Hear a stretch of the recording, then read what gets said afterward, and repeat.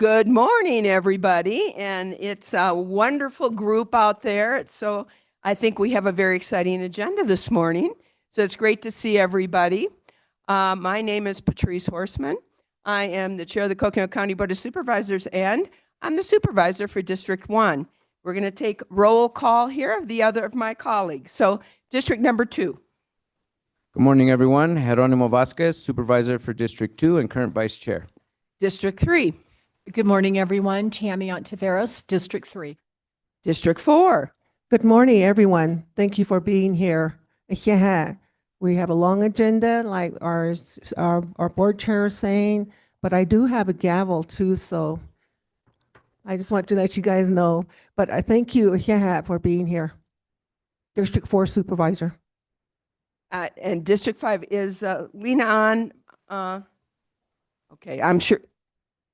There, and let me see. This is a grand entrance. District number 5.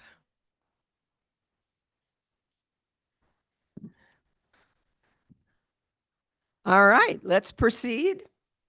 Our next order of business is the Pledge of Allegiance. For those that can, please stand and let's honor our country.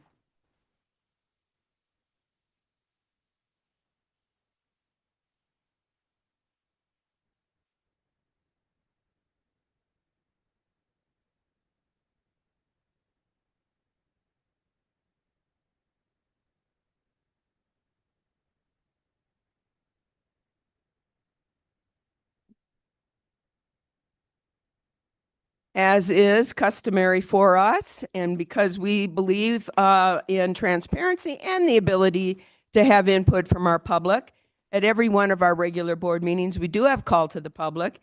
Now is the time for that call to the public. For those that are maybe here in person or those that may be online that would like to address matters that are not on the agenda, you have up to 3 minutes to present that information to the board. Because this matter and because we follow Arizona law and the open meeting law, we cannot respond or answer questions per se, but what we can do is we can refer it to administration and or put it on a later board meeting. So this is the time for items that are not on the agenda for members of the public to address the Board of Supervisors. And I'm going to ask our clerk of the board, Lindsay Daly, to explain for those online how you can attend our board meeting and the call to the public this morning. So Lindsay. Thank you, Chair Horseman. At this time, if there's anyone here in person that would like to do a public comment, we do have comment cards on the table by the door, but you can also make your way up to the podium. And then if you've joined and you're watching virtually online, we have an email address, boardcomments@coconino.az.gov, that you can send to us, and it'll show up in our inbox, and we can then provide that comment to the board. So again, if there's anyone here that would like to do a comment, you can go ahead and make your way up to the podium, and you'll have 3 minutes to speak. Now is the time, members of the public. Anybody here in person on items not on the agenda? All right, do we have anyone online? We do not, and we do not have any comment cards that have been provided to us as well. All right, so going. This is your time. We're going to proceed then. We have a number of proclamations here today, and we are going to start with our very first proclamation. This is consideration and possible action to approve a proclamation for Navajo Code Talkers Day. And I'm going to turn this over to our county manager, Andy Bertelson. Thank you so much, Chair Horseman, members of the board. I believe in the audience today we have Shirley Watkins and Ray Daw to read the proclamation. I know I was communicating with Shirley this morning. If she is not here to read the proclamation, then she may be online.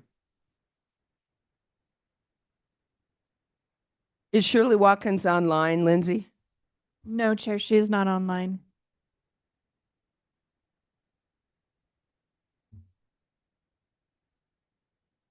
And without further ado, ladies and gentlemen, let me introduce to you Shirley Watkins. Good morning, Shirley. Oh. We are here for Navajo Code Talker Day, and we understand you're going to read the proclamation for us. So thank you. Coconino County Proclamation designating August 14, 2025 as Navajo Code Talker Day. Whereas from 1942 to 1945, Navajo Code Talkers fought and sent coded messages in every attack the U.S. Marines led in the Pacific during World War II, including Guadalcanal, Tarawa, Peleliu, and most famously, Iwo Jima. Whereas Navajo Code Talkers served in all 6 U.S. Marine divisions, Raider battalions, parachute units, while transmitting messages in unbreakable code deprived from their native language. And whereas President Ronald Reagan in 1982, while declaring the first Navajo Code Talker Day, said, "These men were equipped with the only foolproof, unbreakable code in the history of warfare." And then whereas the Navajo Code Talkers created a code base on the complex, unwritten Navajo language and could encode, transmit, and decode a 3-line English message in 20 seconds rather than 30 minutes it took for the machine. And whereas the memorized code with which it signed a Navajo word for each English letter with special terms for planes, ships, and weapons, created messages that were transmittal in saving countless lives and led to a faster Allied victory. And whereas Coconino County takes pride in being home to Navajo Nation and the families of many code talkers from Arizona, Utah, New Mexico, who share stories in honor of their service in the U.S. Marine. And whereas Coconino County Board of Supervisors recognizes Navajo Code Talkers, their families, Navajo Nations for their service during World War II, and celebrate the ingenuity in creating an unbreakable code. And whereas the impact of Navajo, Havasupai, Hopi, Wallapai, Kaibaba Paiute, and San Juan Southern Paiute in our community immeasurable from serving our military and sharing their art, culture, traditional values to leadership, policy, and resources of our livelihoods are intertwined. And now, therefore, be it resolved that Coconino County Board of Supervisors do hereby designate August 14, 2025 as the Navajo Code Talker Day throughout Coconino County in honor of the Code Talkers' dedicated service to defense and protection of our nation. Yeah.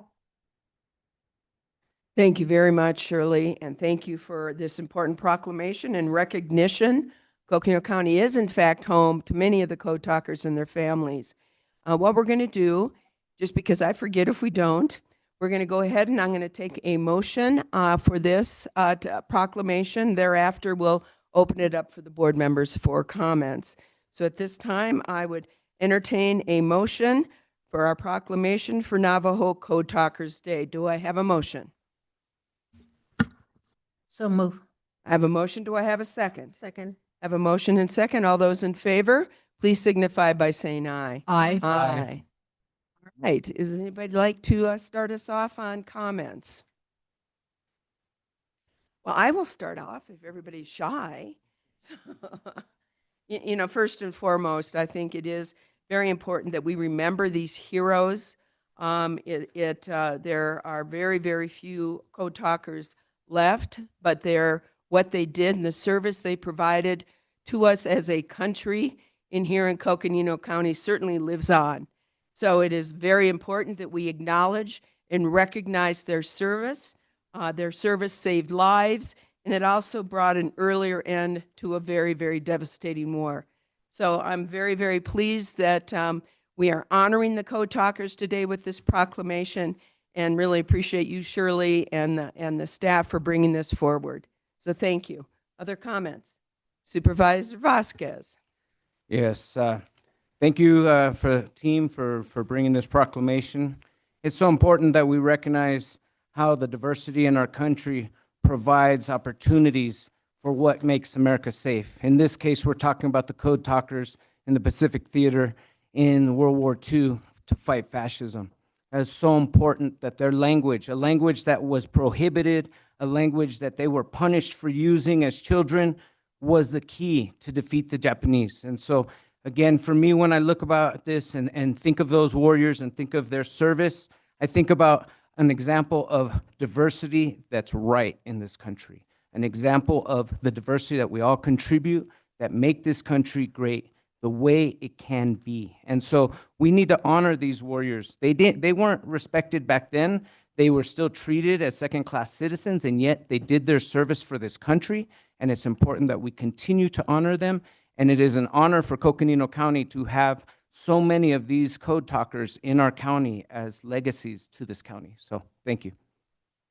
Thank you, Supervisor. Other comments, Supervisor Ontiveros? Thank you, Chair Horseman. I'm just going to say that the nation owes a debt of gratitude to the Navajo Code Talkers and what they were able to accomplish in World War II.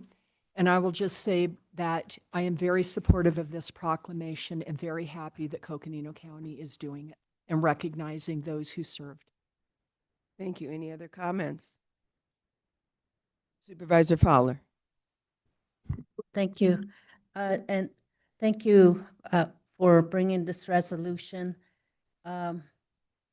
We celebrate the Navajo Code Talkers and other code talkers during this time, but we have to remember that many of them did not even want to talk about what they went through. My uncle did not want to have any conversation. He would get after us for asking where he was or anything. And it was a really shameful time for them and didn't consider themselves a hero. But when we think about history, it is our ancestors and these warriors like the code talkers that really have brought somewhat of peace to our country and the world. But to them, it was just their language. And what they came back to was their own children were taken away. They were taken away out to boarding school or spread throughout the country because that was part of assimilating and Christianizing the Native people in our country. But I'm really happy that today we still recognize them, but we have to recognize our own country and what our country was doing to the Native language, Native people, and our own way of life.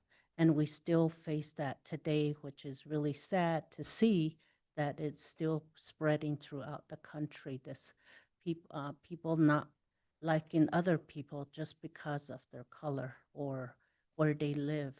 I think that when we talk about equality, that is what we always have to focus on, and I think that's what they fought for. So I'm really happy to sit here as a descendant of someone with relative that was on the front line, always never alone, always being told what to do, what to say, and that's the way it was there. We found out later, but thank you again for this proclamation, and let's all be kind to each other. Let's always think about others and what it would feel like if we were not very good to them. So thank you. Thank you, Supervisor Fowler. Supervisor Begay? Good morning, everyone. Thank you for being here. And we do have a lot of proclamations that are in line, but I think, with this first one that we're doing, it means a lot. And I'm going to say something in Navajo, and I don't think anybody would break it except some Native Americans. Navajos would be in here. Deep in the he kregi ya the ne dan das ba. Ako ade ya bizad ye yadal tito ye and ha ago. Jot ya bizad lini gigi dahanes na. Kondish bin yen hatra kon batanit yat ya kon naso yat transite case do yat she ya kodo nikilnada has ando. That's all I want to say in Navajo. But basically what I said is that they broke their the barriers of using their own languages, to ensure that, we were all safe and protected here. They put their lives on the lines, and And my sister here, Lena, saying, that there's a lot of things, issues still that we face as Navajos and possibly some other Native Americans that took part in the other wars. There's just no way to say really, really thank you, because, it doesn't take just a thank you to thank people that have really sacrificed their life day in and day out. And so, and it is true that, and nowadays we have some veterans that don't have homes, that don't have electricity, don't have water. Those are real things that are happening out there to the people, to our people. Again, let's all be thankful for one another. And a color is just a color. We all have 5 fingers. We all have a head. We have 2 noses, 2 ears. I always say that we need to stay really, really think in that way and help one another, no matter who we are. Just because we're way up here in a position, that doesn't make us any different. We're all together. We should all be thankful. So I just want to say I'm very proud of my grandfather that was part of that too. And so they don't want to talk about it, because they went through a lot in this whole time, hiding out here and there. There's a lot of, and then people, when if there is hardship, we're told not to talk about it. Let it be bygone. Leave it in your past. So this is one of them. So I just want to say thank you for all being here, listening, and accepting today as proclamation for the Navajo Code Talker Day. Thank you very much. Thank you, Supervisor Begay. So we are moving on with gratitude. We are moving on. We have some recognitions today. Recognition of the appointment of Eric Peterson as Deputy County Manager. Our County Manager will make the introduction. Thank you, Madam Chair, members of the board. It's my great honor to introduce to you Eric Peterson as our Deputy County Manager. Eric represents a professional and a dedication to public service. Eric is no stranger to Coconino County. He may be strange, but we need that to stick together and work here. A bit of that. Sorry for the off here.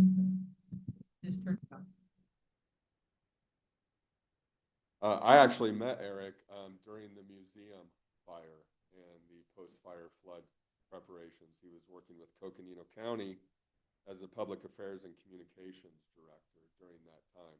I was working at the city of Flagstaff at the time, and I remember thinking immediately, I really enjoy working with this person. It was a very stressful situation. It's people like Eric that manage through those stressful situations that bring teams together.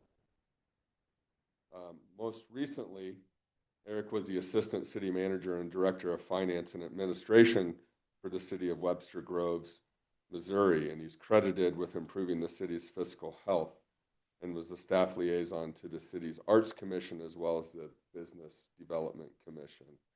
Previously, he worked for the state of Wisconsin at the legislative level. I believe it was there folks from Coconino County met Eric in his role, and we're extremely impressed with him, and we're super grateful and thankful that he is willing to join our team and bring what Eric brings to our community. So thank you.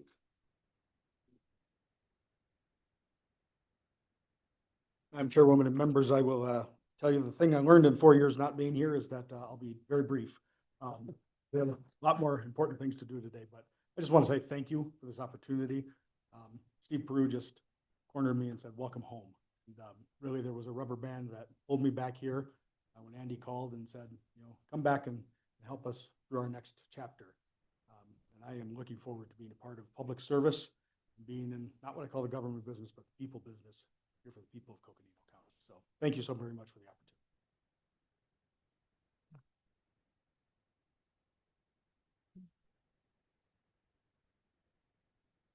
Some of us were newly elected to the board when Eric, and got to spend time with Eric, and it was shortly thereafter he left, and I didn't take it personally, but it is wonderful to have you back. You certainly have the temperament, the intellect, and the caring for people here in Coconino County. So I'm so pleased that you've returned home.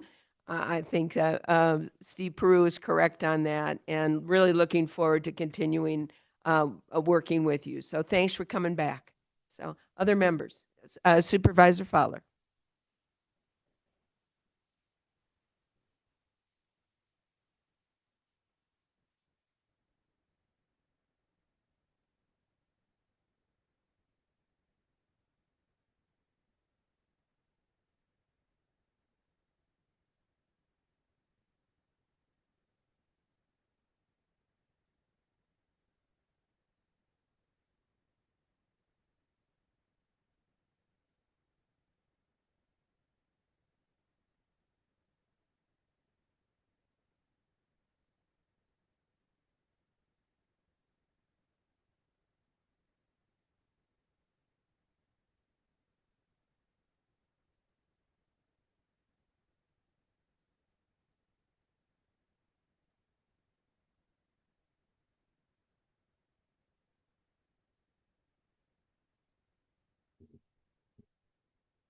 Supervisor Vasquez.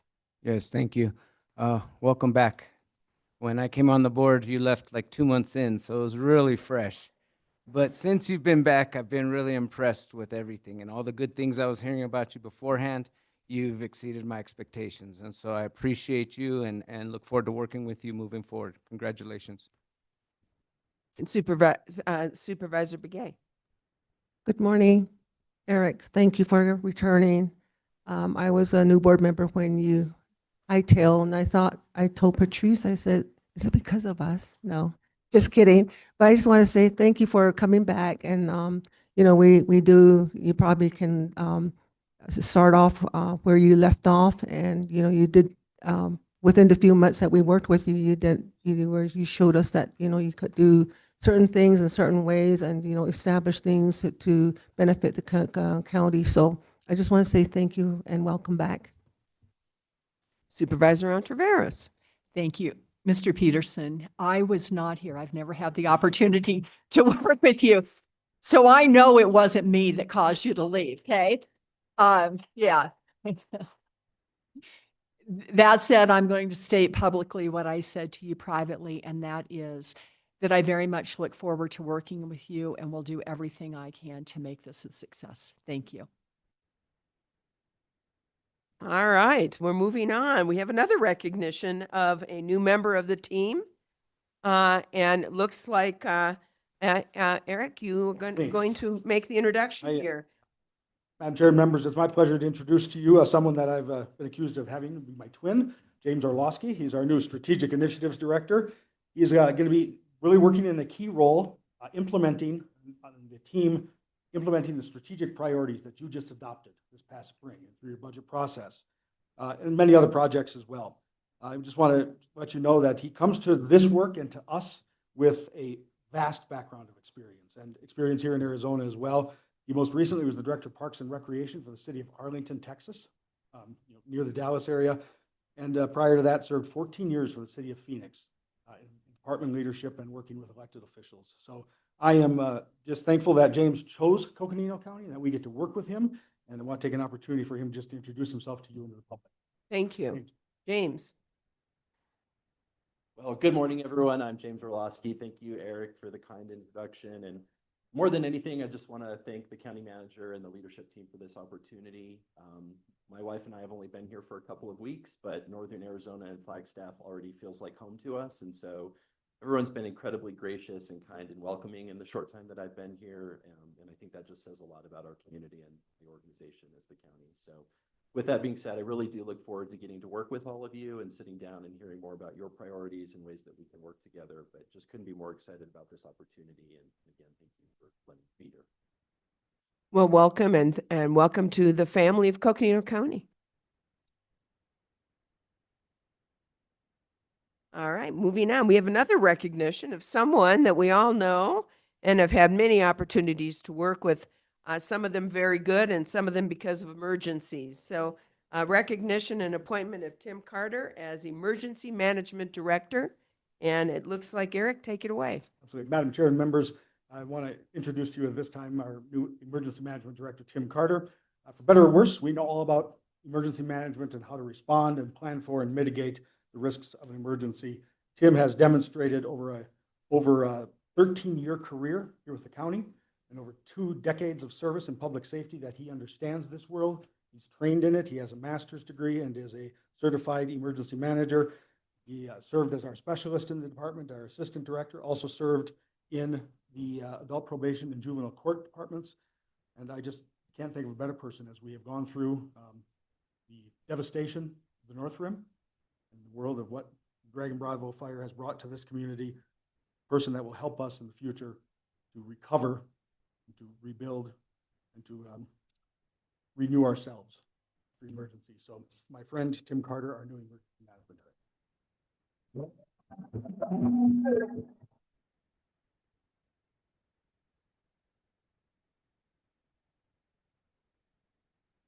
Madam Chair, members of the board, good morning.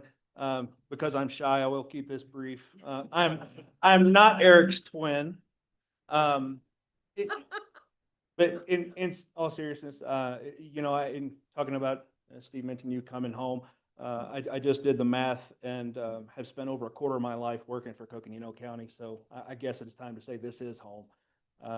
I have had a lot of good experiences here, looking for the opportunities, but I really want to say that I appreciate the trust and confidence of the county manager's office and staff. Happy to be working with Eric again. Got a chance to work with him a lot during COVID and the fiasco that was for us all. So, you know, it's not a fact taken lightly with the work that we do in emergency management of trying to guide the county's policy for you guys to consider how we manage and progress through disasters. So understanding that's a great responsibility and not one that we take lightly. So I just want to say thanks to a lot of folks in this room for a lot of the dozens of phone calls, text, hugs, handshakes, calls of support from each one of you guys as well. Really appreciate that. I also want to thank my team. The Emergency Management Department is a great group of folks. I'm grateful, can't do it without them, and happy to support them. So thank you for the opportunity and looking forward to see what the future holds. Thanks, Tim.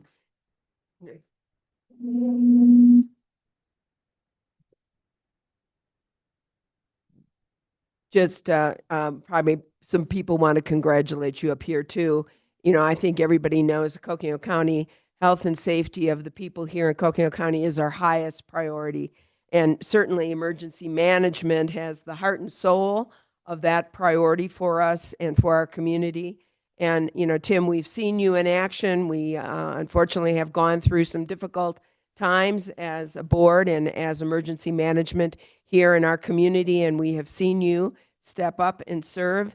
And I know then you were serving as the interim director during the Dragon Bravo fire and, of course, the White Sage fire and number of other activities that you've been very involved with the Forest Service on forest restoration projects. And as I said to you earlier, you know, you've shown to us you have the right stuff to be our emergency manager, and I so appreciate your continued service to our community. So thank you very much.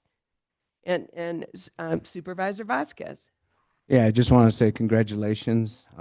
Worked with you when you were in different capacities through several emergencies over the last 4 years, and I'm totally confident in your leadership moving forward. And it only took the biggest fire and, you know, currently raging in the United States to show that you're the man to lead our emergency management team. So thank you.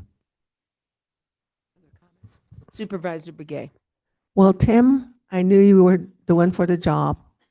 And congratulations. And there's so much to say that, you know, with the experience and education behind you, that you will be doing this job to the best of your ability and ensure that, you know, we're all safe out there. Thank you. Any other comments? Supervisor Ontiveros. Thank you, Chair. So I'm going to sum this up. Emergency Management Director Tim Carter. That has a very nice ring to it. And here it is, right man at the right time for this job. And thank you, Mr. Carter, for being willing to serve. Supervisor Fowler. Yes, thank you. Hey, Tim, I'm happy that you're finally appointed. and just the work that we've done over the years, all the various disasters that we've gone through and the partnerships through that process that you have established, which is so important in this role. With all the other agencies, with the tribes, it is so important to carry that. And I am really pleased that you have that and you already are very experienced in the field. And you've even gone to other emergency situations and helped out, and you brought those knowledge back. And really happy that you're able to, and you have accepted this position. So thank you, and look forward to continuing to work with you. All right. Well, we're moving on. And are you feeling the love from this county? Right? So, and we are just so blessed as a community that we have such dedicated public servants serving. And that brings us to our next recognition and proclamation. Somebody who has over the years exemplified what it means to be Coconino County. And his service certainly has lived up to the motto that we exemplify or try to exemplify every day here in Coconino County, and that is public service is what we do. So with that, I'm going to turn this over to our county manager to introduce the next proclamation and recognition. Thank you, Chair Horstman and members of the board, and thank you for allowing me the honor to read this proclamation. This is a Coconino County proclamation designating August 15th, 2025 as Stephen Bonilla Peru Day. Before I read the proclamation, I'd like to say a few things. The spirit of community are in the words of this proclamation and the memories, and Steve, oh, the memories. Remember, Steve, when you stayed up all night from 1999 to 2000 because we didn't think our machines were going to make the transition and the whole world might explode, but Steve Peru was here to ensure Coconino County wouldn't in this building, right? And so Steve stayed up all night for that. Steve, personally, remember when you and I drove through water on Landfill Road on June 20th, 2010, and sat in your truck and shed some tears together. And then we got up the next day and we said, okay, what are we going to do to manage this? And we did. We did with a team that you built. So with that, I'd like to read the proclamation. Whereas Coconino County is proud to recognize the career and accomplishments of Stephen Bonilla Peru, who served over 35 years in several positions throughout the organization, beginning in 1979 as a service aide to seniors in the Community Services Department, which led to Community Service Coordinator, Finance Director, Elections Director, Deputy County Manager, and County Manager. And whereas Steve is Coconino County's first Hispanic county manager and the only county manager in recent history to have served in the position twice. Once from 2006 to 2011, and again from 2021 to 2024. And whereas in his 2 terms, he led Coconino County through disastrous fires, floods, tornadoes, and the pandemic, all while completing projects like the new jail, rebuilt courthouse, new financial strategy, and redistricting. And whereas his leadership style sees no jurisdictional boundaries when it comes to helping people, and his network of professional partners are not just a collection of cards, they are friends. And whereas he is a mentor, community volunteer, and a man of great faith and humanity, who carries a tremendous respect for his peers and those who served before him. Whereas Steve's commitment to county residents was always apparent in his work, whether at Coconino County, Boren Associates, United Way of Northern Arizona, or Coconino Community College.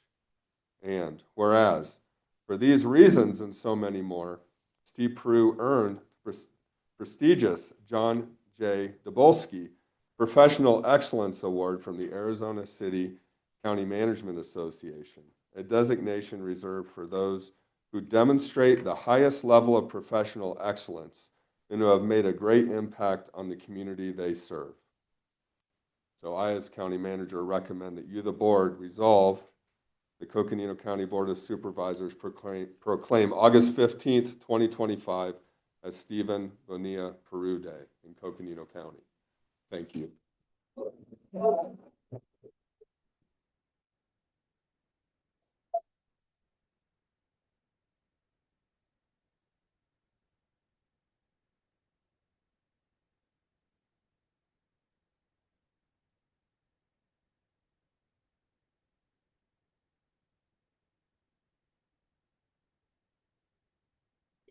And before we forget, and I guess you're wanting to, before we roast you, you want to come and speak, huh?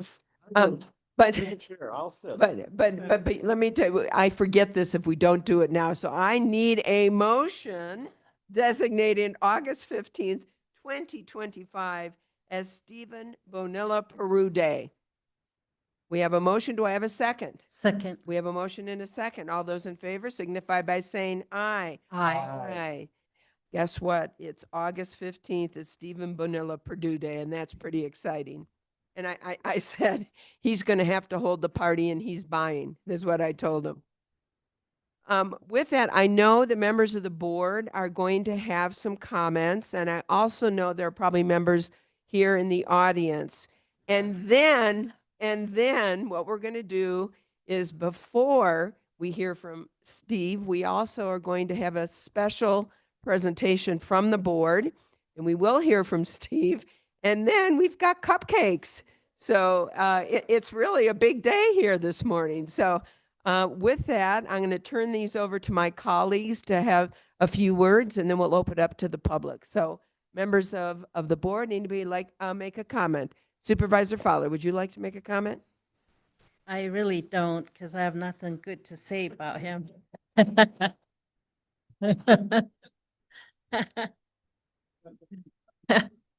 I actually, we have been so fortunate here in Coconino County to have someone that really cares about Coconino County, has the care and it manage with a heart, manage with someone that absolutely cares about the delivery of services to the residents, absolutely cares about creating partnership to strengthen the communities and strengthen the county, in the county as well as the state and the nation, and knows how to work with a board and the department heads to be able to all focus on what is at hand, what matters.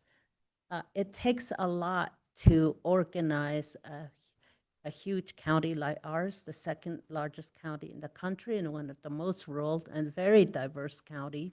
And then to be able to say, this is the direction we're going. And Steve, you have done so amazingly,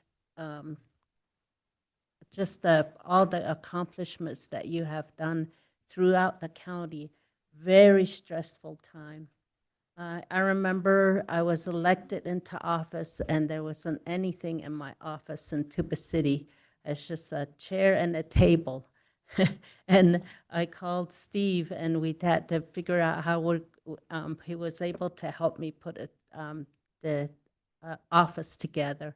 And then one of the times that I remember is that City of Page was, we had the mayor there, and I was a foreigner that came in. It was just, even in Flagstaff, in all the towns, nobody knew me really.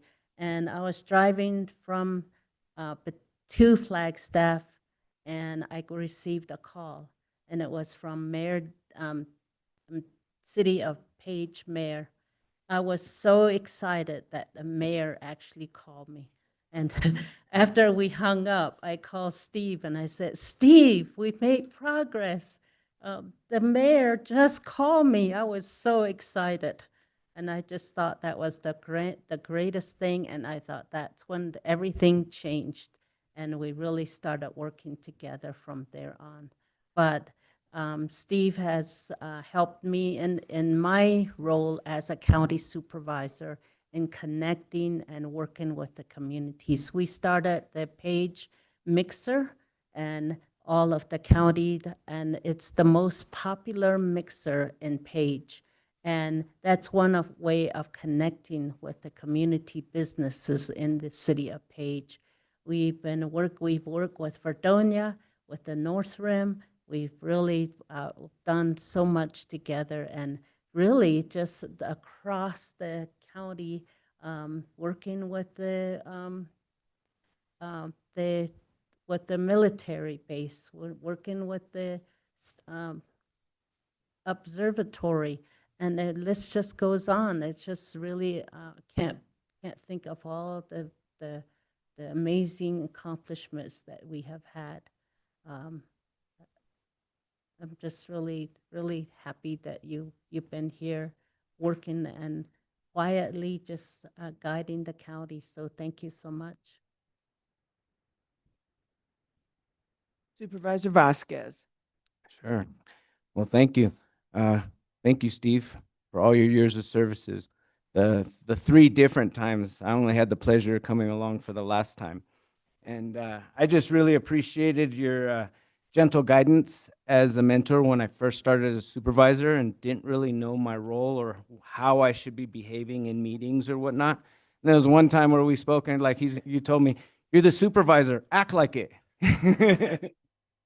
Yeah, and so I appreciated that. You know, it helped me learn my role and grow into it. And so thank you for that. And I also remember standing in your office, and the first time emergency management really got real for me was during the Rafael fire in my first summer. And when there was talk about the brake lines might be I-17 and I-40, and that's when it really hit me like, oh my God, this is serious. You know, I couldn't imagine that. And so, and then that same summer, the Sunnyside floods, and then the next summer, all the floods, the fires and floods out in Fernwood Timberline, and just your steady calm through all those different situations and helping guide us. And so just really appreciate all that you've done, and you deserve your retirement. Enjoy your time. You know, I just wanted to also know you're someone that truly cares about community, and I learned from you, service is what we do. That slogan, that was what you always used to tell us. And you know, you had this approach of being staff focused, because if the staff were in a good place, the service would be better. And so thank you for that. Thank you for teaching us all that, and enjoy your retirement. Thank you. And Supervisor Begay. Okay. Well, thank you, Steve. I'm so proud that and glad that I got to work with you. You were a very good mentor to me as a new board member, and then also you've looked at everything from all sides, and you're always so helpful, and that, you know, you're very respectful of everybody that comes to you, and ensuring, and then working with a lot of tribes and different organizations, and just anything within the county and outside the county. I just want to thank you for the years of service that you had, and with us at Coconino County, and then also, you know, I just want you to enjoy your retirement. And a lot of board members have said what they had to say, and it's all, I respect all their comments, and I think you're very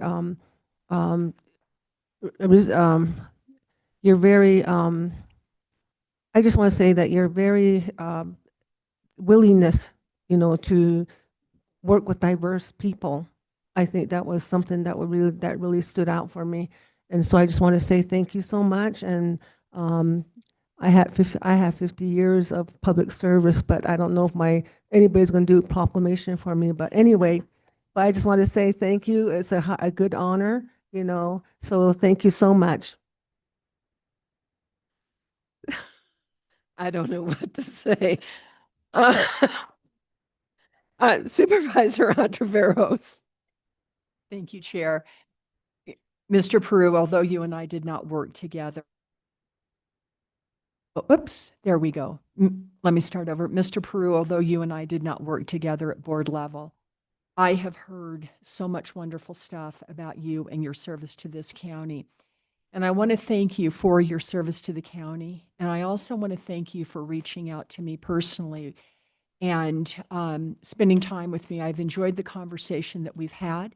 And I will tell you that I look forward to more conversation in the days, months, and years ahead. So thank you.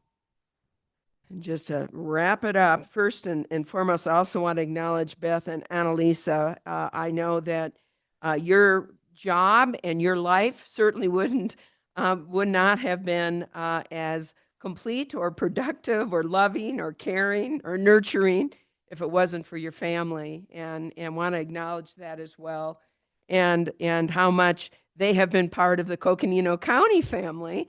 In fact, Annalisa is now working for Coconino County. So it doesn't, the chip, or they say the apple doesn't fall far from the tree, I guess is a way to say it. So really appreciate that. And yes, we had to bring him back a second time. And we have in the audience also Supervisor Ryan, who also understood the importance of bringing Steve back, because we acknowledged and recognized the depth and understanding and commitment he had here for Coconino County. And during a time of need, and quite frankly, what turned into a time of great crisis, not starting with COVID and going with the fires and going with the floods, he was that stabilizing influence. He was the person that could be counted on not only by our employees, not only by the board, but also by our community. And it was such a wonderful opportunity that he jumped on to take, and we were so, and still to this day, owe him a great debt for you coming back and helping us during our time of need. So a huge thank you, a huge recognition. I love we have Steve Peru Day, and I am going to open this up to members that are here with us today. I don't know if that's a sign or not, but we'll do that though. Is there? Yes, Lucinda Andriani, our flood control district director. Thank you, Madam Chair. And Steve, I could stand here for hours and look at the pivotal moments within the county and how you influence those pivotal moments. And of your 35 plus years, I had the privilege to work most of 20 of those with you. And, again, if you think back of the challenges that we had, so remember, people, that not only in 2010 did we have the fire and flooding and lost the 12-year-old girl, which is July 20th, the day that Andy was remembering, we also were in the depth of the greatest recession since the greatest recession. So, and we had tremendous financial challenges at that time. And I don't think that people recognize that. I think at various moments, Steve has had a team and been able to empower that team to make change and do the things that had to be done. We needed to be able to do new things during those periods, not only mitigating the flooding and building a whole science. I mean, we've created the entire science and are now nationally recognized for that. That's pretty amazing. But coming back to the economy and the impacts, forming the Public Health Services District, and then, dealing with the jail district sales tax prior to that. There were a number of things, road maintenance sales tax, that you knew we needed to bring to the board and work with them on making, ultimately have been tremendously influential decisions for this county. And so when I look back at all those pivotal moments, you had a role in all of those. And thank you for your leadership. Thank you for your friendship. Thank you for your support. Whatever success I've had goes right back to the support that you gave, you provided in the mentoring and those conversations that we've had over the years, and getting stuff done and being willing to help people get stuff done. So thank you, Steve. And thank you for all your support. And thank you, Annalisa and Beth, because without your support, none of that would have happened.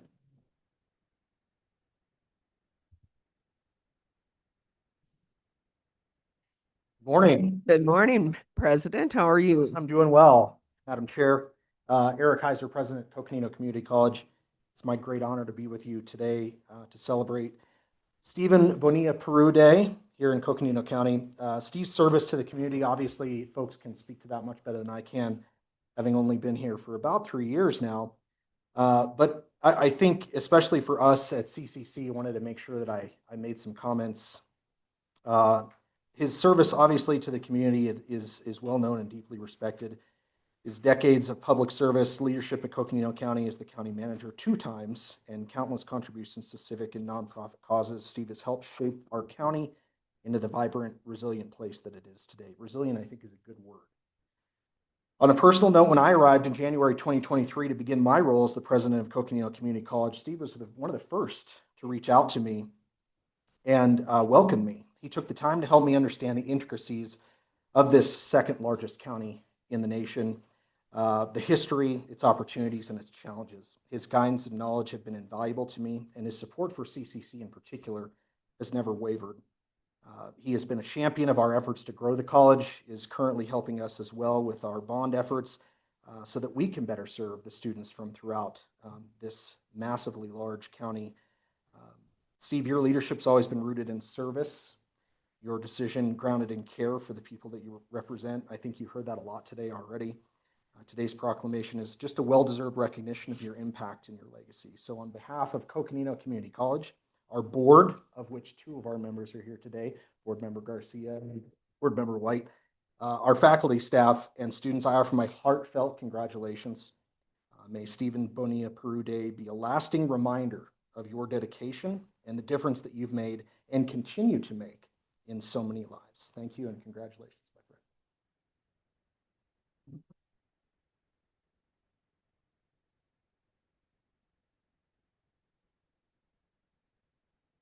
Deputy County Attorney. Thank you, Madam Chair, members of the board, and Steve, it gives me a lot of pleasure to address you as well. You know, I can tell a good story, and then I'm going somewhere with this.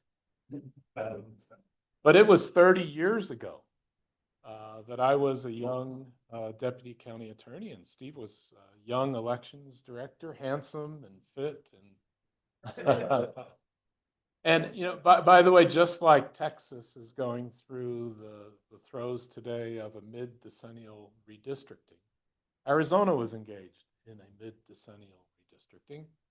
The distinction was that we needed pre-clearance from the United States Justice Department.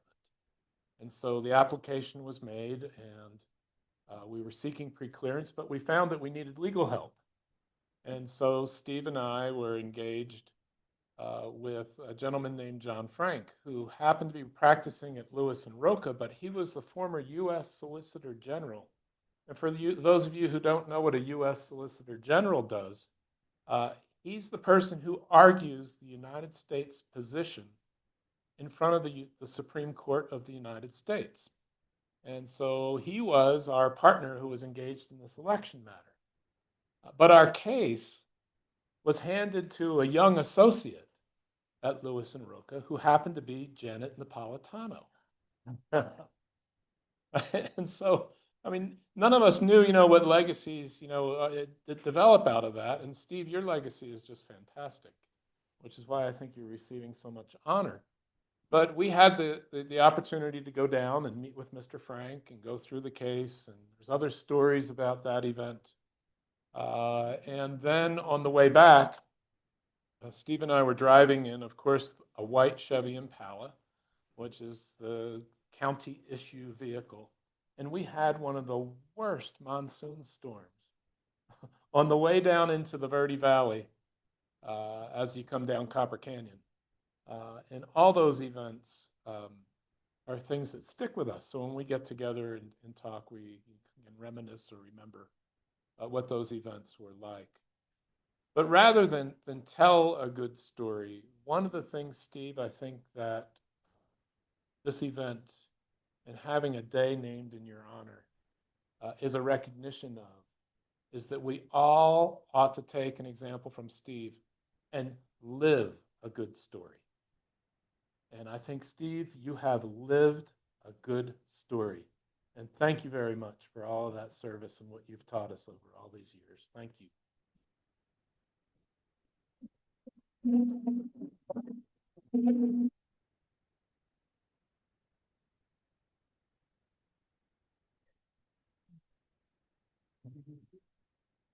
This is Scott. Hi, Chairman, members of the board, thanks for the opportunity here. I'd like to point out another level of Steve's impact and influence, everybody, at the staff level.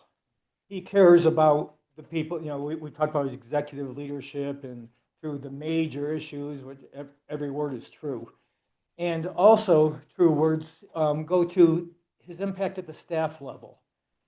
When he came back for the second term, he actually came up to my office to say, what's going on? How are things? What can we do?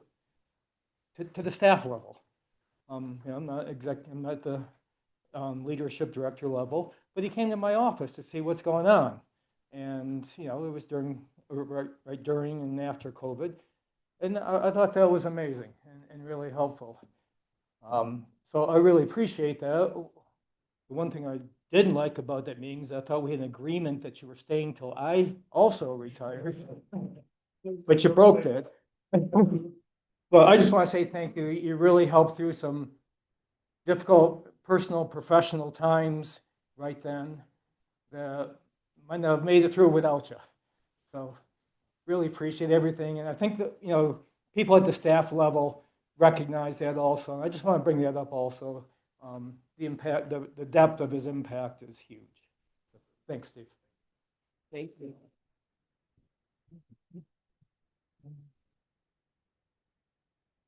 Janet Dean, good to see you.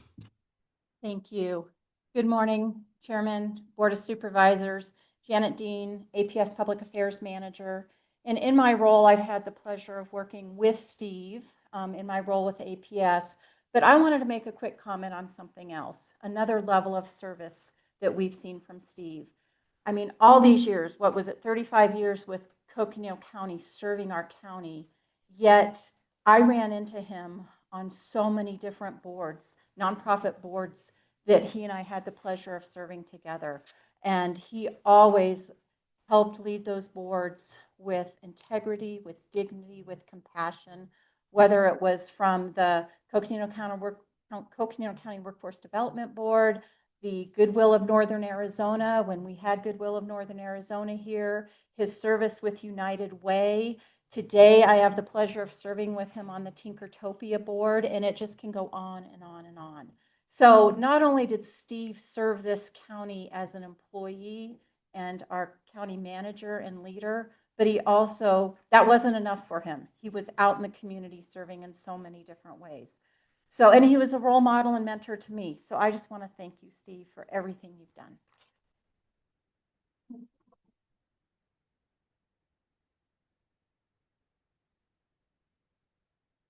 He does seem to be the ever-ready bunny when it comes to boards and commissions and nonprofits, that's for sure.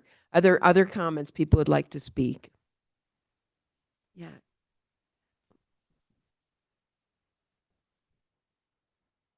Pat, good to see you. Of the board. I'm Patty Garcia. I'm here this morning on behalf of the Coconino County Hispanic Advisory Council. And Ruth Eaton was hoping to be here to recognize Steve, but was unable to be with us. But we had just a note for Steve. It has been our great honor to work with Steve Prue over many years. We're so proud of his dedicated service to all of our county. He has been a role model to many Hispanic leaders in our county from the inception of his career and up through the time he was our county manager. He's been an inspiration to many Hispanic members of our community, as well as many, many people throughout the county. Chalk wishes you many blessings, to you, both you and your family, and all that's to come next. We thank you for making a difference, for your grace, dignity. And Chuck has several ideas for some of your spare time. So thank you, Steve. Thank you all. Thank you. Carrie Bloom. Thank you, Madam Chair, members of the board, and Steve Peru. Have a message from former Supervisor Liz Archuleta, but I'd like to just take a moment and make a few of my own comments. So maybe 25 years ago, Dora Harrison sent Steve to talk to me, to tell me to back off on something I was advocating for United Way. And I can remember distinctly sitting at Jitters at one of the little side tables and having this very friendly, actually, I mean, Dora was bright. She sent the right guy, you know, and I can't remember the topic, but I do remember that it was a formation of a partnership. And the county and United Way went on to do many more things together, which I really think had to do with your ability to navigate my sort of advocacy with the needs of the county and how you got things done. So I personally thank you very much for the success of United Way, for my success in learning the way you mentored me in this process, for your friendship, for Beth and Annalisa. You're truly a gift in my life. Thank you. So, from Liz. Liz Archuleta cannot be here today, and she wanted everyone to hear this. Steve is a dear friend, colleague, and someone I highly respect. Steve is Coconino County. He is completely dedicated to the county and the people who work at the county. When he says county first, he means it. Each time Steve was the manager at the county, that is what Coconino County needed. Steve brought a wealth of experience, stability, leadership, listening, and caring that the county needed. He was a fierce protector and advocate for the county. As a county and community, we owe him so much gratitude. Thank you, Steve.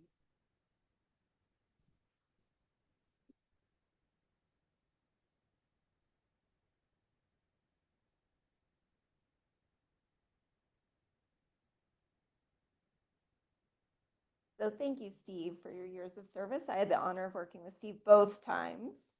And there is a legend, I actually don't even know if it's true, about you coming in a snowstorm and running the payroll for the county staff because no one else could get here. And wanting to make sure everyone got paid. But I really remember is working with Supervisor Ryan and bringing you back. And that had been a really hard time here at the county with COVID, and we had lost some dear county family members. Employees had passed, and you and I were on a call with EAP, actually, that was very emotional, where we mourned that. And there were other very exciting times where we told stories about cats. And, and Steve has exciting pets. And so through all those highs and lows, you were a guiding force and a foundation. Thank you for believing in me and believing in all the employees, caring about people first. And I also want to say thank you to Beth and to Annalisa and to Matt, who is online.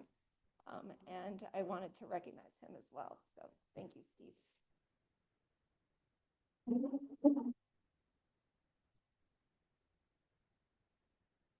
I didn't know Matt was online. So Matt, glad you're with us. Glad you've joined us. So I also know we have somebody else online. I'm sure there's still some more here. But we'll go to Colleen Smith and then online real quick. And then we'll go to, because I know there are some people here, but I know Colleen has had her hand up online for a while.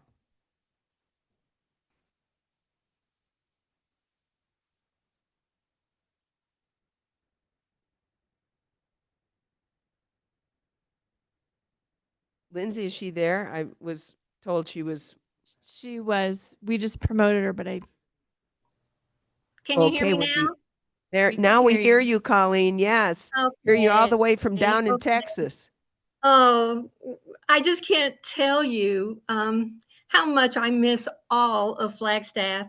And Steve was a person who was so supportive of the college and so supportive of me personally in that role. And I am so grateful. I was writing a note because I didn't think I would be able to get through. Um, uh, I'm thankful for Steve. I'm grateful for his support and friendship. I learned so much from working with you, Steve, and it made me love Flagstaff even more. I see many friends that I know and love on the Zoom screen, and I miss you all more than you can possibly know.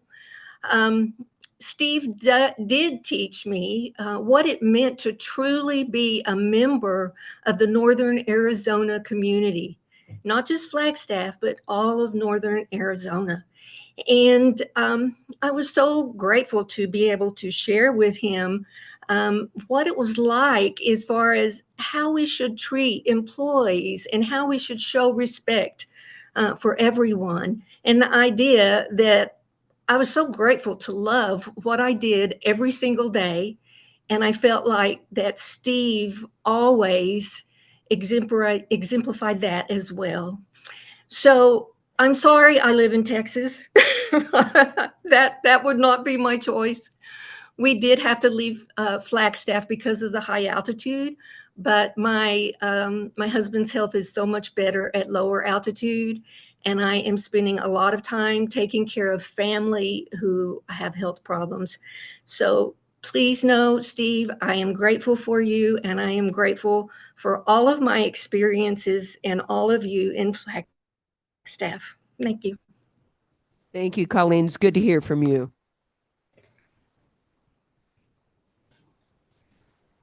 Shirley, I'm so sorry. You've got up, you sat down, you got up. Hello, Colleen. This is Lena. Thank you for all you've done for us here.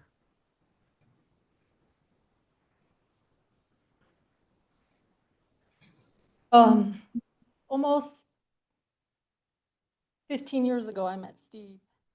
I worked with him, and he showed me that he's a good supervisor. Sorry, I didn't realize it was going to be. And then I also met Beth through volunteer work. Steve taught me to empower myself, to always stand up, to be who I am. And one day I went into his office and I said, my work was ending at United Way. And I said, Steve, I said, I hear you were county manager at one time. I said, I'm having the hardest time getting a job with the county. And he said, there's a lot of great people there, Shirley. Just apply for whatever's open. And at one of the events, United Way events, Carol Dykes said, Shirley, I want you to meet somebody. And she introduced me to Lucinda. And upon meeting Lucinda, I had this electric moment. And she said, we have openings at Public Works, you should apply. And lo and behold, I got a letter and I ran into Steve's office and I said, guess what? Look at this. I was like really excited. And so to this day, I kind of think something that Steve might have done, or at least I would have done. And then I said, tell me a little about Lucinda. We don't, she's not here. This is a good time to talk. No. And he said, she's a workhorse, and I said, I like that. I said, I can do that. And so when I went and interviewed and there was a lot of other people getting interviewed, and I went in there and I just kind of did my best, and I thought, I did my all. And I got a call, and I got the job with Public Works. And it's been a good ride. And having Steve back to county manager made me happy that he was back. And I felt like I had an old friend, an old boss that came back. And also, he was my mentor. I asked human resource that I wanted a mentor, and I felt like I kind of just fell through the cracks at the time. And so I just kind of reached out like he told me to do. Just go out and get yourself a mentor, to myself. And so I went out and I reached out and I asked you to be my mentor. And so we, talk often.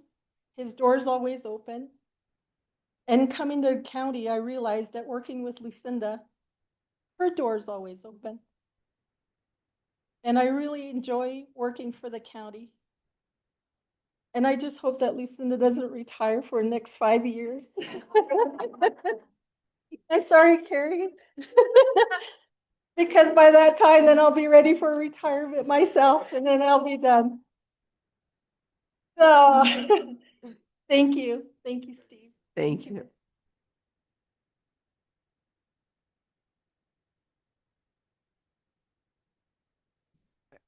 We have our former supervisor who, he always keeps coming back, and we're very happy about that. So Matt Ryan.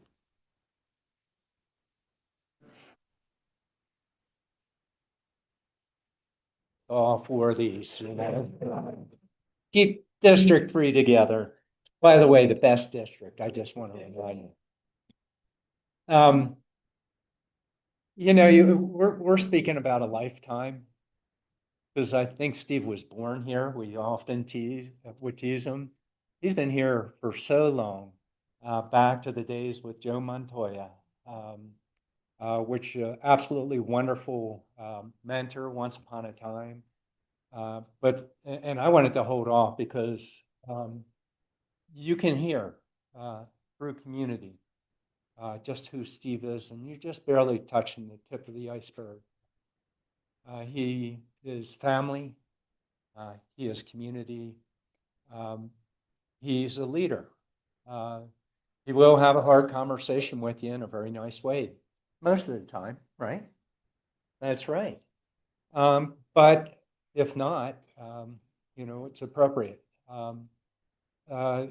There are so many areas, and I wish Liz were here with me. She was, do you want Curry to read it, or should I read it? She really wanted to comment. So Liz and I came on in 1997. I actually met Steve before that. I was an elections worker for 5 or 6 years, and back when they used to even give you meals when you were doing it, and we happened to have Sizzler, so it worked out pretty good for our post. That was when we were at the BFW, but NAU opened up a precinct, and I ended up working there, and worked with Steve, and got to meet him very early on, associated with it. He was not only a manager twice, but he was an interim manager twice. Another one to add to the list is he was also the clerk of the board. And there's probably others that we can say. A payroll guy that comes in during a snowstorm, as you hear about. One thing that you kind of hear indirectly, but Steve was a very, very good, strong advocate, as Liz, for the employees of Coconino County. Always there, wanting to do the best, because Coconino County is about people taking care of people. If you look and listen to the many stories of what Coconino County does, this community so depends upon us in many, many ways. We don't need to be up front. We just need to be there so that we can keep this county going. And Steve was that person, but he took care of the people that take care of people. And so I think that's, you know, one of those special pieces that you add together that is so special about this guy. Humble, kind, solution-oriented. Lucinda, I really appreciate a point Lucinda was making in terms of these teams that they would put together.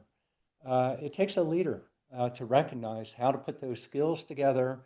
And then if you take a look at Coconino County at the state level, at the national level, often it's good practices. And it's this guy that put the skill set that we have that work under Coconino County. And as I mentioned, he's humble, but he was about community. You heard Janet talk about there are a million different nonprofits he worked with. He worked with other organizations. We have Cliff and Joanne here with City of Flagstaff, working together with other governments, working together with the community itself. And so Steve's a good guy, and I think we all can say he's a very good friend. And so I'm not going to be any wise guy to you, board members. I want you to focus on this very special person, which you've done. And I think it's wonderful that you have this recognition for him. And Steve, you know, there are so many lives that you crossed and helped out. Thank you. There are many people that want to thank you. And it's our love. We appreciate it, Steve. Thank you.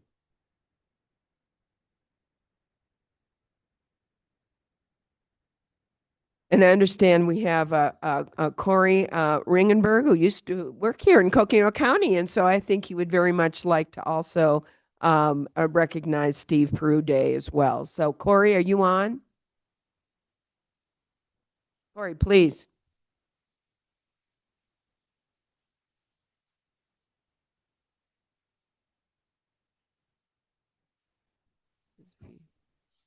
Good afternoon, Chair, Vice Chair, members of the board. Thank you for allowing me the opportunity to speak. I would have loved to have been there in person, but I'm sure parking is a bear right now. So I wanted to share that something that I've shared with Steve a number of times, and that's a reason, season, and a lifetime.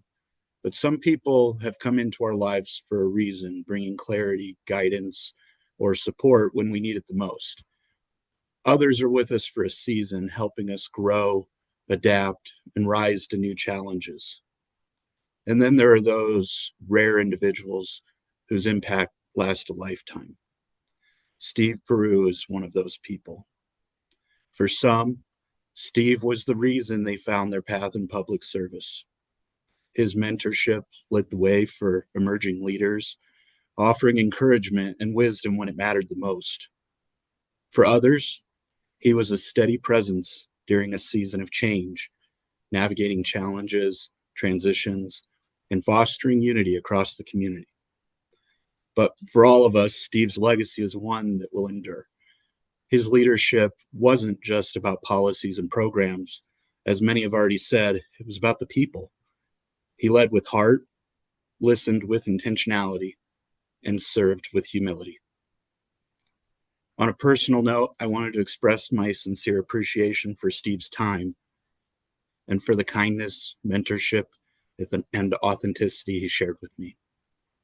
The lives Steve touched, the teams he built, and the values he upheld will continue to shape Coconino County for generations. And I just wanted to say thank you, Steve, for being a reason, a season, and a lifetime of inspiration.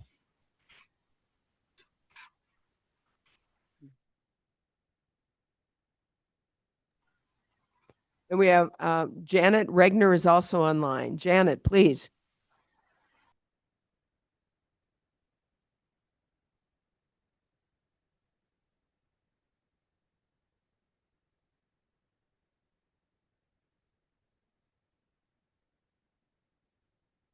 Janet, are you there? Okay, can you hear me? Now we can, yes. Okay, I apologize. Good morning, members of the board, and it is truly my honor to make a few comments on behalf of my friend Steve Peru on this very special day. I've known Steve since the mid-'80s when he worked early in his Coconino County career when he was working with the esteemed Joe Matoya, also a friend.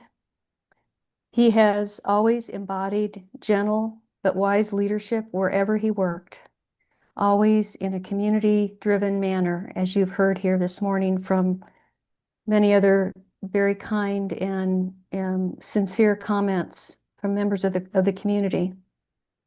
Steve and I knew each other mostly in my years with Arizona Community Action Association, and then when I worked with Alfredo Gutierrez. We advocated on behalf of vulnerable populations together, as well as several redistricting engagements. We told the important story of Coconino County and found ways to work with other jurisdictions in order to come to fair congressional and legislative districts, all with Steve's steady hand and that of county supervisors at that time. And it was a distinct privilege of mine to be able to work under Steve's wisdom. Then he brought me back to direct the Community Services Department. Each time Steve and I worked together, what you have heard here today was that steady, gentle, but wise leadership. I'm so grateful for our friendship and good work together over the years. Bill and I wish you the most happiness and good health in your well-deserved retirement, Steve, and so happy for your acknowledgement here today. Thank you.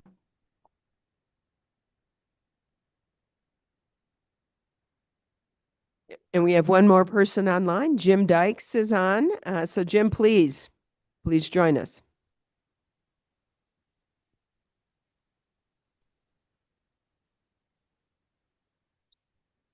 Am I on? You're on, Jim. Okay, so this is Jim Keene, actually. And I'm here as a witness to Steve. I left Coconino County 30 years ago. And it's with so much affection and respect and memory for Steve that I'm on this call now from far distance away from northern Arizona right now. I was Coconino County manager from 1991 to 1996. And I remember from the very beginning, Steve was with Community Services. And I came to the county and all the department directors and staff we assembled. Steve immediately and initially just was this bright face, this bright light, welcoming, eager, light in his eyes from the very, very get-go. And people have talked about all the things Steve has done over the years. I would just be repeating the same things that other folks said, but one of the things I really appreciate about Steve that has been acknowledged, I mean, he really was a Swiss Army knife for me as county manager in my time. I remember when Steve when he got there, he's in community services. It pretty quickly became deputy county manager. We had an issue with elections. I asked him if he'd also be the elections director. Sure. We had a vacancy with the clerk of the board that was mentioned. Say, hey, why don't you be the clerk of the board now? That sort of thing. He did that. He rose to the occasion all the time. So I just wanted to add my voice from the past and from a far distance to the recognition of Steve. Yeah, Steve, you embody, don't know who said it, but this beautiful line of, it is the beauty of many days, the normal excellence of long accomplishment. So, brother, I'm happy to be able to be here on this day of recognition and wish you and all the fine folks across Coconino County the very best. Thank you.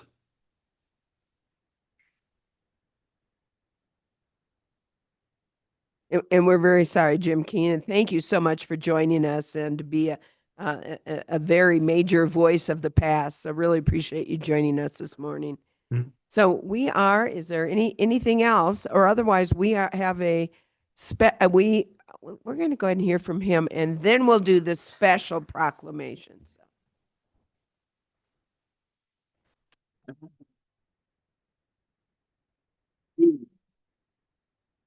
I'm so nervous because the schedule today is blown up. And I just cannot extract myself from. So a couple of things I've not been able to do, I wasn't able to accomplish having been here for as long as I have. One is downtown parking for employees, and the other is long agendas. Look at those binder books. Those are huge. So again, last night as I was reviewing the agenda, I knew it looked very packed, and so I wanted to make sure I wrote down things, because as you all know, and my staff knows, I tend to get up before the podium and make it up as I go. However, I just wanted to be very intentional today, and they'd say, "Oh, he's going rogue again," and I would kind of go off for another 45 minutes. But again, to everyone here today and on the Zoom gallery, thank you very, very much for being a part of today. My gosh, a blast from the past. Jim Keene hired me in the manager's office a long, long time ago, and so it's just and I've had such a privilege of working with everyone. So as I was putting my comments together last night, after like 3 pages of just thank yous, I said, "Well, I just cannot do this, because it's going to be like the Academy Awards, where the music cues up as the person is still speaking, as they escort him off the stage because he wants to talk about more." And so there's just simply not enough time to acknowledge everyone by name, but there are so many stories that we all share together in this room, and of course everyone on Zoom, and those are such good stories of good times and bad, challenging times. My most challenging time here at the county for me, and you all, along with my faith, saved my life, and that was when I had cancer in 2004 and 5. And everyone got rallied around to really, and I call it saving my life, because I came back. I was I was in a wheelchair, and I was just it took a long time to recover. And so, but during my time of sick leave, I had so many cards and letters. People signed up to shovel our snow, all of the things that families do together. And so I really want to appreciate everyone for doing that. Of course, my family, to my wife, Beth, who has been my co-pilot or partner for 43 years. So little story, we met at the county. So Beth was the director of public health nursing at the then health department, and I was a community aide in the community services department, and we had mutual clients together, home health clients. And so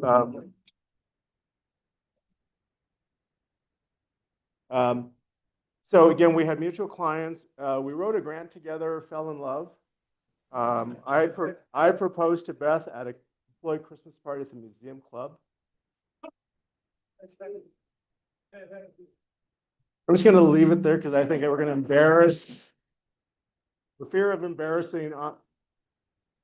Those are the wild ones. So we'll just leave it though, because it's some good times, and I don't want to talk anymore, because our son Matthew's online, and of course our daughter on.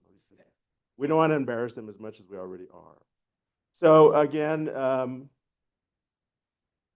thank you. Our son Matthew is online, and to him, and of course my favorite daughter-in-law, Lisa, and our 3 granddaughters, are amazing young women who have bright futures, and I think one of them may even come to KU next year, so it's kind of cool. Our daughter, Annalisa, who is now a member of the facilities team, carrying on that county legacy tradition.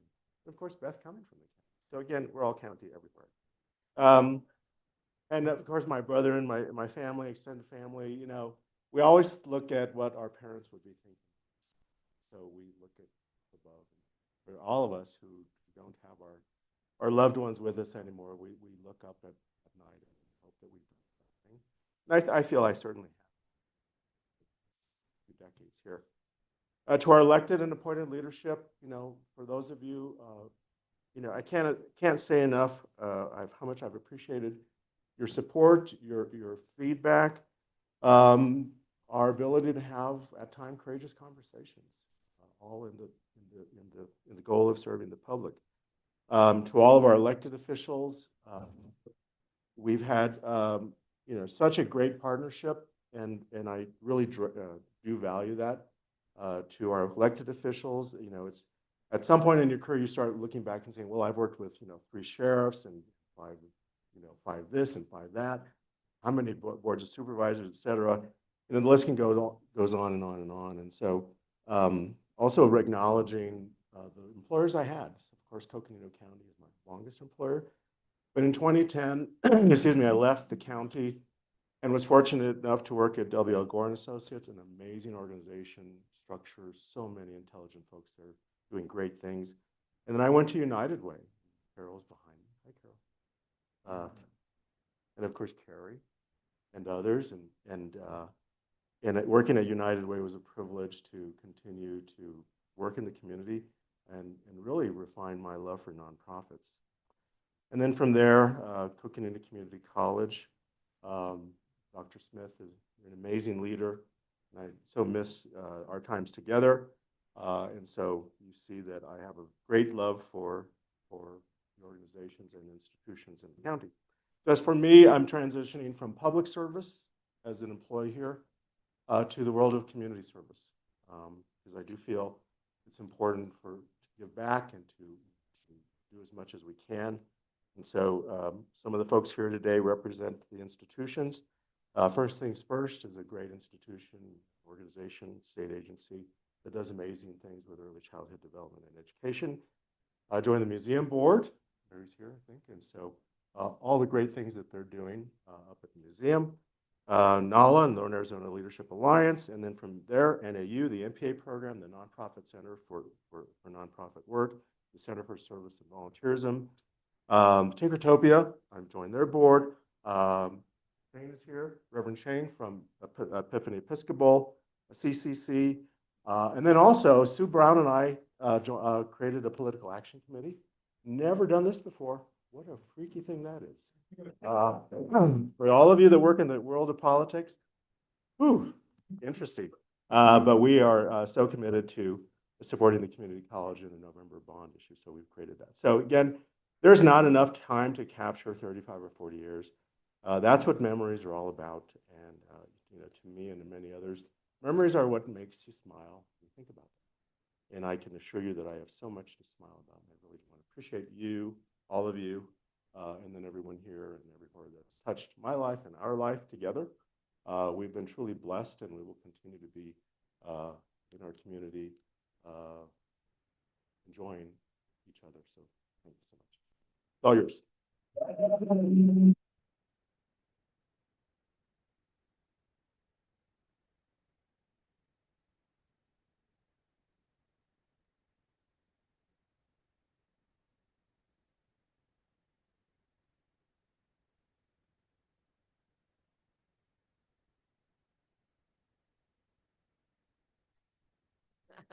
So I'm going to ask the board to come down there with me to get off this dais. And we have one more recognition. And then after that, we've got cupcakes. So let's get last recognition if we can get some photos in. And then we will have cupcakes. So one more thing.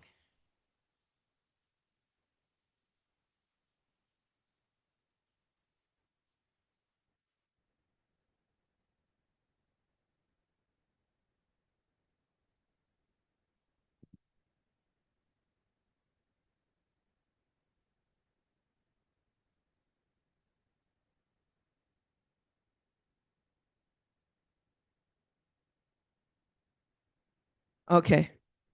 All right. So for those, and Steve certainly exemplifies the excellence and is in fact Mr. Coconino County. We, as a board, have been looking to acknowledge and recognize exceptional service. City's got, the keys to the city. If we had the keys to the county, it'd be too many keys, you couldn't carry them. So we have come up with the Medal of Merit, and the very first recipient of the Medal of Merit recognizing exceptional service to the county and the residents of this county goes, of course, to Steve Peru.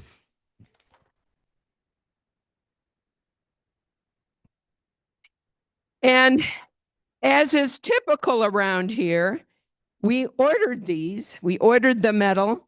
It hasn't arrived yet, but it's going to look like this. And I actually thought there was going to be a picture of it up there that Eric was going to put on, but maybe he didn't. It's going to be beautiful, we promise.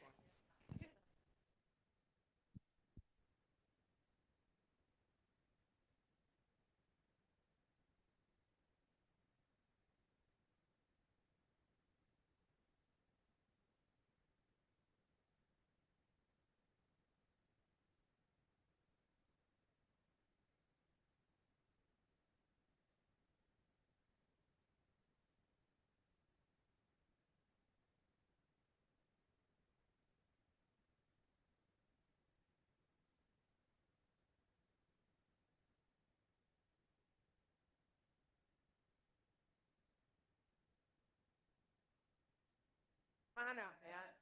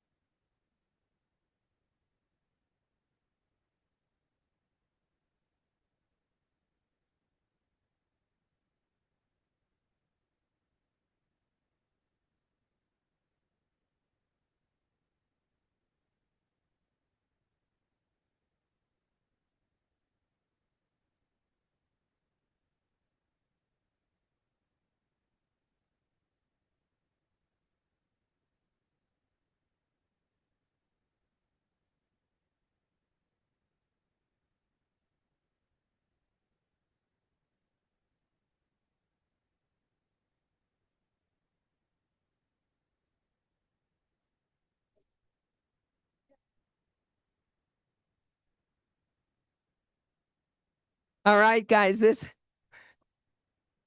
we are so sorry because this has been so much fun and such a wonderful time with Steve and his family. So, and for everybody who was here, thank you so much for being here to honor Steve and quite frankly, recognize all of his great work for our community. So at this point, we are needing to we have got a lot going on. So if it's okay with my colleagues, we have ordered some pizza and some salad, and we are just going to have a working lunch. And for those that hopefully we will not be talking with our mouth too full, but we hope you understand that we have a lot to get done today. So we're going to continue to go forward. And I got to find my agenda. So it was really a wonderful morning and really appreciate all of the efforts of our staff in getting this together. So thank you for our staff. I think it was well received and it was a very nice honor. So really appreciate all of your efforts to make it so special, that Steve Peru Day is so special. We're moving forward. We are now on the Board of Supervisors consent agenda. And as you know, members of the public, our consent agenda are items that are usually routine or administrative in nature. These items may be decided through one motion and one vote. These are items that are not discussed by the board. They're done just in one motion. However, we, the board, have the right, if we'd like to discuss an item or hear more from staff on an item, to remove that item from the consent agenda. We have a very long consent agenda. As you know, this is the first meeting, regular meeting that we've had after our quote July break. I don't know, I didn't take a break. I don't think any of my colleagues took a break, but that's what they called it. So this is our first meeting back. And so we have a fairly long board meeting and we have a fairly long consent agenda. So with that, I am going to ask my colleagues if there are any items to be removed from the consent agenda. And Supervisor Vasquez, I think you have some items to remove. Yeah, I'd like to remove item 27, item 32, item 33.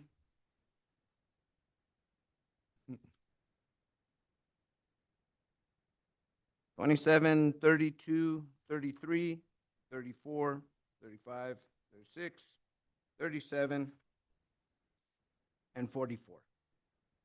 And I believe that Supervisor Begay, you might like to separate item 27. Or, I'm sorry, 26. I apologize, 26.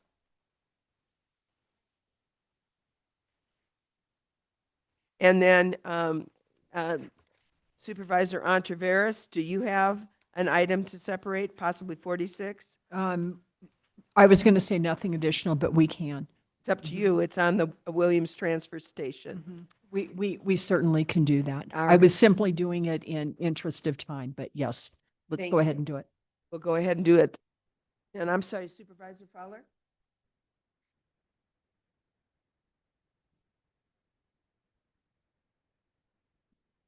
Okay, so with the exception of items 8, 26, 27, 32, 33, 34, 35, 36, which I hope can be done together, item 37, 44, and 46, which will be removed from the consent agenda. Do I have a motion to approve the consent agenda? I have a motion by Supervisor Fowler and a second by Supervisor Begay. All those in favor signify by saying aye. Aye. Aye. All right. So now we are going back.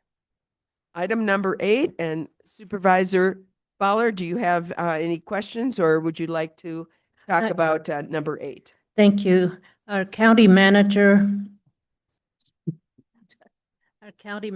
has several items, grant programs, and I just thought that I give him an opportunity to just talk about these important programs. One of them is the Version Program, and just to educate us more on these diversion programs and these other programs.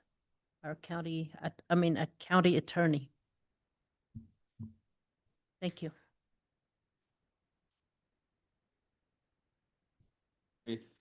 Thank you for pulling number 8. This is actually a grant that we received, maybe a couple of years ago, under Bill's administration, and through ACJC. It was $2.3 million, as I recall. And we're simply asking for an extension because the money's not spent yet, and we have additional plans. But just to give you an idea of what the idea was behind this, and it's a brilliant idea, and Bill receives all the credit for this, which was to mine a lot of the data in our criminal justice system and create maps, essentially heat maps about where crime is occurring, and overlay those maps with our health information so that we can see where needs are in our communities and throughout the county. And we've been doing that. We've been partnering with our Health and Human Services Department, and we're working with a couple of their epidemiologists, and it's been really eye-opening. And we want to continue that work. And where it's going to be really impactful, I think, is when we talk about the need for a detox sobriety center and using that data to show the needs for that, not just here in Flagstaff, but other places around the county. So we're really pleased with the work that's been done already with their health department, and we're looking forward to doing additional work with them. Thank you. Thank you. I just want to highlight this program because our staff and electeds are so creative in coming up with programs and how it's going to benefit our residents, and creating more programs and better programs from these creative projects they bring in grants. So thank you so much for your work on this, and thank you, Bill. I remember this when it was first in discussion when it came to the board. So I just want to highlight and find out where it's at. So thank you.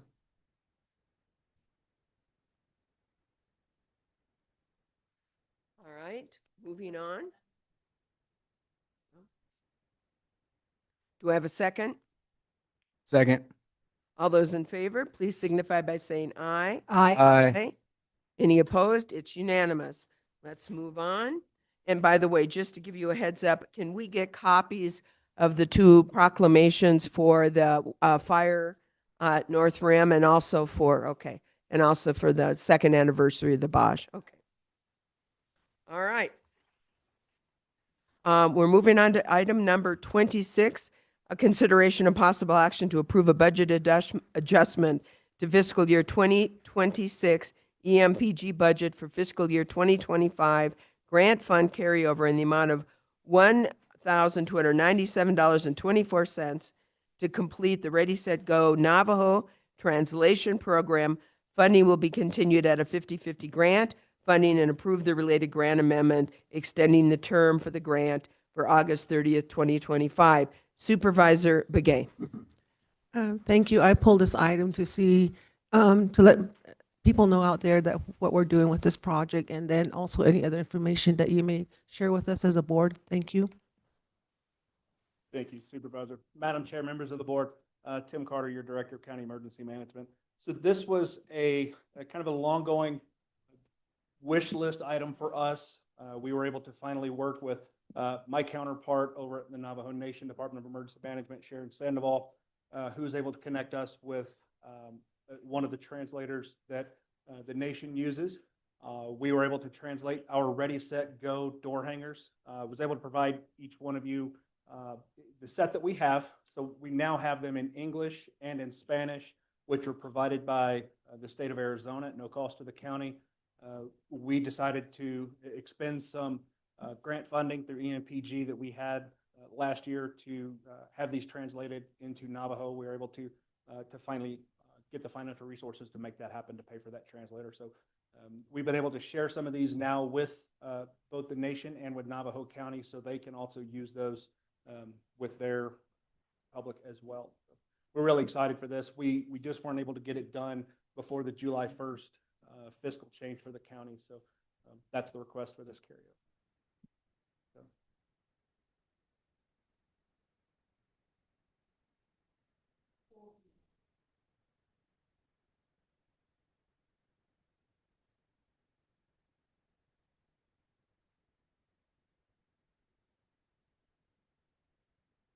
Good. So we're very excited. We were able to get the translation done, and now the state of Arizona is picking it up, and they're going to make some more copies for us. So we'll have a wider distribution for us. But this is now part of our outreach campaign that we take with us to our outreach. Once again, Coconino County kind of leads the way, don't we? So thank you Always. so much. Always does. Madam Chair, we've taken this out into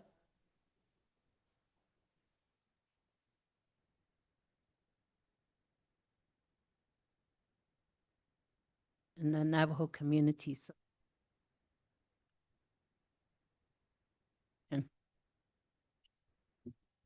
All right, do I have a motion to approve action for the budget adjustment as I originally read? We have a motion by Supervisor Begay and a second by Supervisor Fowler. All those in favor say aye. Aye. It is unanimous. Thanks again, and you might as well stay up there. Number 27, consideration of possible action to approve a budget amendment and approve budget authority in the amount of $25,000 to the White Sage and Dragon Bravo fires for anticipated final expenses for the Coconino County response to White Sage and Dragon Bravo fires. And I believe that this was pulled because, you know, again, we want the public to know about our partnership. Any other comments you have, Supervisor Vasquez? No, just in light of these fires and the toll that it's taken on our county, it's important that we take every opportunity to discuss how we as a county are responding to this emergency. Absolutely. Thank you, Vice Chair. This is, I will say, kind of our standard request whenever we have a disaster incident to kind of use some non-budgeted travel funds. You know, we didn't plan in the spring that we were going to need to be traveling to the northern parts of the county for, you know, our economic recovery meetings and visiting with incident management teams and such. So this is the budget adjustment to cover some of those travel expenses. You know, early on in the fire, we did spend a lot of time. I did forward deploy one of our staff up to Fredonia for the White Sage fire to meet with the incident management team to make sure that the county was able to get accurate, reliable, and timely information of the impacts of that fire. Then once an incident management team was able, one of the complex incident management teams was able to come in, that information was able to flow a lot more freely and smoothly through, you know, internet and conference calls that way. We did send some teams, not quite as robustly, but did send some staff to the Dragon Bravo Incident Command Post as well, just kind of to ensure that the county was getting reliable information. One, to make sure that we weren't duplicating efforts that the team had for resources, but also to make sure there weren't any gaps for our citizens and our residents, you know, that there weren't any needs that we needed to fill up there. So. Madam Chair. Yes. Supervisor Fowler. Thank you for having this item pulled. I just want to emphasize how important our staff is to be on site. This fire is on federal lands, but however, the impact is on the fires on federal land, and it has a grave impact on communities off federal lands. Early on, there were all kinds of misinformation that just filled the media and social media. And so it was very helpful to have our staff there to be able to provide accurate information, and also just the coordination with all the agencies and being able to work with them. And then the teams every 14 days change over. These firefighters and their units that come in, and they have to leave every 14 days. And so someone that is constant there and providing continuous information, even though they're all smoothly transitioned over, that's really important for our community. So I just want to commend our staff for being there and for really be on site and providing this information. So thank you. We as Coconino County, it's really important that within our county, this fire is still happening, and it's just important that we support our staff. Thank you. Absolutely. And Supervisor Vasquez.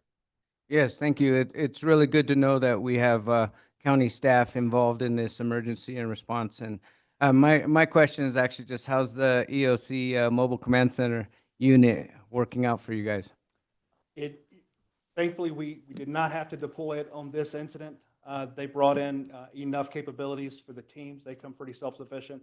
But we have sent that out on a couple of other smaller fires that our regional incident management teams have asked for, and it's working out really well. We're really excited. Good to hear. I had assumed it would be on the big one, but it makes sense that it's good to have some reserves to be able to deal with those other fires, because the big one on the North Rim is the big one, but that doesn't mean it's the only fire in our county. That's true. Thank you. And just real quickly, I want to also commend you and your staff for being part of this. It is on federal land, as Supervisor Fowler indicated, but it is obviously something that is important to us as a county and to our residents, many of them who are suffering, of course, the economic effects of this fire. So I really appreciate you being there, and I want the community to know that we have been there and are part of this. And I know Supervisor Fowler has spent a considerable amount of time on the North Rim and working with the businesses up there, and I want to thank her for that. And I, both myself and Supervisor Entreveros have done what we can for Williams and for Tuzion and, of course, for the South Rim. So it is a major concern. We are keeping a close watch, and we are going to do what we can to help rebuild the North Rim, build back better, and hopefully year-round. Isn't that right, Supervisor Fowler?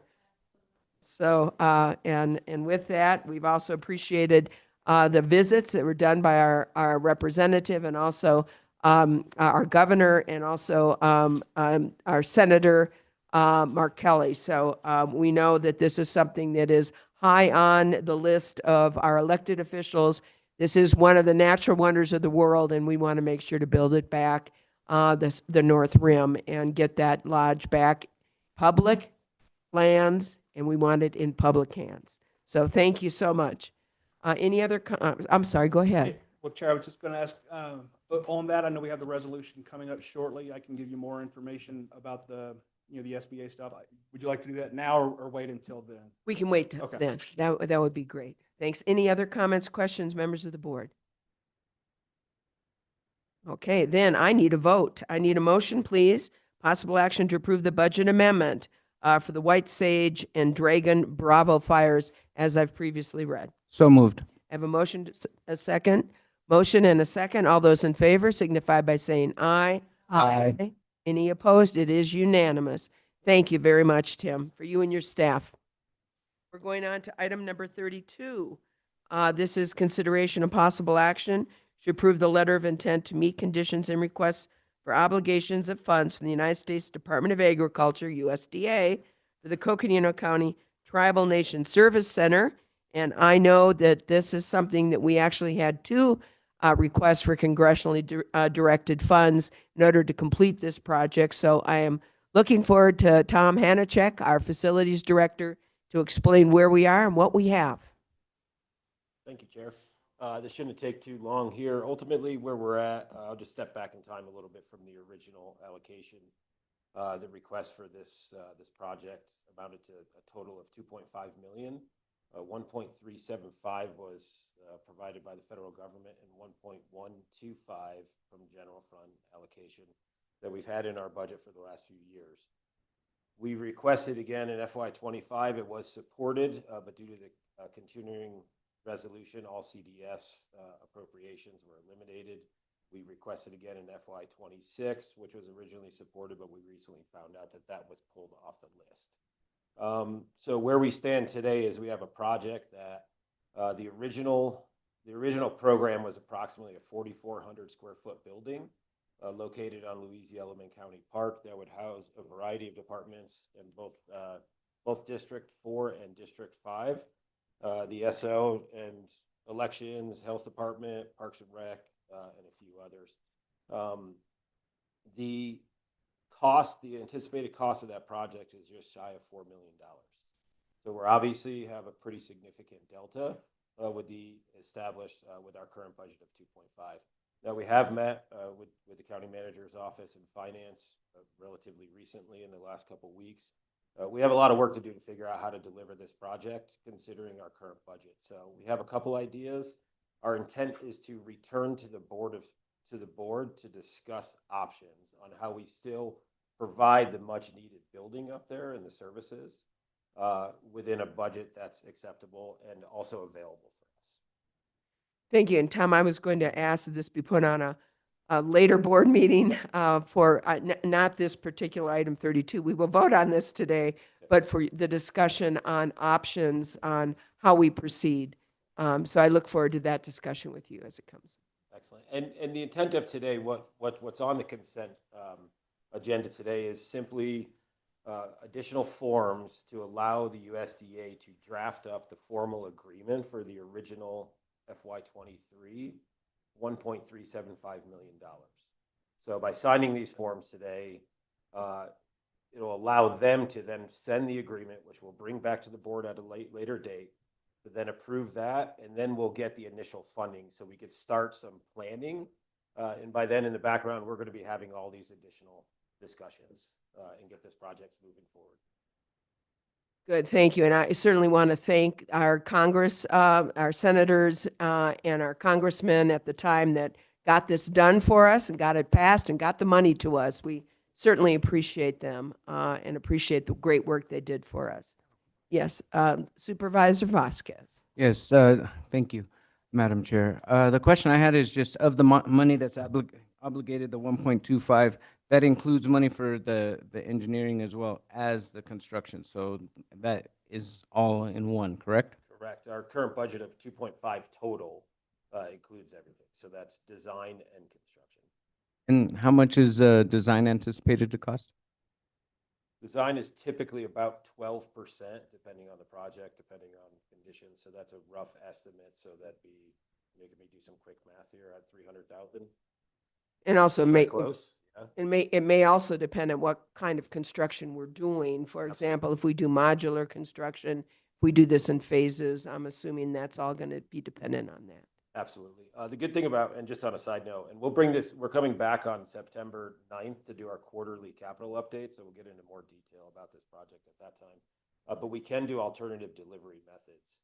For a project like this, what that means is CMAR or CMAR, depending on how you want to say it, or design build, which is very beneficial for us, especially of a project in this location. Thank you. Any other questions or comments? Supervisor Begay. Thank you, Tom, for you and your staff working on this project here. It would make it so much easier for the northern part, the eastern part, and probably, some areas that really need the services here into the city. And they do drive a long ways, just to get to here to get service through the county. So I just want to thank that. It's making it easier for our constituents out there. So thank you so much. With that, I need a motion. We have a motion Second. by Supervisor Begay and a second by Supervisor Fowler. All those in favor signify by saying aye. Aye. It is unanimous. We are moving on. Thank you so much, Tom. Number 33, consideration and possible action to number 1, approve amendment number 1 of the ADOH contract 536-25 between the Arizona Department of Housing and Coconino County Health and Human Services, including a carryover request in the amount of $393,403.30 for the Preventing Housing Insecurity Flexible Funds through the period of June 30th, 2026. And number 2, well, these are one long agenda item. I got to say that. Number 2, to ratify all services rendered from July 1, 2025 through August 12, 2025. And 3, approve the corresponding carryover budget adjustment for fiscal year 2026 of $393,403.30 to provide homelessness prevention services in fiscal year 2026. And I think, again, this is informational and also to let the public know about what we do and how much we work together in partnerships to help those that are in need. So please, Michelle, give us a little overview on this. Thank you, Chair and Board of Supervisors. I'm really excited and hope that you can assist us in getting the word out. This is one of those once-in-a-lifetime funds that we received from the Arizona Department of Housing. We have about 30 families that we can help at about $3,000 apiece. This can pay for car repairs, rental, mortgage assistance. There's your medications. Most of our grants in our housing funds are very limited to rental and eviction control. This is more wide open.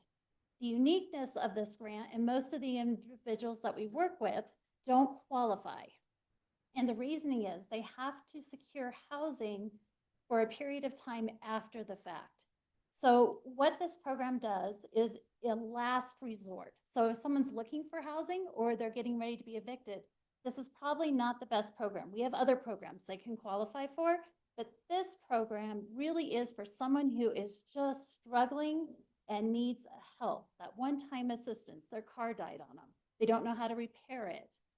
This can do it for them. And the advantage of this program is that it's 80% average medium income. So a family of 4 can make up to $87,000 and qualify. This is unheard of in our county. So if you know someone in Coconino County, Mojave County, or Yavapai County, we can assist with this program. We had hoped to spend all the money last year. That didn't happen. So that's why we're back to carry over the funds for this year. And Michelle, this is great, and I'm so glad to hear some of this because I didn't know that this was even available. And are we getting this out on social media? Do we have any some posters, something to get it out? I know Market of Dreams might be a great place, and there's probably other places in our districts that we have that we would like to get this word out that this is available. We will flood your inboxes with media. So thank you for sharing. Any other comments, questions? Yes, Supervisor Vasquez. Yes, thank you for clarifying what this project is and how important it is for the most vulnerable in our community. And that's part of the reason why we wanted to pull it, to kind of highlight some of those efforts that the county is doing, because, you know, as we're seeing more need, this is an amazing program that has different qualifications. And so it's really important that we get that out to the community and we talk about it as much as possible, both in our public forums, but then also in our networks, so that we can get people the help that they need. Thank you. Any other comments, questions? All right, then I would entertain a motion to pass item number 33 as set forth in the agenda. I have a motion by Supervisor Vasquez. Do I have a second? Second by Supervisor Begay. All those in favor signify by saying aye. Aye. Any opposed? It is unanimous. Thank you, Michelle. This is great news. All right, we're moving on. And Supervisor Vasquez, you removed 34, 35, and 36, and I'm assuming these are very similar, right? Yes, all three are very similar, and if I'm not mistaken, they're running through NACOG and Community Development Block Grants. So maybe if you could discuss all three of them, and I don't know if we can vote all three at the same time, but at least if you could talk about them all three together, that would be great. Thank you.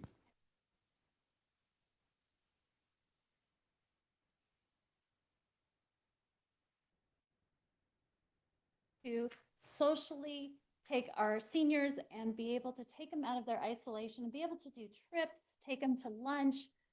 They've done some amazing fun trips this last year. They've gone to Jerome. Flagstaff has gone to visit Williams to Flagstaff Senior Center and build upon that partnership. And they've also gone to concerts, bowling, things that, you know, just be able to get them out of their home and socialize out in the community, feel like they are very vital and not be inhibited by the fact that they don't have transportation. So this is a great program that we work with NATA as well to be able to get the seniors to their program. The next program is our Community Development Block Grants, and that would be a contract to the town of Fredonia and the city of Page to help their senior centers with navigators. These navigators will work one-on-one with seniors, helping them get to those resources. The further north we go, the less resources they have, and really someone who is knowledgeable and able to assist them, that maybe there are benefits like a veterans program in Prescott or Phoenix that can help them get those hearing aids that they need. So being able to work one-on-one on those individual needs, and the program will cover everything from food to resource needs for them for 1 year. Excellent. Thank you. Excellent. Again, wonderful information. Any comments or questions? Supervisor Fowler. Our county is so fortunate to have such active staff and such good partners to be able to provide services like this, especially during these very uncertain times. There are programs that people relied on, that we relied on, that are now in jeopardy. And there's so much uncertainty and uneasiness in our community. So having these kinds of programs that we can work with you and your staff on are really, really important. And it's just really amazing that we can do this. Thank you. And I think maybe we can share in the community. I know you're always sending everything to us so that we can also share and provide those updates when we do go to meetings. So thank you. We'd love to. Thank you, Supervisor. And with that, oh, I'm so sorry, Supervisor Vasquez. Yeah, I just wanted to thank NACOG for being a good partner, because if you look at these communities that are impacted by these services, it's not Flagstaff, it's the rural part of our county. And we're always talking about how we need to make sure that we get services to all parts of our county, and this is a crucial piece of it. So just wanted to put a shout out to NACOG and the continued partnership with them. Thank you. With that, I would entertain a motion to approve items 34, 35, and 36 as more fully set forth in the agenda. Do I have a motion? So moved. Supervisor Vasquez, do I have a second? Second by Supervisor Begay. All those in favor signify by saying aye. Aye. Aye. It is unanimous. Thank you so much, and thank you, Michelle. Item number 37, I pulled this, or you pulled it for me, thank you. At consideration and possible action to appoint Alec Overman to the Coconino County Hispanic Advisory Council, CHOC, for a 4-year term to expire December 30th, 2029. Alec could not be with us, also known as ACE, could not be with us today, but he, of course, expressed his strong desire to be a part of CHOC. I know that he is no stranger to Coconino County. He's worked in the treasurer's office and also District 2 DD, I think, for a while, didn't he? And he certainly has shown himself to be a very committed member of our community. And so, members of the board, I would strongly urge us and hopefully make a motion to appoint Alec Overman to the Coconino County Hispanic Advisory Council. Do I have a motion? So moved. I have a motion by Supervisor Vasquez. Do I have a second? Second by Supervisor Begay. All those in favor signify by saying aye. Aye. Any opposed? It's unanimous. And I don't know if he's listening, but thank you, Ace, for joining us and joining CHOC. We really appreciate your input and community involvement. So thank you. We're moving on. And we have pizza waiting for us. So after the consent agenda, we'll take a 5-minute break, grab some pizza, come on back, and we'll continue to move forward. Number 44. Consideration of possible action to approve a budget adjustment of $400,000 in the road maintenance sales tax fund to increase the operation account in fiscal year 2025. And Supervisor Vasquez. Yeah, thank you. I just wanted to highlight this work and this, anytime we can talk about the road maintenance sale tax fund and what it provides for our county is a great opportunity to just show what Public Works does for our county. So with that, I'll hand it over to Director Tressler. Thank you, Chair Horseman and members of the Board of Supervisors. Christopher Tressler, Public Works Director, and I appreciate this opportunity to add some clarity and talk about this item. Some background. The Board of Supervisors in their annual budget for the last few years has dedicated approximately $500,000 a year to be used for road maintenance activities. It's a capital matching fund, the Navajo Department or Navajo Division of Transportation related projects. We just renewed an IGA with them to identify more flexibility in those kinds of projects. So this budget adjustment, which frankly could actually be called a budget transfer, is identified as this $400,000 payment to a project. It's on N21, and we've been waiting for invoices and the appropriate paperwork to reimburse the Navajo Nation for this project, this capital matching program. And last year we got that, and Public Works paid for it out of the transportation side of our funds. And that money is gas tax or the highway user revenue side. And working with finance, it could really be paid for out of both sides. But the road maintenance sales tax, it's the money the voters approved in 2014 for Prop 403, probably more applicable for us to pay for this capital improvement project out of the road maintenance sales tax side. And so we're asking for the approval of a budget adjustment of $400,000 to transfer the funds or to make this payment or transfer the funds to the road maintenance sales tax fund rather than the transportation fund. Thank you. Any comments or questions? Supervisor Fowler. Yes, thank you. Thank you for your continued work with Navajo Nation. You know, you have to remember, we're a county, and we have an agreement, and we have with Navajo Nation it's a tribal entity with a tribal government, its own process, its own political system, and we have our own, and Chris is able to maneuver through that on both sides and be able to come up with these programs and these agreements. Sometimes it gets very complex, but I want to just thank you for your patience and working through these and being able to figure out how to continue to work with the nation on this sales tax for roads. And just want to thank the board and county management as well, because sometimes these agreements are not agreed upon right when it is, because we have our county attorneys that have to go back and forth sometimes as well. So we just have to work through these, and Chris is right in the middle with his magic wand and getting it all done. Thank you. Those darn lawyers. Yeah.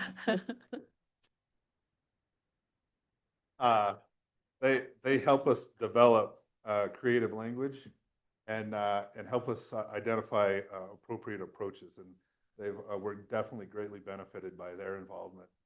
Erin Anding at the county attorney's office is who helps us a lot, and she's been really instrumental in helping us negotiate through some of these agreements. Yeah. Thank you. Supervisor Begay. Yeah, thank you, Chris.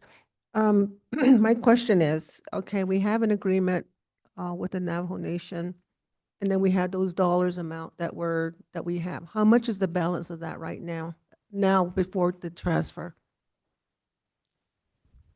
Well, Chair Horstman and Supervisor Begay, the reimbursement has already been sent. And so before that reimbursement, I think we would be at $2.3 million. And so since this reimbursement has been sent, we are now at $1.9 million. We've sent the reimbursement, and we're just going to take the money and transfer from the road maintenance sales tax, the funds, and pay back the transportation side of it. Both of them are Public Works, or they're not general fund sides of it. But in that pot of money for the Navajo Nation Capital Matching Program, I believe there's right around $1.9 million available for projects. And we've already started to identify with the Navajo Nation which school bus routes we want to do some resurfacing and some improvements on to help spend a portion of that money as soon as we can. Yeah, okay, I'm keeping track of that. I just want to say thank you for all the hard work that you're doing, and I'm glad that you're ensuring that the monies are being spent where it's most needed.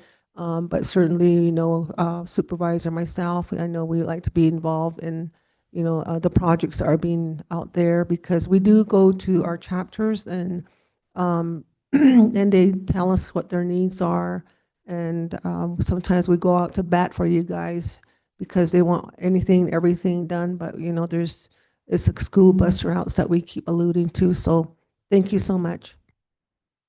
With that, I would take a motion to approve item number 44 as set forth in our agenda. Do I have a motion? I have a motion by Supervisor Begay. Do I have a second? Second. Second by Supervisor Vasquez. All those in favor, signify by saying aye. Aye. It is unanimous. We are moving on to the last item we removed from the consent agenda. Consideration and possible action to approve Resolution 2025-42, approving an intergovernmental agreement between Coconino County and the City of Williams to continue to provide solid waste services to Coconino County residents in the City of Williams Transfer Station and support the annual county-sponsored community cleanup for a 5-year term from July 1, 2025 through June 30th, 2023. And I'm going to turn this over to Supervisor Ontiveros. Thank you, Chair, and I'm going to immediately turn it over to Public Director Christopher Tressler. So this IGA is related to, today it's related to community cleanups and county residents being able to use a transfer station in the Williams area. Historically, this IGA has included other things, Public Works being able to purchase water for road maintenance and other things, and we've narrowed this down to a specific focus of the transfer station use, and then also the support of community cleanup in the Williams area, which also includes Kaibab Estates West, and potentially it extends as far east into towards Parks. Some of the residents utilize this station. But if there's enough time today, later on in the agenda, we're going to give a presentation about community cleanups and our green waste program.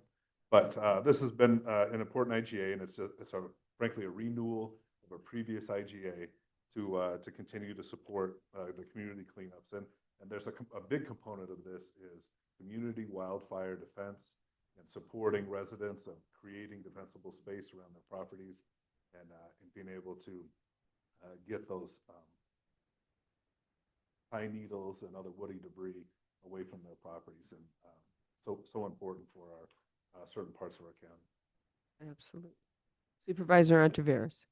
Thank you, Mr. Tressler, for that. And you're right, it does extend east into Parks, up Highway 64 to the Red Lake area. It really does cover a pretty large swath of geographic area. So thank you for that. And I know that you know this, but that community cleanup is huge, absolutely huge. And I know the residents appreciate that. So thank you. And with that, if there's no comments, I'll make a motion that we approve this. Second.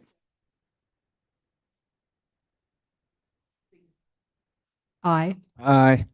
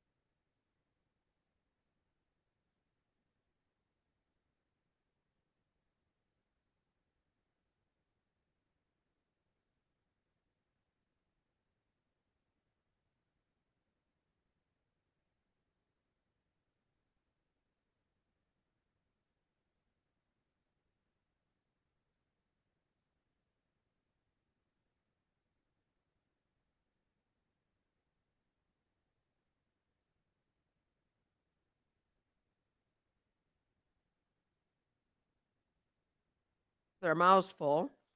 But I know- thank you. It was important this morning to take the time to appropriately honor our former county manager. So we're running a little behind, so we're going to eat and make motions at the same time. And at this point, I'd like a motion to resolve as the Health District Board of Directors. Do I have a motion? I have a motion. Do I have a Second. second? I have a motion and a second. All those in favor signify by saying aye. Aye. Aye. It is unanimous. We are now Public Health Services District Board of Directors.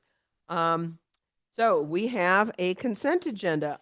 We have items number 48 and 49 and 50, 51, 52, 53, 54, and 55. Members of the board, do we want to remove any of these items for individual discussion? And if not, I would entertain a motion to accept Public Health District consent agenda.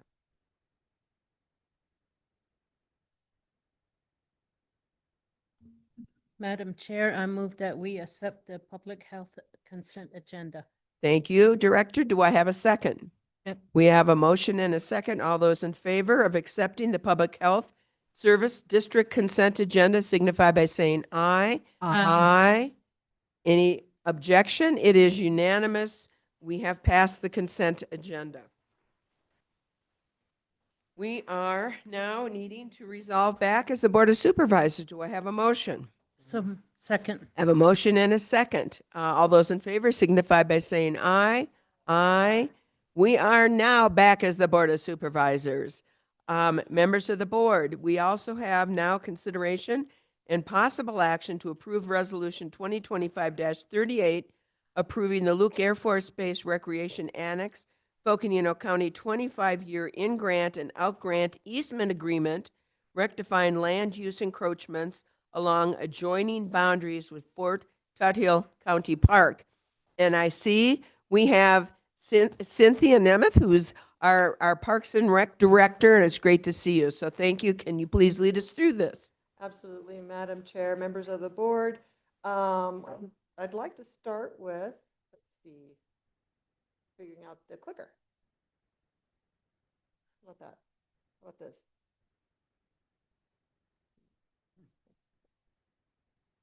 Am I not clicking at the right spot? You're doing right.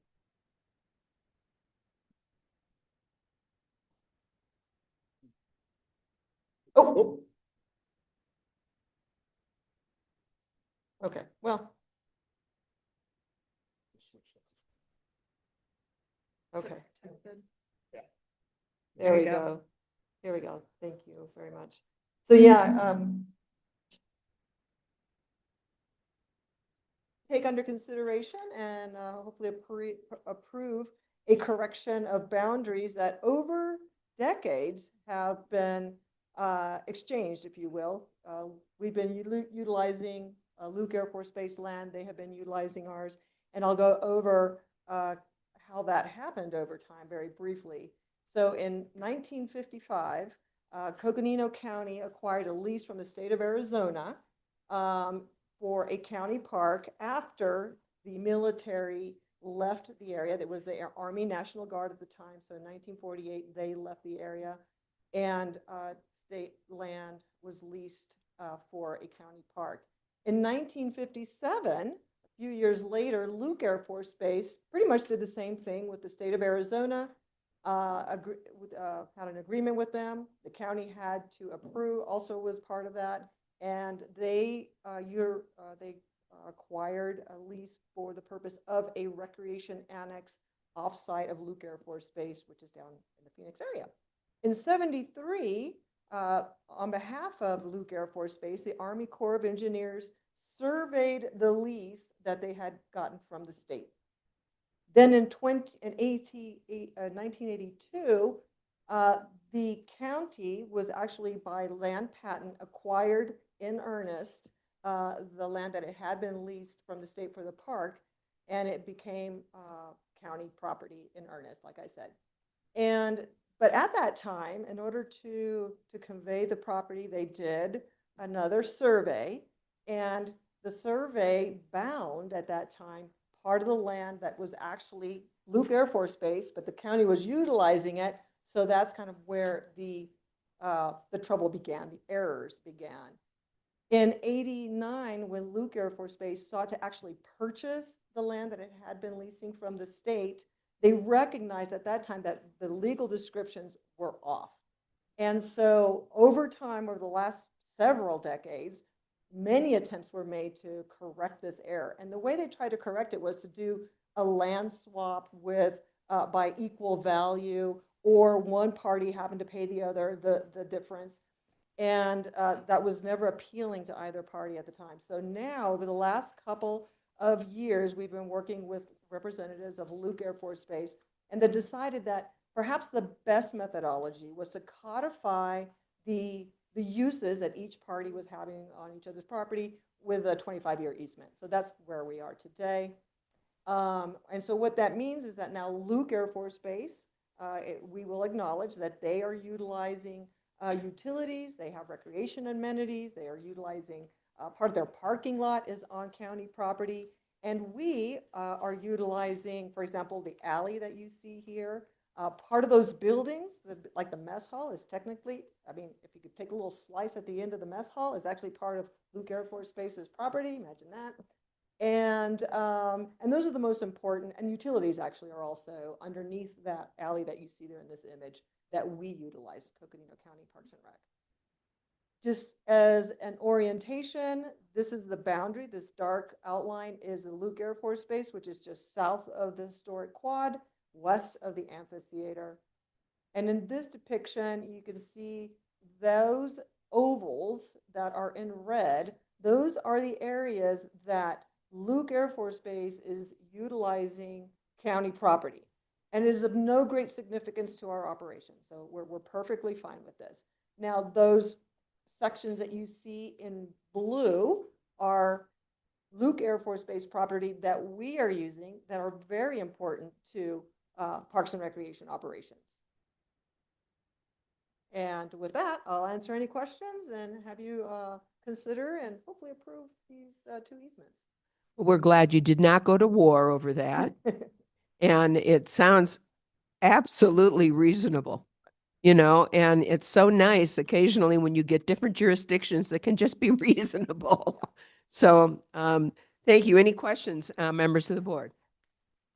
No, just a comment that I agree that this is a very common sense solution. And if there's nothing else, I would make a motion that we approve this item. Any other comments? If not, Second, and I am happy we're finally at this stage. Taken a long time. Yes. we have a motion and a second with thanks. All those in favor signify by saying aye. Aye. Any opposed? And I didn't see the county attorney waving hands at me, so I'm assuming it was all good. All right. Thank you so much, Cynthia. Thank you for your efforts on this. All right. So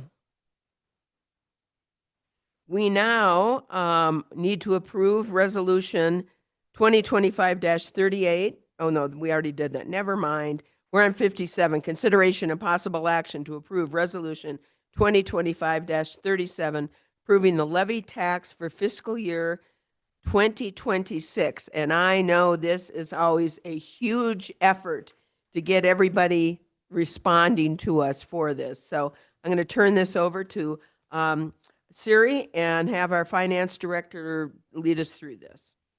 Thank you, Madam Chair and members of the board, and thank you for recognizing that some of my opening information does reflect what's in your packet.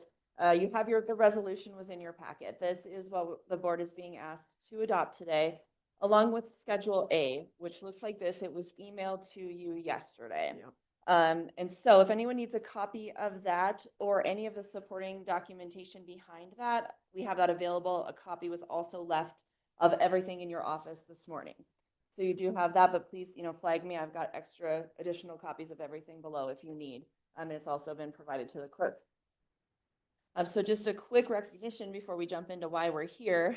This is a very collaborative effort that, as noted, does take tracking down information, correcting information, sometimes researching with Property Tax Oversight Commission, And so I want to express my sincere thanks to Clerk Daly, Treasurer Benatar and her staff, Assessor Ruiz and staff, Superintendent Mango Pageant Fong, who's here as well.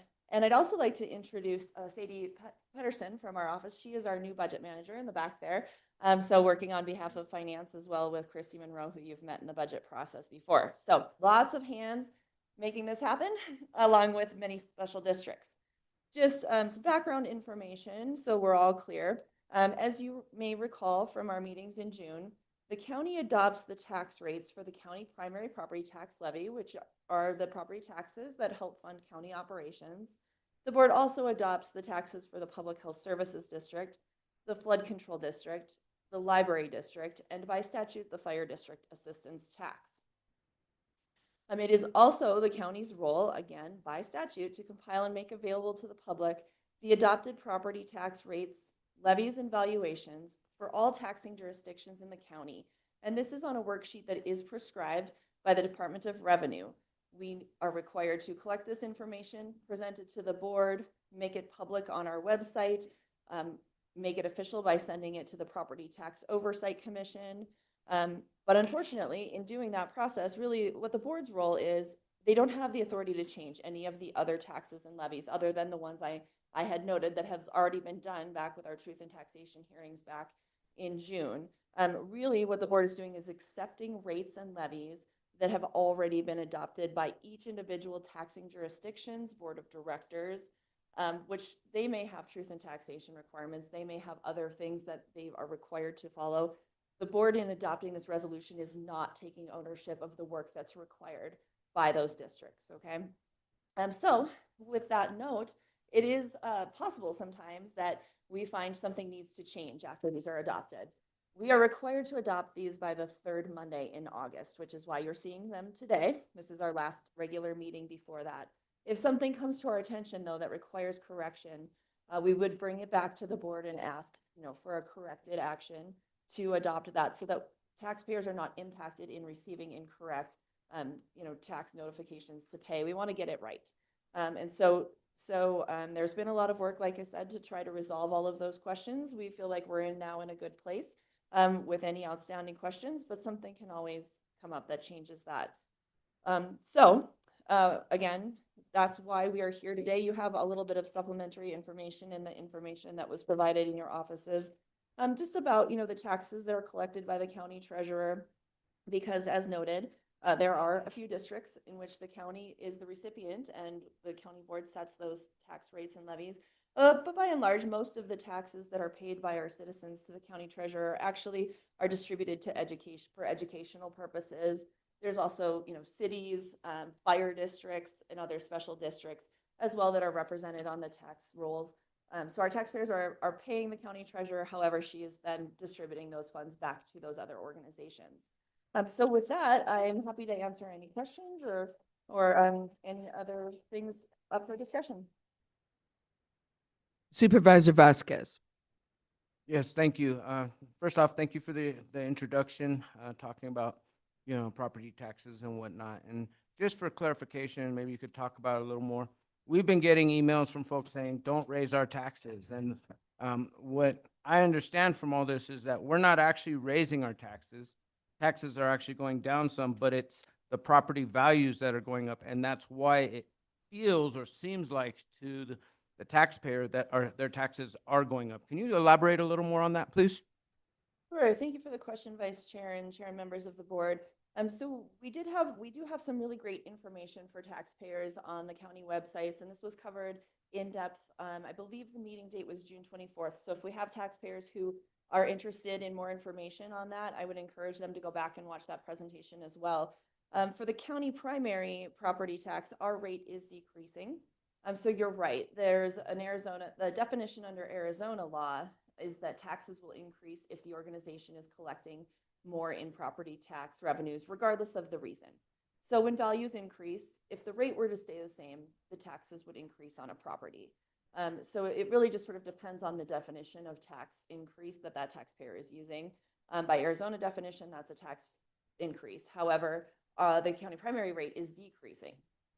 So overall, the tax levy for the primary will increase by 2%. but the rate will decrease because values have increased more than 2%.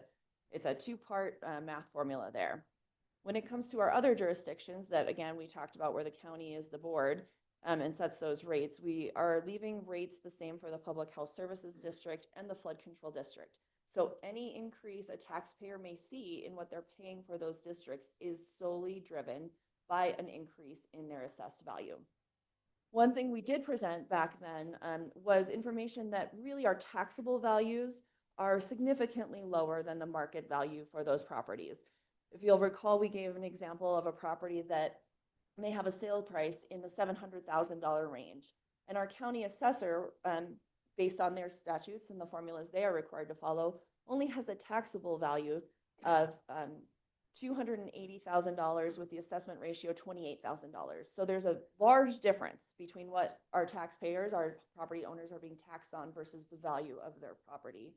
And then the last one for us, the library district, there was a board vote to increase that rate slightly, 0.02 to that rate. And so that does represent an increase for the library district.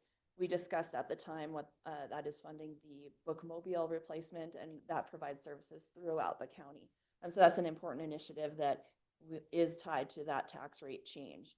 For every other district on this schedule that is being adopted, those questions really need to be directed back to the individual boards, because it could be rate increases, it could be valuation changes, it could be formula modifications in the case of school districts, or enrollment changes or things. So really, the answer is it depends, but the proper point of contact would be the board and the staff of the individual organizations. I believe the county treasurer also provides a contact list with those tax notifications as well to help direct taxpayers to the correct point of contact. Yeah, I think it's important, and thank you for that explanation. And I think it's important just to note that these special districts have their own governing boards, and those governing boards do the assessment. And quite frankly, because we're the county, we do as a board, we go ahead and do the levy, and then is collected by our county treasurer, correct? Because we get questions on that too. Why are we doing this?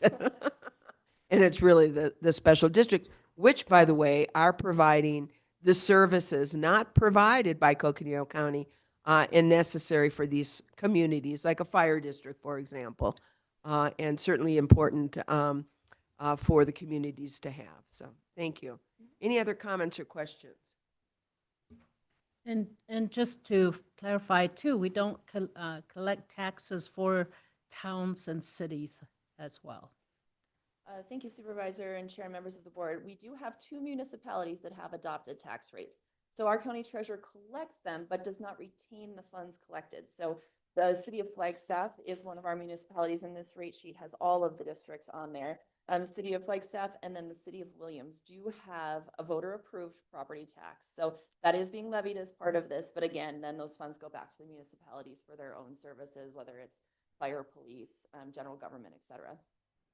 And these are taxes that other districts and their own board decide their own taxes, and all we're doing is it's going through the county financial system and going back to those jurisdictions. And we don't have any administrative fees for it. That is correct. That's an excellent point, Supervisor and members of the board. The county treasurer's office does not charge any kind of administrative overhead fee for the tax collection services to these districts. Thank you. Any other comments or questions? Seeing none at this time, I would consider a motion to approve Resolution 2025-37, approving the levy taxes for fiscal year 2026 as more fully provided to us in our packet. Do I have a motion? I will so move. I have a motion. Do I have a second? Second. I have a motion and a second. All those in favor signify by saying aye. Aye. It is unanimous. We are moving on. So thank you, Siri, very much. And she's taking like half the forest with her with all of that. So thank you. We know it was a huge job. So thank you to you and your staff for this. All right, we are moving on here. This is a consideration and possible action to approve Resolution 2025-46, recognizing the environmental and economic impacts of the White Sage Fire and Dragon Bravo Fire in Coconino County. County Manager, or I should say, it's look like Tim Carter, our Emergency Management Director. Good afternoon, Madam Chair, and members of the board. First, I want to start off, was a little remiss earlier, and kind of want to offer a little bit of thanks to some of the other county staff and kind of get you to where we are now. So this is day 34 of the county's response for these two wildfires. The Dragon Bravo fire is currently at about 144,000 acres and about 44% contained. So it is good news. Unfortunately, we're not out of the woods yet. It's important to know that this is the largest wildfire in Coconino County history and currently the 7th largest wildfire in the state of Arizona history. So the impacts from this event, but I kind of say that's a little, maybe a little padded when you look at the nearly 60,000 acre White Sage fire that was just a few miles north of that. So those two fires combined have had significant impacts on the county. Do want to say thanks to Public Works. When we called them and said we need some help for road closures, we need some traffic support, we need some bodies, we need assistance early on both of these, they jumped in and helped out immensely. Also with Health and Human Services, they are currently operating the Community Assistance Center, and we have right now 68 individual assistance applications from employees that work for either the National Park Service, concessionaires, or other places in the impacted area. They have got 68 of those, which they're working with United Way to disperse funding and assistance through that. I think there's another 10 or 12 that are still in the vetting process that kind of complete the paperwork part for that. So those entities have done a great job helping us out. The Sheriff's Department as well. Everything really kind of, all of our entities really start with them. Start with a phone call from them. So they definitely put a lot of resources in there to assist our federal and state partners from that. So what you've got before you is a resolution. And I will start by saying, the question is, why not a declaration of emergency? And to give you a little bit of background on that, there are a few criteria that we look at when the county needs to declare an emergency. And some of those are, our services, our resources, financial abilities are overwhelmed, whether, things in statute like the chair needs to exercise mandatory curfews, things like that. We have not really met that threshold or that criteria.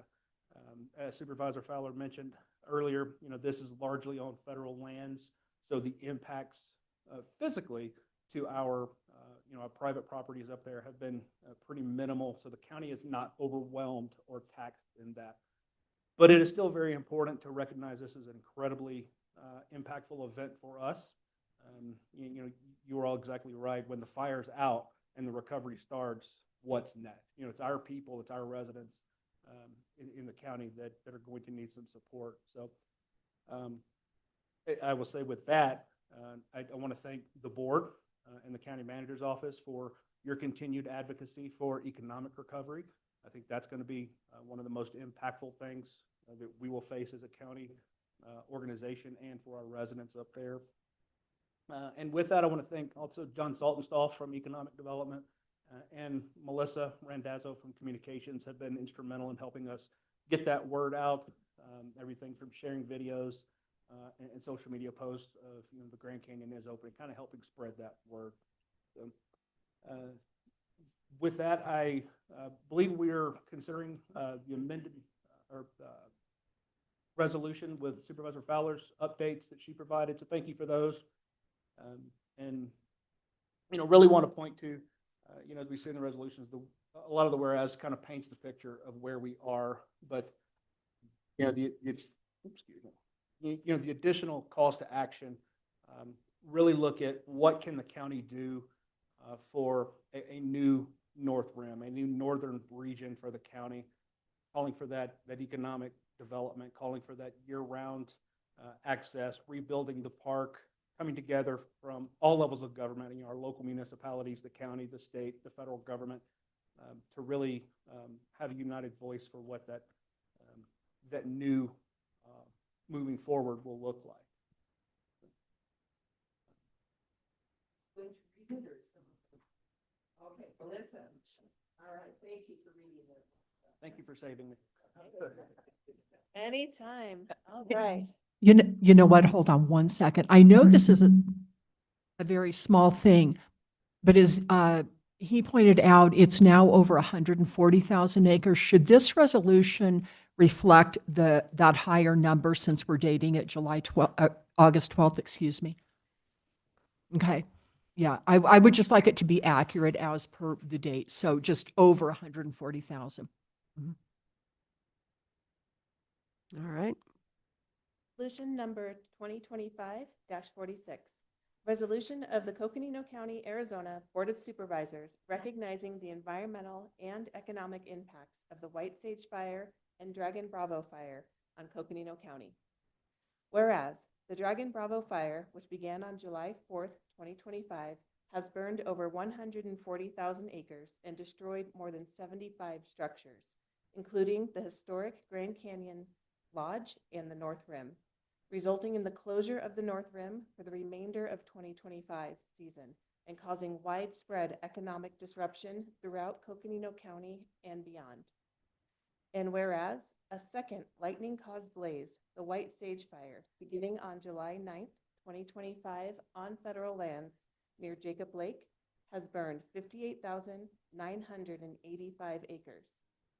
And whereas the economic impacts of this disaster extend far beyond the boundaries of Grand Canyon National Park, affecting gateway communities such as Jacob Lake, Fredonia, Marble Canyon, Page, and areas of the Navajo Nation, all of which rely heavily on tourism and recreation linked to public lands.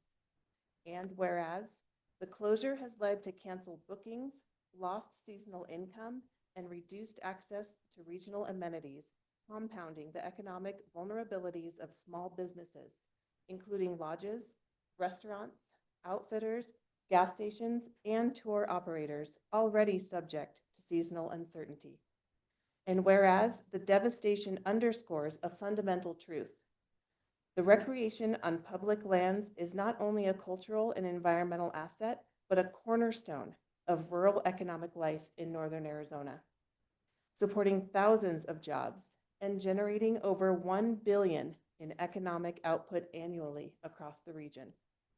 And whereas this moment presents a critical opportunity, not only to rebuild what was lost, but to invest in the long-term resilience of rural communities through federal support for infrastructure upgrades, workforce housing, and transportation improvements, ensuring the North Rim can serve as a year-round economic and cultural asset. And whereas economic impacts to regional ranching and timber industries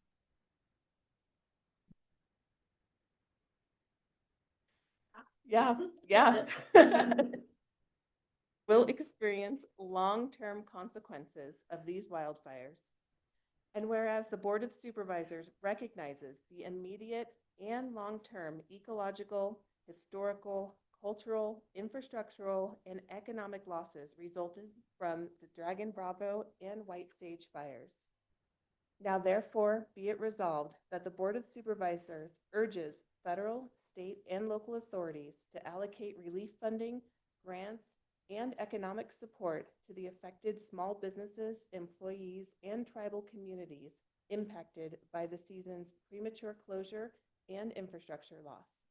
And be it further resolved that the board calls for and is committed to collaborative planning of federal, state, and tribal and local partners for the future design and reconstruction of the North Rim Lodge and administrative facilities to include year-round visitor access and services.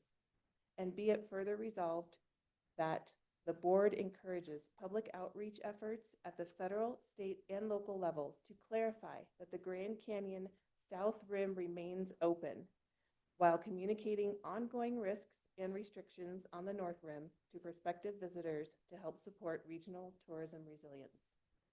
Thank you for reading that. And I'm going to ask for one amendment to that, and that's going to be the third whereas, which I had put in before, and I guess it got taken out. So affecting gateway communities such as Jacob Lake, Fredonia, Marble Canyon, Page, and other areas of, it should say, and Williams, it should be Marble Canyon, Page, comma, Williams, comma, Tucson, comma, and other areas of northern Arizona and the Navajo Nation, all of which rely heavily on tourism and recreation linked to public lands, is what my amendment would be. Is everybody in agreement with that? Okay, good.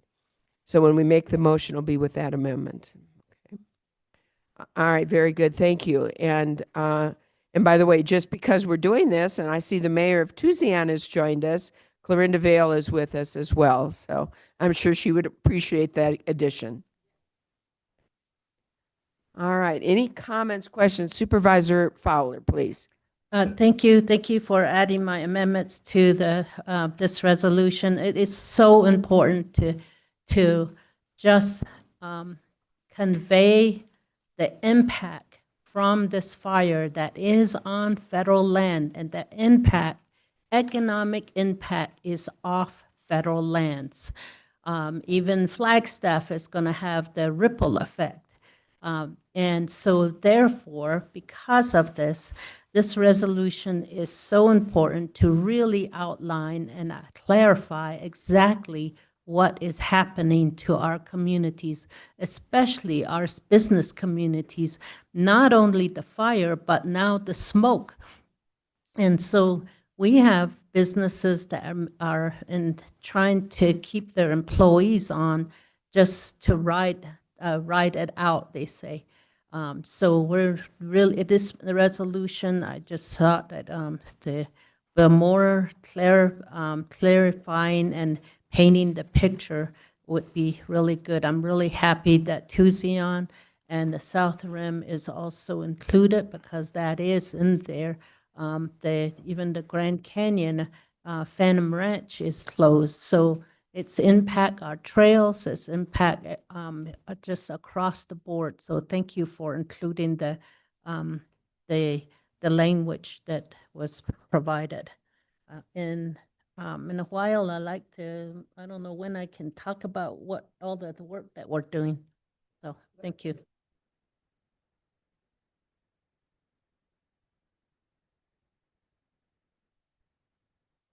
Yes, thank you for bringing this resolution. It's just so important that we recognize and outline the impacts of this fire to Coconino County, to our economic vitality, to our small businesses in those rural areas that depend on tourism. Really, tourism across the state is down because Grand Canyon is the #1 driver, economic driver. And when you have a huge fire, the largest fire in Coconino County burning, people assume that the South Rim is also closed. And so it impacts in so many different ways. And it's important that we record it, that we recognize it, that we continue to talk about it, and we build a recovery plan on how we can help support our communities through these difficult times. And so I just wanted to mention, as well, as we're looking to recover from this, is that we look at the conservation legacy of what the North Rim represents, and how that is public lands that should be for everybody, and that the rebuild should be for public lands, in public hands. I think that was the quote that we were using, but that we want to make sure that when it is rebuilt, it's accessible to everybody, not just the wealthy. And so we want to make sure that as we move forward, that we make a plan that takes everybody in our county into account and gives everybody who wants to come to the Grand Canyon the opportunity to enjoy that legacy that's there, and watch how it recovers from this huge disaster. Thank you. Any other comments, Supervisor Ontiveros? Thank you, Chair. I'm very supportive of this resolution, and I spent 3 days last week with our federal partners, as I know. Chair Horstman did as well when we met with Senator Kelly at the Grand Canyon. I had an opportunity to have conversation 2 days with Congressman Eli Crane and Congressman Biggs.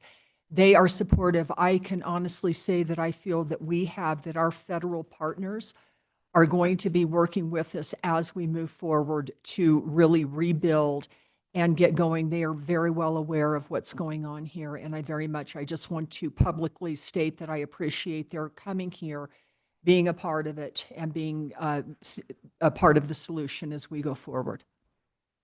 Thank you. Any other comments or questions? Supervisor Begay. I don't have a question, but I just want to thank you for presenting this to us and making sure that, all bases are covered in a resolution. And I think, it does affect a lot of economic statuses out there, and also just everything that, was lost in there. So I just want to say thank you for bringing this to the board for an approval.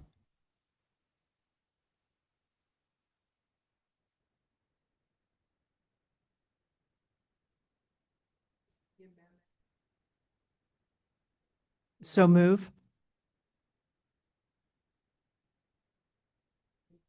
Second.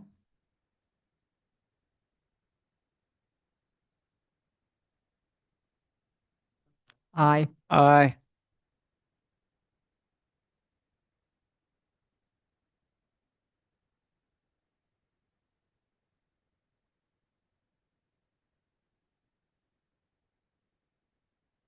Outline what is going on there and some of what's being offered to help. Yes, thank you, Madam Chair. And this has been a collective effort. The fire started and we were all at the NACO conference, and we started getting the text messages and getting calls as to what was happening back home. And it just so happened that I was sitting, Keith and I, government affairs director, and I were sitting in the, as you all know, I'm on the Intergovernmental Disaster Reform Task Force. The Small Business Administration Director did a presentation there.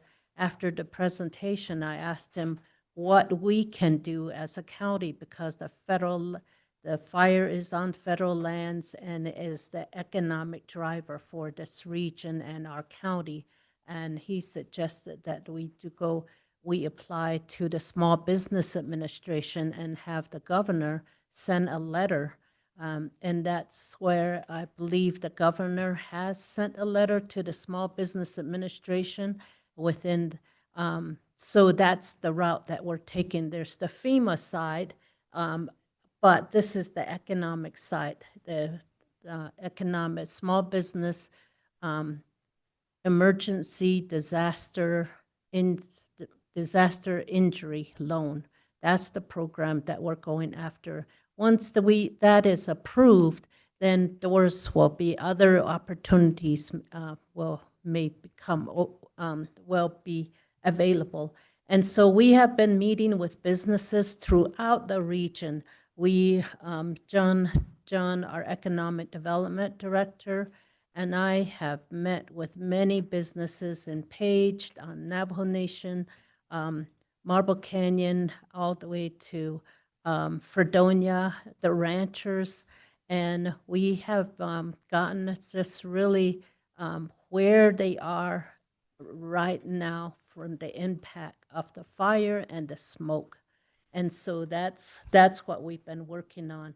This is just phase one of the plan that we're working on.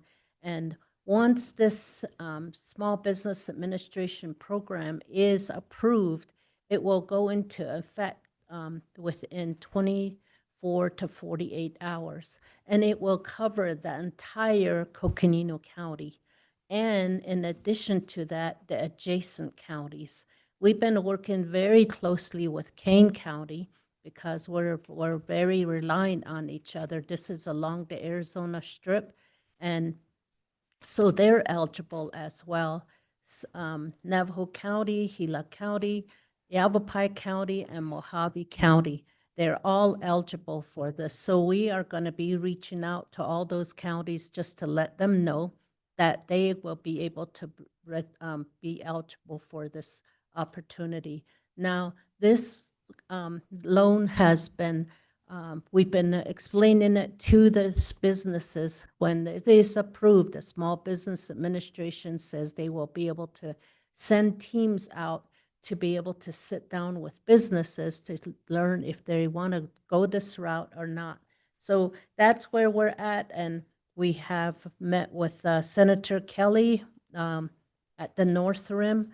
He was not able, the wind has been the driver. The day that he was supposed to fly in, it was so windy, he was not able to join us. However, Jacob Lake owners and Kaibab Lodge and we were able to meet with him by Zoom. But I am really thankful our congressional delegation have are all very supportive of the rebuild. I know that Representative Crane has made a statement. We're really thankful for all of our 2 senators, and all of our congressional delegation are very supportive, making visits and working with all of us. This has been a team effort.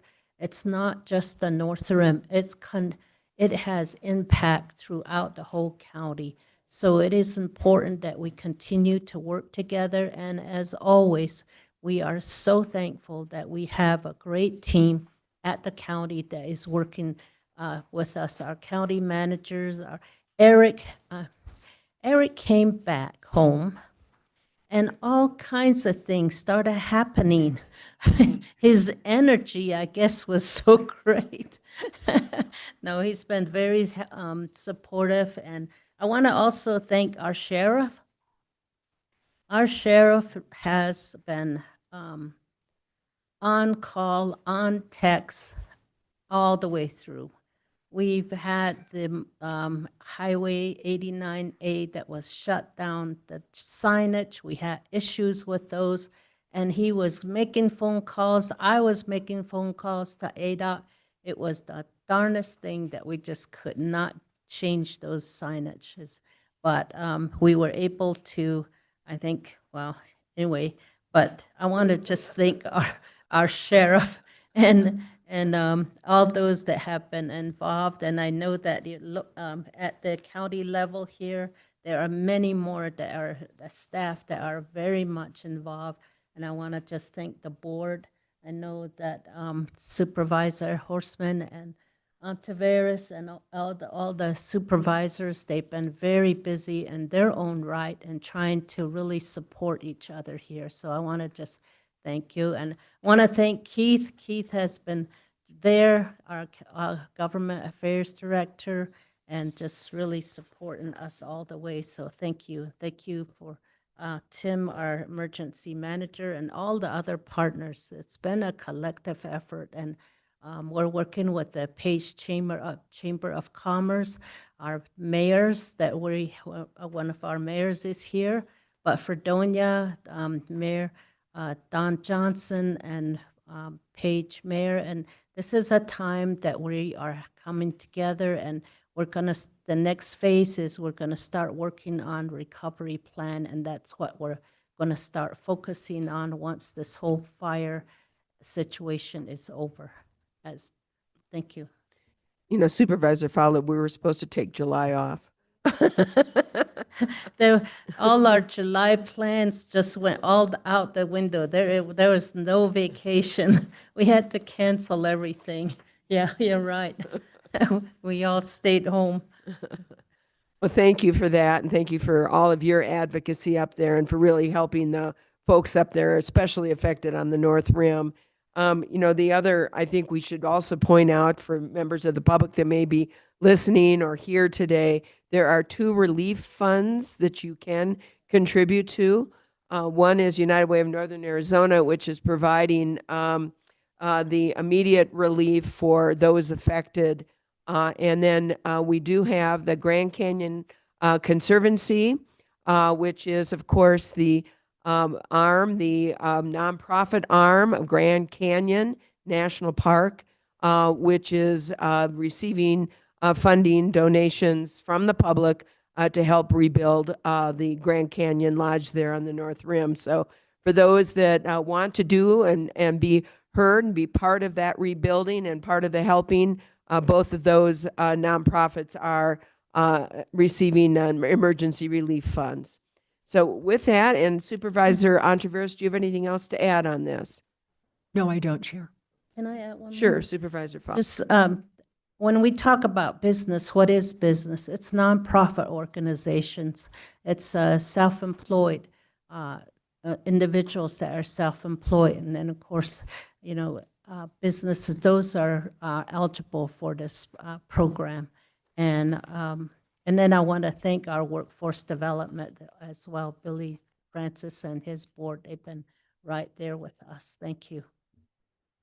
Thank you very much. Supervisor Ontiveros. I apologize for that. I also do want to acknowledge Mayor Don Dent from Williams, who has also been a part that we have been working with, and look forward to working with him as well on this. Absolutely. So thank you. I believe that anything you have, Tim, further? Or? It is, I believe, on the desk of the governor, awaiting her signature. As soon as we have that, then it will go straight to the SBA to be issued. So they are aware of it, waiting on it. So hopefully we'll have something very soon, and we'll be working with Melissa in communications to get information out as soon as we have that. Good. Thank you. Keep us informed, please. So, and can you put that fire out there on the North Rim, please? We're trying. All right. Thank you so much. Appreciate it. Members of the board, we do have at 1:15, we're already running. We are so late, but that's all right.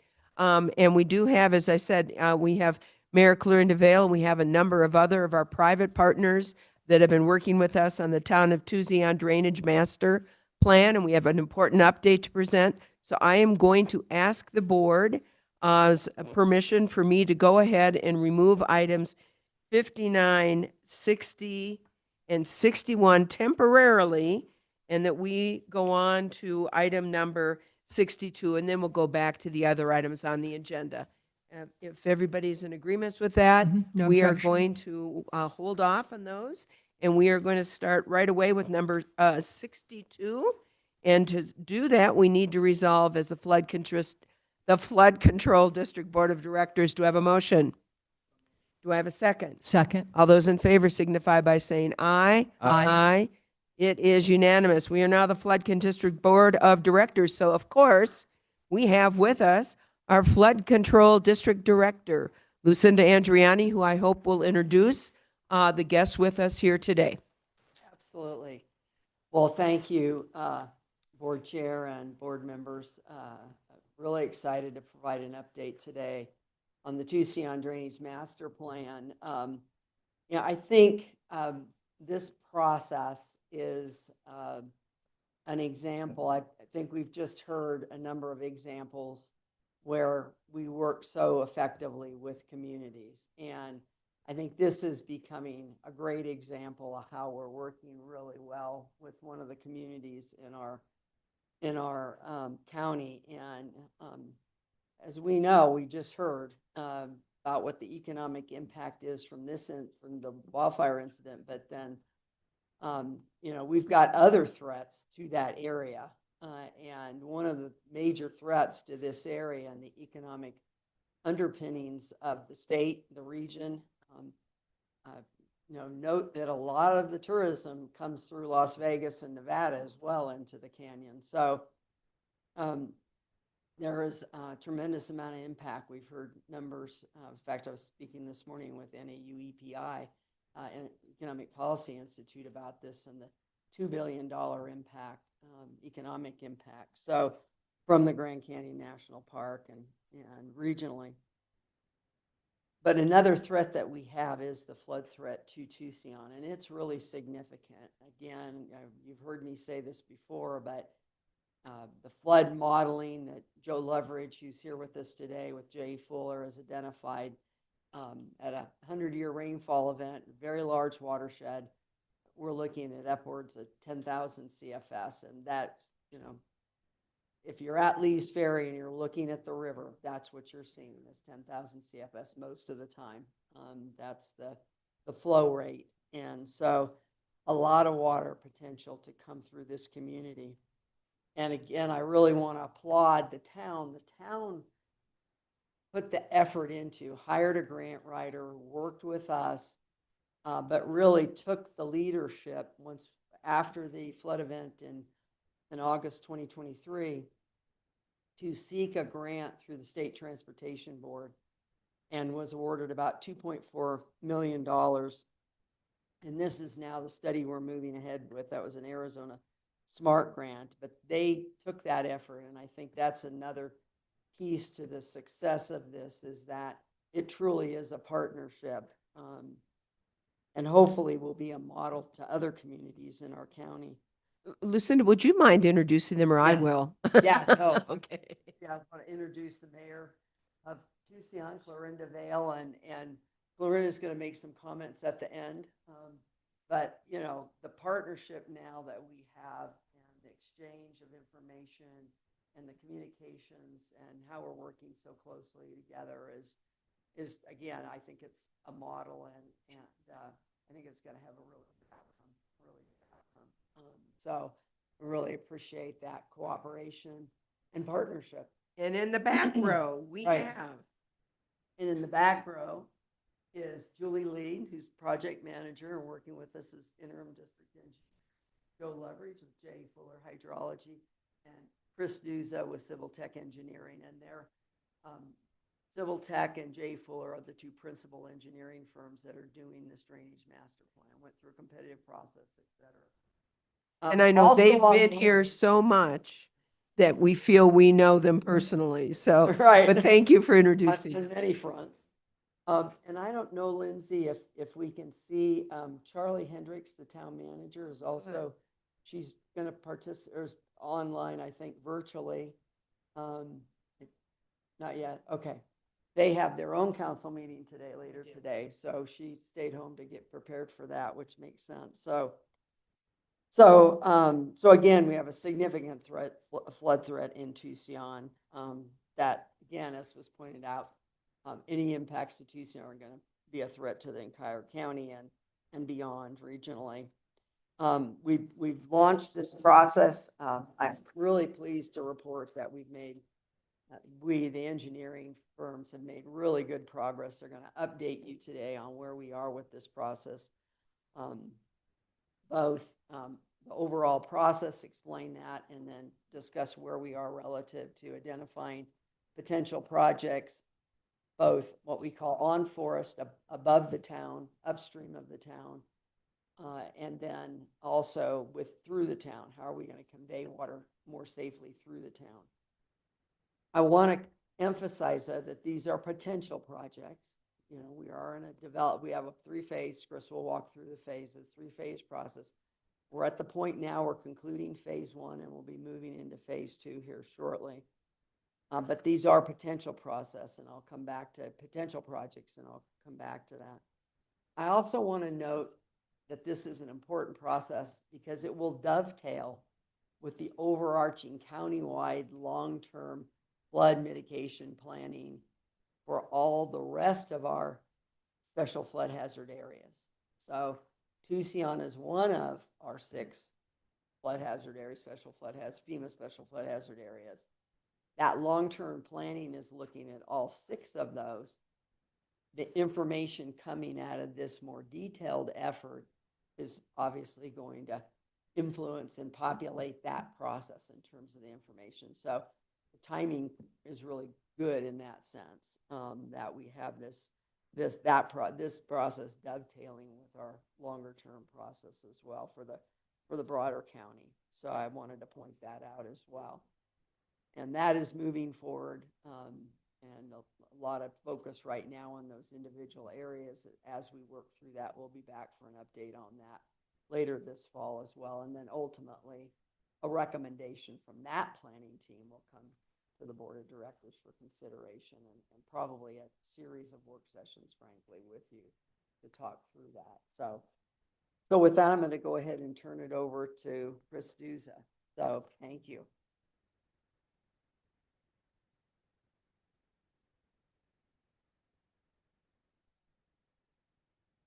Great.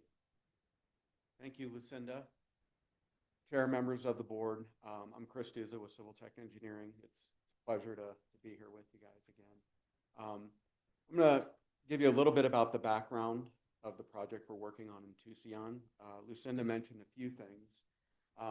It is being funded by an Arizona Smart Grant, the master study that we're doing right now that was secured by the town of Tucson. It's a multi-phased project that we're working on. Lucinda mentioned phase 1, and I'll walk us through the phases a little later in the presentation. But we're in the drainage master plan phase of it, which we're terming phase 1. The second phase is the DCR, or the design concept report, which is really the 30% design. And then the construction documents, or the CD phase, is where we go 60, 90, 100%, where we actually go to the final construction documents for the project itself. There's several watersheds that impact the town of Tucson. We're really focused on the 4 largest. The largest of those, by a long shot, is Coconino Wash, which has about 60 square mile drainage area where it comes into the town of Tucson. Based on our current modeling, which Joe's going to talk a little bit about, we're looking at upwards of 10,000 CFS. So it's very unlikely that we would be able to provide a level of flood risk reduction for that 100-year event, being 10,000 CFS. But we do want to provide a significant level. So we've been working through the process with the community and the stakeholders throughout the community. And we've got a lot of work done to date, and we're just about to wrap up that first phase of our project and move into that second phase. So a little bit about the goals of the project. Of course, you know, the obvious goal is we want to minimize the flood risk to the town of Tucson. Another goal is protecting critical infrastructure. Critical infrastructure are those facilities that are essential for the functioning of a community, things like hospitals, police stations, fire stations, points of access, the highway, wastewater treatment plant, water treatment plants, all those facilities that are essential for the functioning of a community, we term critical infrastructure. And you know, the main ones that we focus on in the town of Tucson is, of course, the wastewater treatment plant, the highway itself, and there's also a fire station there. A lot of the other things, such as schools and the medical facilities, are located within the national park itself. A big goal of the project, of course, is safety. You know, to enhance the safety of the people that live there, the businesses that operate there. As you're well aware of, people come from all over the world to come visit the Grand Canyon. So we want to enhance the safety of the people that come to visit Arizona and the Grand Canyon. And these solutions, or these infrastructure projects that we want to develop through the process, you know, they're going to be long-term, they're going to be sustainable, and it's going to be something that we want to do in collaboration with the stakeholders, the district, the town of Tucson. ADOT, of course, is a critical stakeholder, and all the members of the community. So I'll walk you through a little bit about the first phase of the project, which is the drainage master plan. This is the phase that we're finalizing right now, and it's really the phase where we do a lot of legwork in identifying potential alignments and potential solutions to some of these drainage issues. And really, there's 2 components. It's the on-forest measures, or the watershed measures, and then it's those measures that would be constructed within the town. This is a little bit different than the things associated with, like, the pipeline fire, because we're dealing with a much larger watershed, much larger watershed. So in this case, the watershed measures, or those measures that we'd like to do upstream of the town, are really critical in terms of the overall impact of flood mitigation towards the town. There's simply too much water by volume and too much water by peak flow to try to move that safely through town. So when we start looking at these various conceptual alternatives, you know, we're looking at many things when we determine what these alternatives may be. Of course, you know, one of the primary things is the reduction of the flood risk, right? That pretty much shapes a lot of the overall benefit of the project. You've heard the term no adverse impacts from the pipeline fires things. So we want to do the same things here, is we'll look at no adverse impacts So by virtue of what we're doing, we don't want to move water into places where it hasn't gone historically, and we don't want to have, you know, negative impacts to properties by virtue of what we're planning on doing. There's a lot of environmental and cultural concerns, you know, with this project, especially when we start looking outside of town into the national forest. You know, there'll be an extensive environmental and cultural process that we'll be working through later on in the project. And then, of course, you know, the constructability of these improvements and overall construction costs are things that we want to keep in mind as well. So moving forward with the finalization of this first phase is the selection of the preferred improvements. We've looked at a lot of different alternatives of what we can do outside of town in the forest, and we've looked at a lot of different things that we can do inside of the town. So now we narrow it down to what we'd really like to do, and then that's presented in a master drainage plan report, which will be forthcoming here. So now we're getting ready in the very short term to move into the DCR, which will be the phase 2. So we'll be coming back to you for phase 2 of the project, which is going to be the 30% design of the selected improvements. And that's where you're going to start seeing a lot of activity happening throughout the town. You're going to see a lot of field surveying happening. We'll be out locating a lot of the existing utilities throughout town. We'll be doing potholing out there. We'll be doing all of our geotechnical borings and analysis.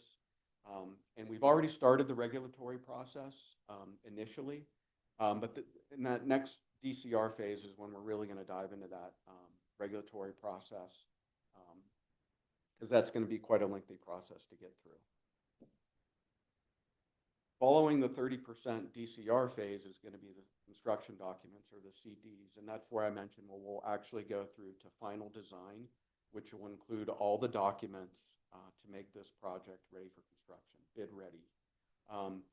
We want to get to the 100% design level of this project by September 2026. We want to hit that grant cycle to be able to pursue, and Lucinda will talk a little bit more about some of the grants that could be pursued for the construction of this project. But the farther along we are with the development of final construction documents, the more competitive we're going to be through the grant process. So with that, I'll let Joe talk a little bit about the watershed. All right, good afternoon, Chair and members of the board. I'm going to walk you through a few things related to the watershed and just establishing a little bit of background on existing flood conditions, which helps understand how you approach mitigation. Right, so there's a couple different, as Chris alluded to, the watershed is large. It extends out to Grandview Tower, out on the east end of the watershed, flows primarily through Coconino Wash. In the town of Tucson, you have a couple of different tributaries that are of concern. There's Long Jim tributary, which flows right past the Forest Service workstation up there, across the highway into the sanitary district. There's Middle Wash. It flows north into the very north end of town by Camper Village. Coconino Wash, the big one, it's coming in directly from the east. And then Water Tank tributary. If you've ever driven the 302 road out of Tucson, it's the one you cross over. So it's coming into the very southeast end of Tucson. So give you a little bit of background on this before I show you some of the results. The original FEMA flood maps were done back in the 80s. They weren't great. And I'll show you what that means in a little bit here. And so as we've stepped through this, we've tried to gain an understanding of what is the current flood condition, what is the current flood risk, how does that relate to the town, how does that relate to regulation and planning for mitigation within the watershed. So there's been a process that we've stepped through over the years trying to come to a conclusion about what that is. In this watershed, there's not a whole lot of calibration data that you can take a flood study and look back at and say, okay, we're in the right ballpark. There are some bits of anecdotal information but not a lot of calibration data. The August 22, 2023 event, however, provided us a lot of data. Through the damage it caused, which was terrible, us as engineers, we can then take that and say, okay, what can we learn from this? How does this help understand and how we move forward? So our study that was done to establish the base flood, that was the district then hired a third party to come in and do a validation study of that to make sure it's in the right ballpark. And that was completed by Atkins Reales this year. So what this looks like, the color ramp that you see on here are flood depths. These are the approximate flood depths for the 100-year event, your 1% chance event. And you see about 10,000 CFS that's coming into the town from Coconino Wash. Not all of these washes have the same peak timing. So one of the washes could peak before the next one does. You could have kind of a flood wave come through one and independently from another. So there's some dynamics to consider there. And really, water spreads wide in Tucson. It's a flat valley, it'll spread wide. We step back now and we look at the August 22, 2023 event. What happened there, to just give you a little bit of background, is a cell went right over the mid portion of the watershed. This is a radar data that shows rainfall depths over that storm event. So if you see the kind of blues on the outside, that's very light rain, to the red on the middle, that's showing your highest depth of rainfall. And so with that storm, there was a little portion of 100-year rainfall intensity. But if you average that out over the watershed, it's more like a 10 to 25-year event, like a 4 to 10% chance event of happening. What that looked like as we stepped down through the town, and this is drone footage captured by Coconino County, is you can some landmarks you can see. So the water coming in from Coconino Wash in the back right of this picture, that's Coconino Wash feeding in. These other tributaries were really dry, like Long Jim had a little bit of water flowing past the Forest Service office, but none that actually got down to Coconino Wash. Same with Middle and Water Tank; they were both dry. So you can see some points of reference with Highway 64 and Camper Village. So looking upstream towards the highway, right? You can see what I was talking about. The water spreads wide, generally shallow, over the width of the valley that Tucson is built in. We turn and we look further downstream. RP Drive, completely inundated. It's a lake effect, basically, through that end of town. Sanitary districts way in the back of the picture here. Get a little bit further down. These apartments just right upstream along Jim Loop. You most likely saw some pictures of that where the water inundation was pretty high on the garage doors. And so that's your walk down through what happened during that event. If I can, if you wouldn't mind, and I know as most of the supervisors were here during that, except Supervisor Ontiveros, but I think it's important to note, highways, for example, the highway is the main highway to the south entrance of Grand Canyon. And what ended up happening because of this is the kids were all in school on the South Rim, and they lived in Tucson. And because of Highway 64 having been flooded, the kids actually had to, well, they actually had a party at the school is what they had, but they actually had a shelter in place. And of course, any transportation or travel to south rim of the Grand Canyon from anywhere from outside of Tucson on, of course, was completely stopped. And I think the second thing to remember on this, for those of us that saw the pictures and were on the board and when this event occurred, this is a 10-year event. And, so it wasn't a particularly large rain event that caused this kinds of flooding. So I think that's important as you proceed. So sorry, but thought it was good to underscore that. Thank you. That's great. Yeah, that's when you take this data back into our modeling, you equate it out to what that event actually looks like. It is just like Supervisor Horstman said, it's about a 10-year event. So not a huge event as far as what you could really get from this watershed. So this picture you're looking at now, it kind of equates by showing you what those existing floodplains look like in relation to what happened. So the color ramp you see in the middle, that's really what happened during that August flood event, and the FEMA floodplain does not at all mimic that. And so it's a parallel issue, not necessarily tied in completely with the drainage master plan, but being handled and being studied in the same vein. So what the level of flood risk, we really need to understand that it's largely driven by volumes and flow rates that are coming out of the watershed. Not just your peak flow rate, but how much volume of water actually comes out of the watershed. And so mitigating that is, or lessening the amount of water that's going to hit Tucson is really driven by what you can do on forest through stormwater storage. What we've looked at are topographically, what are areas that are physically feasible to store water within the watershed. And this isn't store water as in a retention basin or a lined, lake.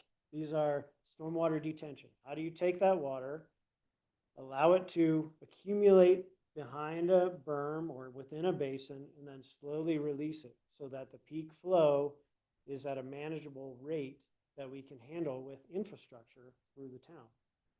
So we've looked at different locations up through the watershed, and you can see we have locations on Long Gym, Middle Wash, and Water Tank, and then all up along Coconino Wash. And we're evaluating and we're studying, where do you get the most attenuation? Where do you get the biggest reduction in stormwater runoff through the town? And we're kind of in that iterative process right now. Another thing we've also looked at, because it's been talked about, is right downstream of 10X, right off Road 302, there's an area in which the water, it's like a natural low point, natural low finger of the valley, where water will flow into it, and it takes a lot of volume to actually fill it up and allow water to keep going down Coconino Wash. There's been some anecdotal information that maybe that was a diversion over to Rain Tank Wash, which is south of Coconino Wash. So we've gone through the assessment of, okay, what's really going on there? Fact is, it's not a diversion. It's topographically disconnected from the next wash to the south of it. But what would happen if you engineered a channel and diverted all the water to the south around the town of Tucson? And what this would look like would be cutting a large channel, 20 to 30 feet deep, through the ridge line to the south to divert it all to Rain Tank Wash. And this, the heart of why we're looking at this is we're really trying to explore every possible alternative to mitigating flood risk. So we wanted to turn this stone over. What we found, though, is that this is not something we recommend. And the reason, there's a whole slew of reasons why we don't recommend it, from environmental concerns to water rights, tribal water rights, it's national monument, FAA concerns around the airport, litigation potential for that, and unlikely to secure funding for a project like this. And so what we wanted to do is to bring it up and let you know that this is not something we're moving forward with or recommending going forward. So with that, I'm going to turn it back over to Chris to talk through the town. Okay, a little bit. So Joe walked you through some of the potential sites that we're looking at out on the forest. So The level of mitigation, you know, as we've said, that can be provided through town is largely dependent on what we can do on the forest. We want to hold as much of that water back out on the forest, slowly release it back through town, because the reality is we can only fit so much infrastructure, you know, within the developed town. There's constraints there in terms of utilities, topographic constraints there. So we're only going to be able to fit improvements, you know, through the town that are going to be so large. Okay. So overall, we looked at 22 different conceptual alternatives. There was really 11 alignments, and there's 2 variations of those, but it really developed into 22 different ones. And those were combinations of concrete channels and box culverts and storm drain pipes. Okay. So this is kind of a mess that shows. One moment, Chris. Supervisor Ontiveros. And I hate to interrupt, and I apologize for that, but I feel my question might be relevant at the time, because you're talking about upstream mitigation on Forest Service land, right? Have you guys been in communication with the Forest Service? Like, is that even an option to start there before we even get into town? Yes. Yes, we've met with, we had a kickoff meeting with Nicole Branton, the forest supervisor, as well as Deborah Millay, who's the district ranger for this area. And interestingly, Deborah is a professional engineer by training, which is great, frankly. And we've gone through, in fact, we've done a couple of 2 now meetings with them, but we're also working individually with their NEPA manager, as well as working with, they have a person out of the regional office, that's their dam that looks at larger water impoundments on Forest Service property. We've been working with him, and also working with ADWR, Arizona Department of Water Resources, because some of the facilities that Joe, that they identified will likely be classed as dams in both the ADWR system and the Forest Service system. So those have to meet specific requirements, of course. And so we've already started all those conversations, and we've been working really well with them. They've been very responsive, very supportive of working with us. You know, it's going to be a pretty big process with them, particularly the Forest Service, but they've been very cooperative to date, and I'll say supportive in providing information and making sure that we're working together to move through the evaluation process. Okay, and the reason I asked that question, I think this might be the first time seriously that I've heard where the Forest Service is willing to allow their property to be used for these purposes, because previously I've been told that isn't even an option. It's going to be a challenging process. And I think what we want to look at, and here again, the partnership, one, we're very fortunate that we have a very good relationship with them. We've worked with Forest for many, many years. Pits, starting with pit locations, I mean, road maintenance, all kinds of efforts over the years. So one, we have a really good relationship. Then more recently, in the last 5-6 years, we've been very involved, as you know, with the forest restoration, and we've invested a lot of money there. So I think, you know, we've got an opportunity. I will also add, and this is important, is that some of the more recent changes relative to the NEPA process have provided more flexibility for consideration of infrastructure on forest now in support of communities. And there actually have added more opportunities for categorical exemptions. So rather than having to go through like a full-blown NEPA process, either do an EA or even a CE, categorical exclusion. So, and they've brought that to our attention. They've said, you know, these projects are actually in line with that philosophy of making sure that the forest is in a position potentially to support like public safety projects. I won't say that extends to other types of development, but I think when it comes to public safety and those kinds of things, we've also had tremendous support with Coconino National Forest for all the measures out, you know, north of town and for Schultz Creek as well. lot of support there. But we've always been very conscious that detention, retention is a different dynamic. But however, these measures may well dovetail very well with recreational opportunities as well. And I think one of the things the forest knows and the park knows is that with 5 million people coming to the Grand Canyon, people are looking for more to do in the area, right? They're looking for opportunities to have more of an experience of this area. And so how does this dovetail into those experiences? Places for people to hike, places for people to potentially go fishing, you know, see wildlife. You have water, you have wildlife. And so I think there's an opportunity, and the town's been working very closely with the Forest Service on like a trails program and a number of other amenities on this side of town to try to provide people with more opportunities.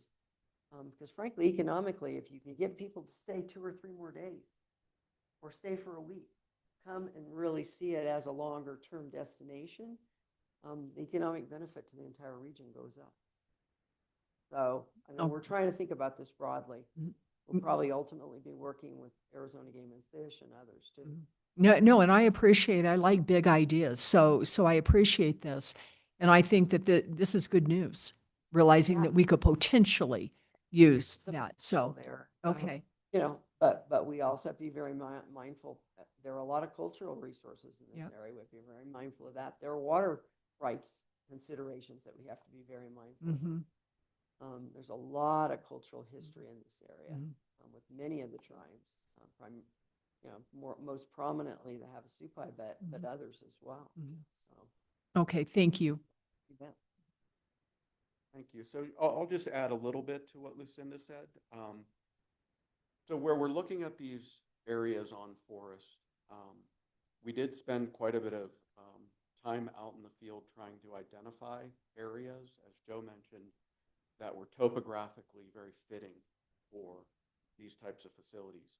So if you think of it in terms of, you know, the volume of runoff, maybe, you know, thousands and thousands of acre feet, where we would be looking to put these facilities is not necessarily digging a hole that can hold 400 or 500 acre feet of water.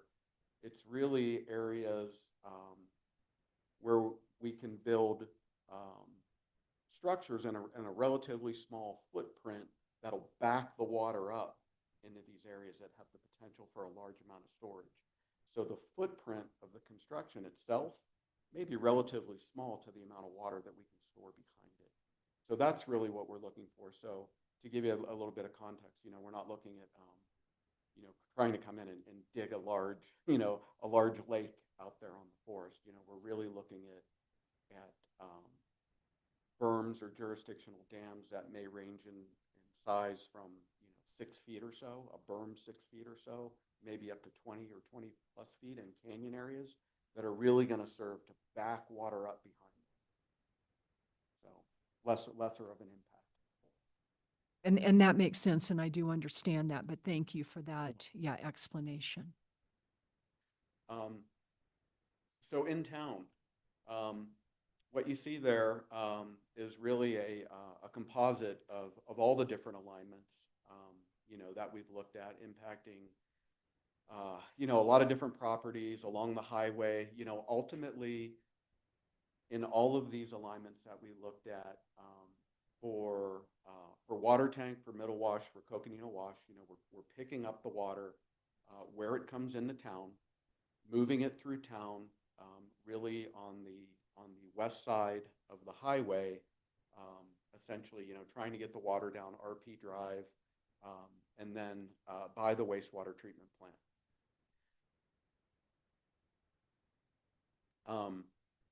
So a little bit when we're looking at these alternatives and we're trying to decide, you know, which is the best alternative or the preferred alternative.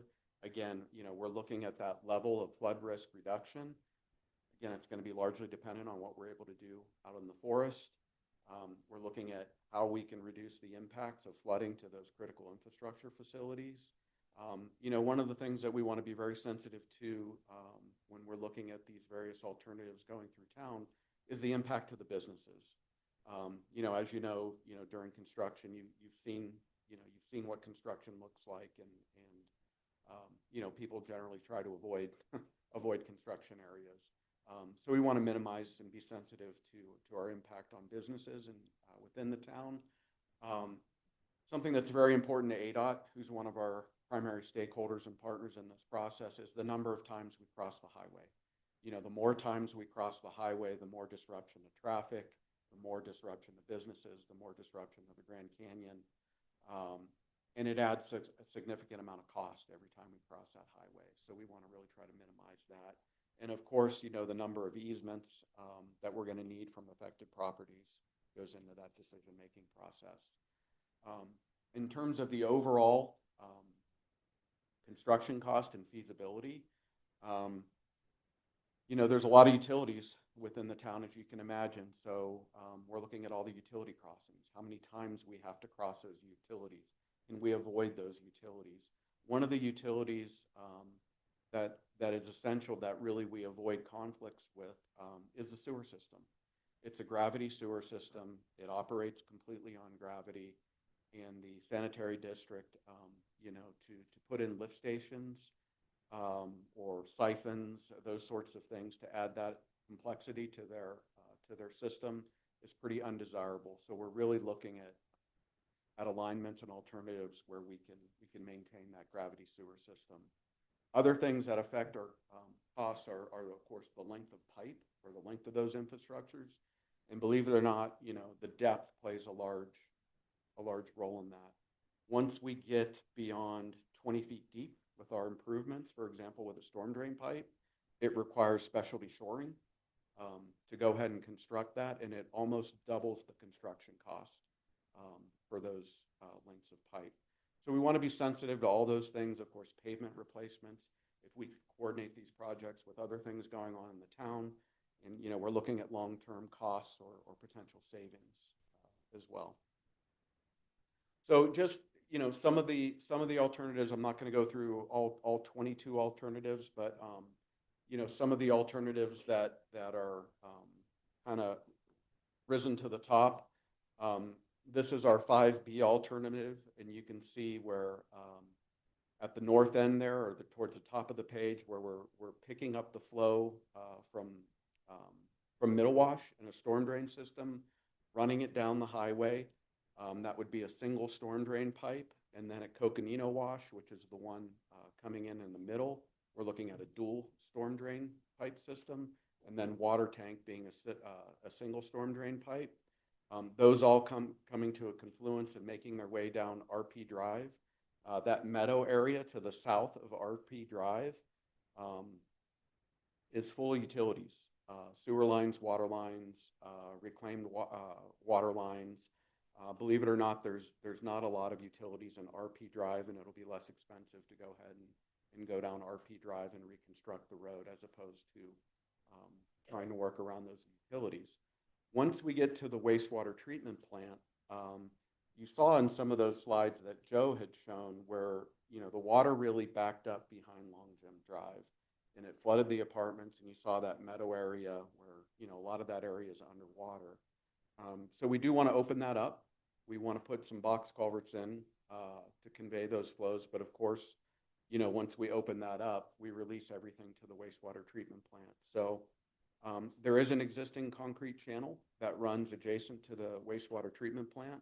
It's in decent condition. It's not in great condition, but as part of our overall project improvements, we would recommend reconstructing that channel. And we believe if we're able to do the measures that we'd like to do on Forest in combination with our storm drain improvements and this concrete channel, we hope to be able to provide a 100-year level of mitigation or flood reduction at the wastewater treatment plant, which honestly, I didn't think we'd be able to achieve that.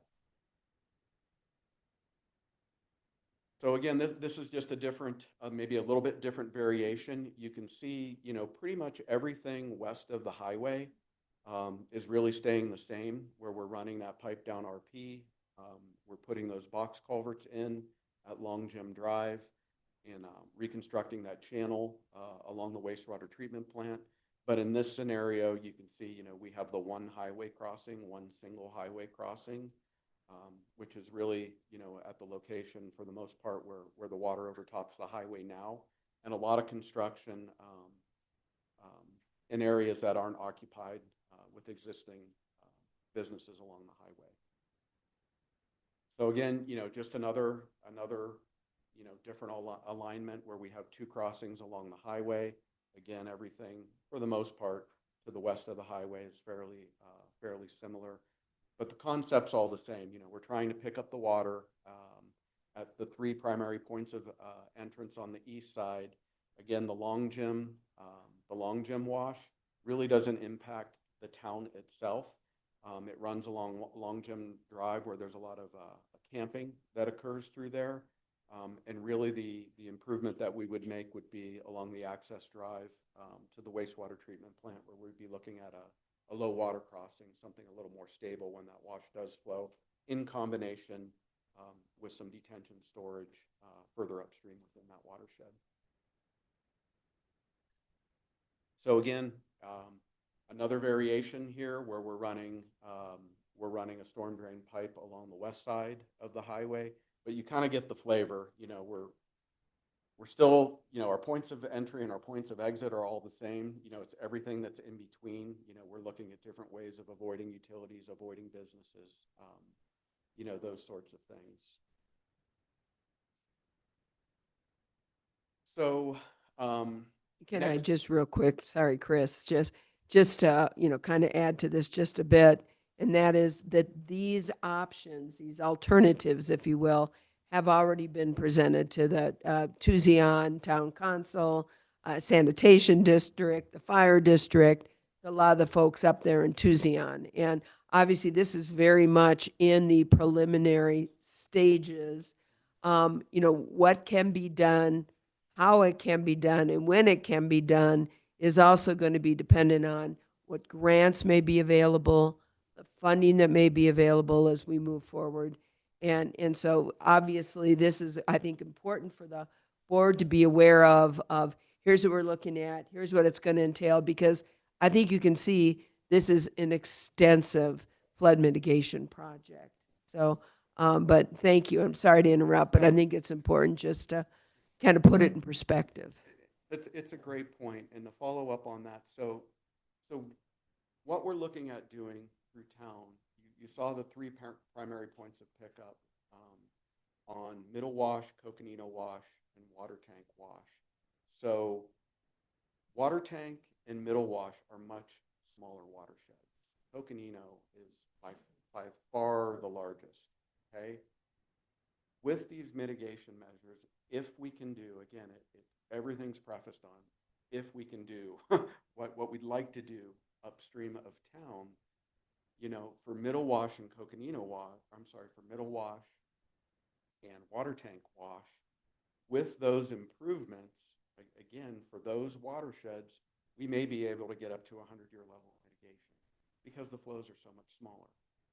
And it's Coconino Wash where we're really, the whole system through town is really limited to 800 to 1,000 CFS compared to 10,000 CFS, that's coming down Coconino, which is why we really have to hold the water back there.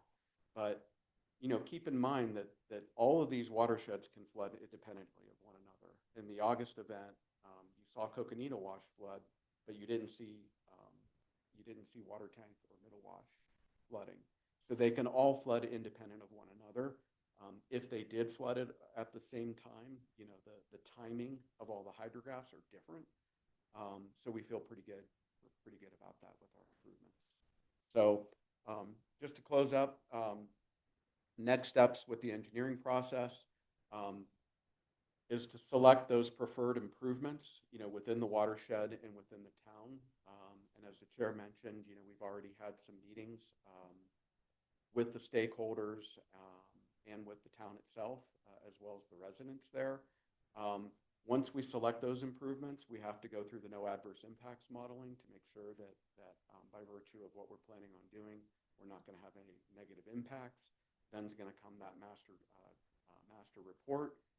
The permitting process is going to be very extensive. As Lucinda mentioned, we've already started the process with the Forest Service. We've already started the process with the Department of Water Resources in terms of, these facilities likely will be jurisdictional out on the forest, so DWR would be involved.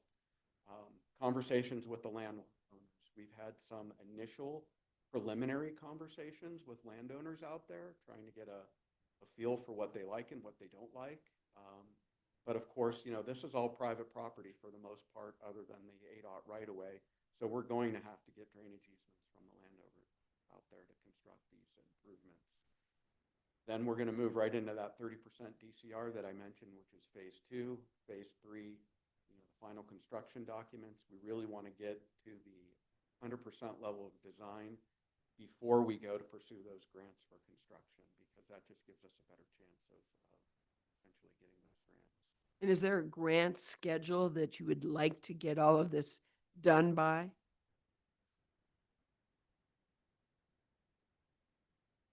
Yes, there is.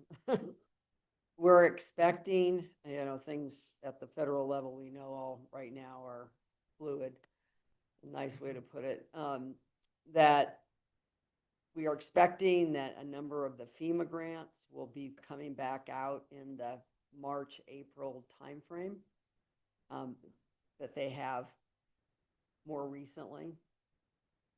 There was an effort within the recent appropriations bill that was approved, and to resurrect, and we need to get more, something I need to work with Eric on, is to get more clarity about the FEMA related grants. There had been a decision to eliminate BRIC. There's been a tremendous response nationally about, we need some form of pre-disaster funding system in this country, and that was the primary. Frankly, I don't think anybody cares what we call it, but we need those type of resources available to communities. And so I know that Congress did identify that as some funding for that and so forth. So we need to get a better handle on where is that going. But we would expect that those would come out spring of 26. Then the key one, the grant requires that that the town apply for a transportation-related grant by September 2026. So we need to apply into Department of Transportation for the various grants that are there as well. Infra, Protect, any of the grants that, and again, they may be renamed or whatever, but go after those grants as well. The other piece to this is with the wastewater treatment plant, there may be some opportunities through EPA grants and or state level grants relative to that.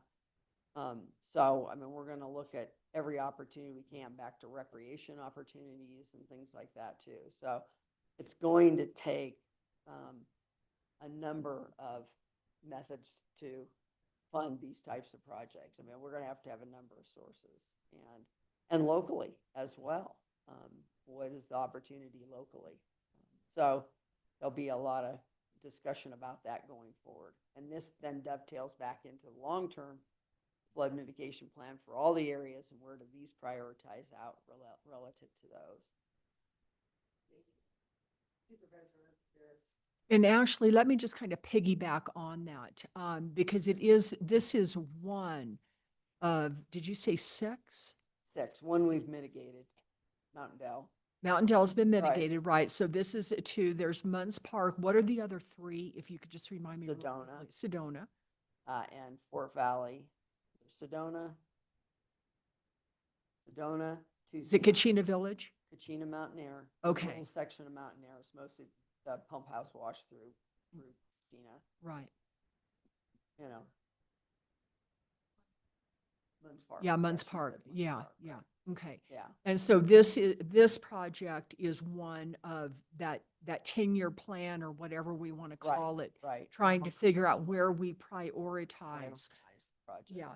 Right. Those projects out. And I think our thinking is that one of the next sessions we want to do relative to that process is some of the background information you just heard about Tucson.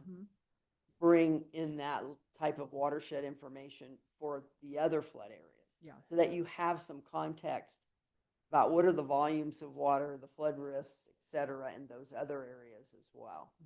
Yeah. Because now you're starting to get a feel for this area, get a feel for the others. Right. Obviously, before we start then bringing forward more information about the prioritization. Right, and actually that kind of underscores the point I was making about the Forest Service property being able Right. to use that. Because I had always thought really before today that that was an off limits kind of a situation. But I think that we have to be very realistic about what we might be potentially able to do in different areas too, right? And what is that level of flood threat that really commands or demands an impact to the forest, right? So I don't think they'll be able to happen everywhere, but I think there are some opportunities, right, for us to work through that. And yeah, so I mean, the good thing is that the work that we're doing there may now create, I'll say, a model, so to speak, right, and a methodology for us to go through that type of process with the Forest Service. Right, and not to go into it here because I don't want to get off topic, but I have to assume that there are costs associated with projects on the Forest Service as well. So those would be costs that we also have to consider. Oh, all the projects. Yeah.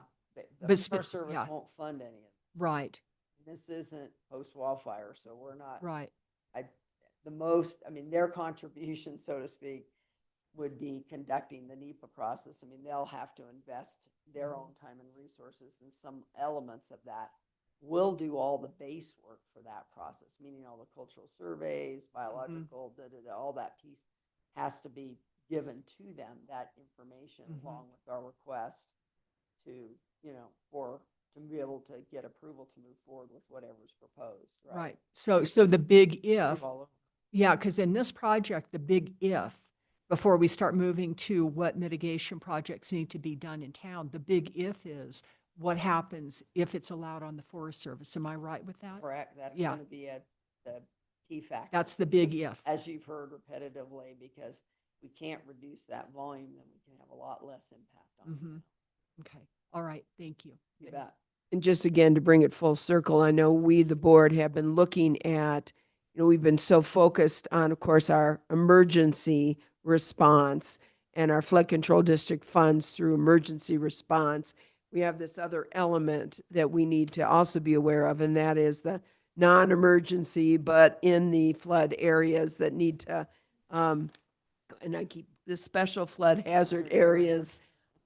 We want to make sure that we prioritize those. And I know one of the things, the priority has been older, and I know you're updating those to bring back here to the board. And I think taking a look at some of these special flood hazard areas and seeing what the needs are will help us with those priorities. Yeah, absolutely.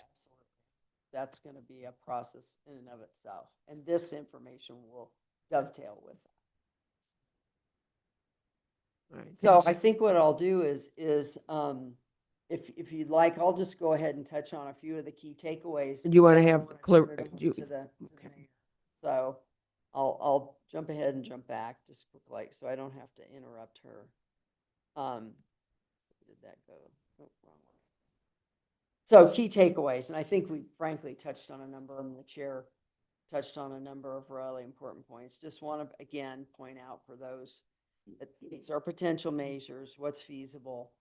We are now very, very, very soon be making a decision in terms of what are we going to recommend that moves forward for that more detailed engineering, right? Moving into the DCR process.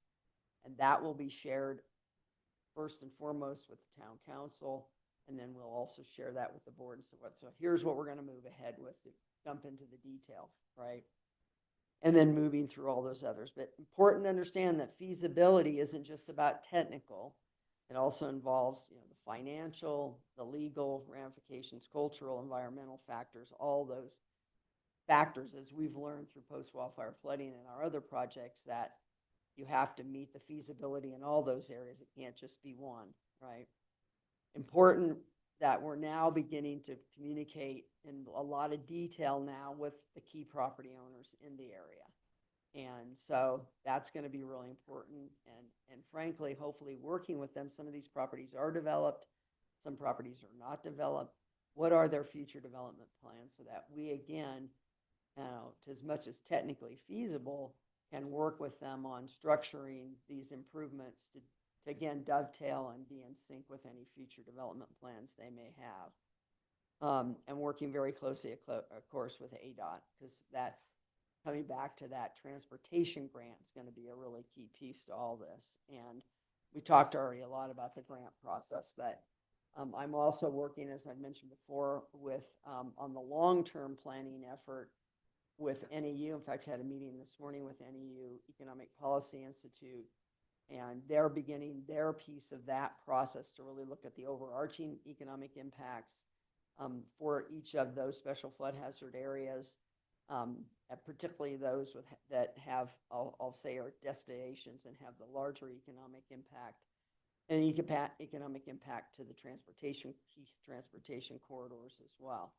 They will also, my intent is to have them, once you all decide what are the priorities, they will also work with us, as they did on the Protect Grant for Highway 89, on drilling down and getting more detail on economic impacts so that we have really strong BCAs for the benefit cost analysis for those individual projects that you prioritize coming out of the long-term plan.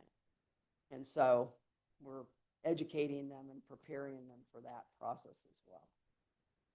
So with that, I'll go ahead and turn it over to the mayor. Just before, it looks like Supervisor Begay has a question. Sure.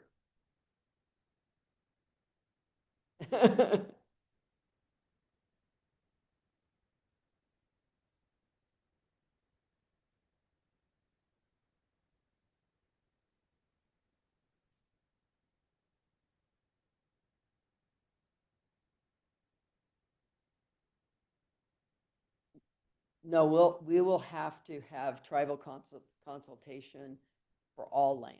If it may or may, it won't happen necessarily at this stage, but likely it will be incorporated in, because anytime you use federal funding, you'll need to have tribal consultation. The grant will require that. So the more environmental information that we gather and evaluate and have evaluated now, the further along we'll be in that process. Again, the more competitive we are for grants. Obviously, for the NEPA process on forest, it's fun. That's a fundamental component. That cultural element, and so yeah, no, it's a really big part of the next step. Absolutely, and they've been great about providing us with historical surveys and other things that they've done. So. Okay, great. Welcome, Mayor. It's great to have you with us. Thank you so much. It's an honor to be here. So thank you so much, Board of Supervisors and Chair Horstman. I guess I'd just start with saying that for those of you who don't know, Tusayan was homesteaded by a man named George Reed in 1919. And he built it. He chose a valley because he was a farmer from Nebraska or something like that.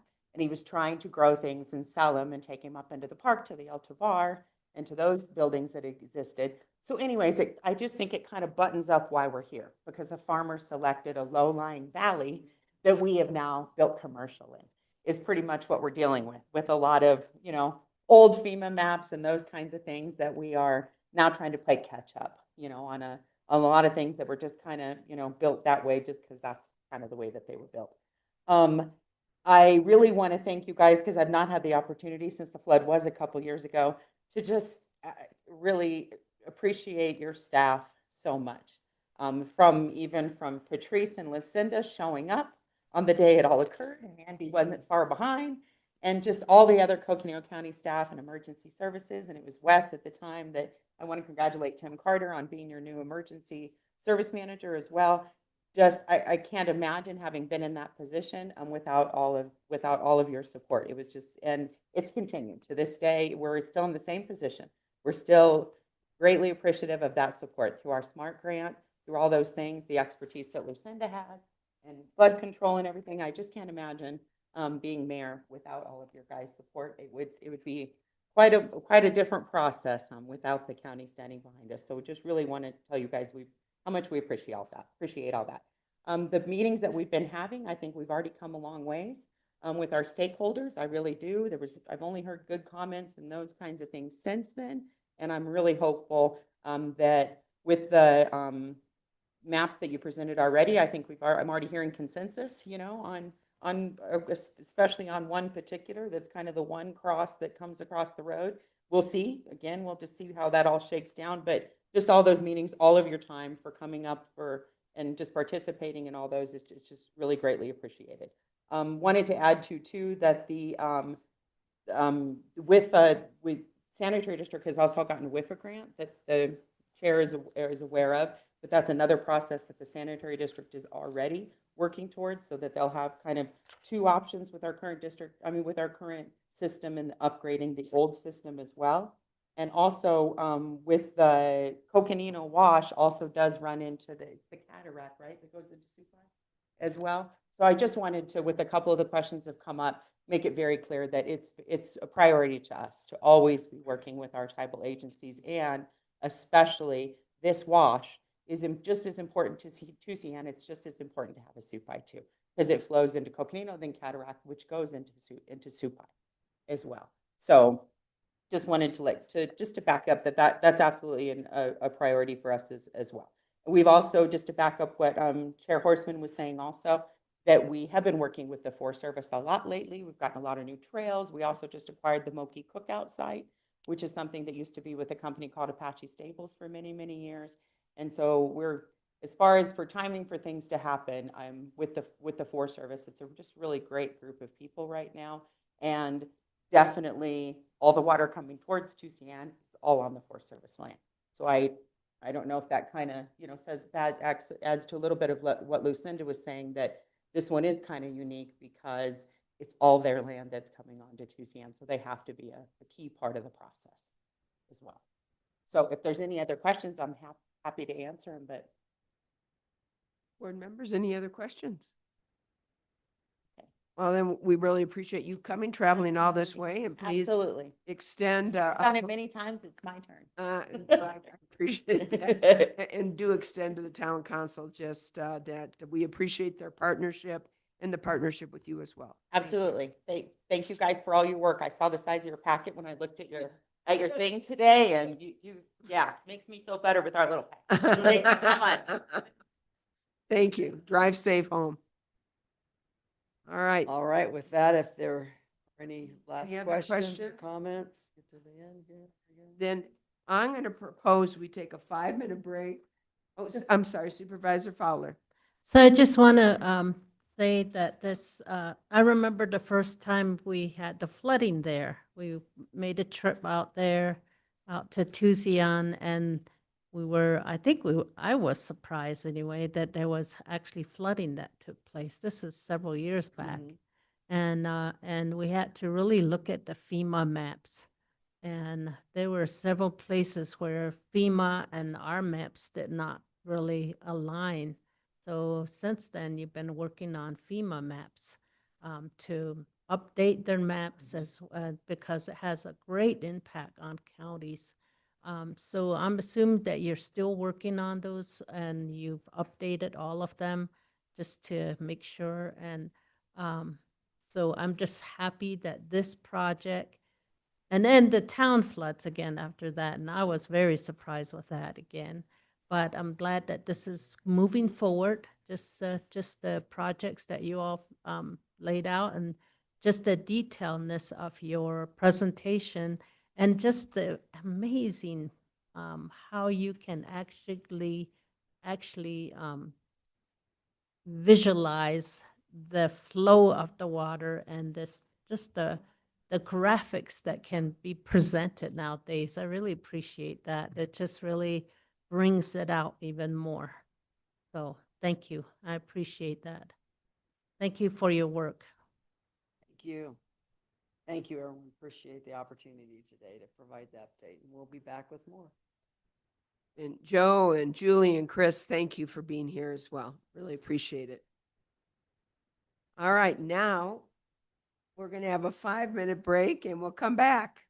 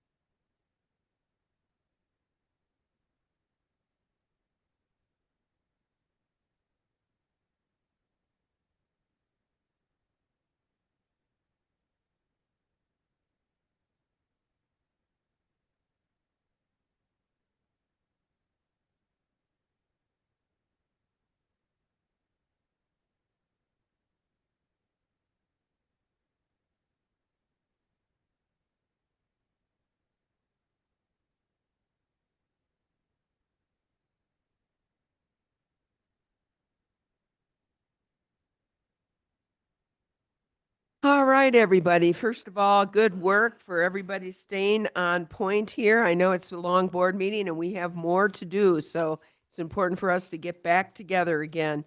Now, we need to go and regroup as the Board of Supervisors, because right now, we're the Flood Control District Board of Directors. So do I have a motion?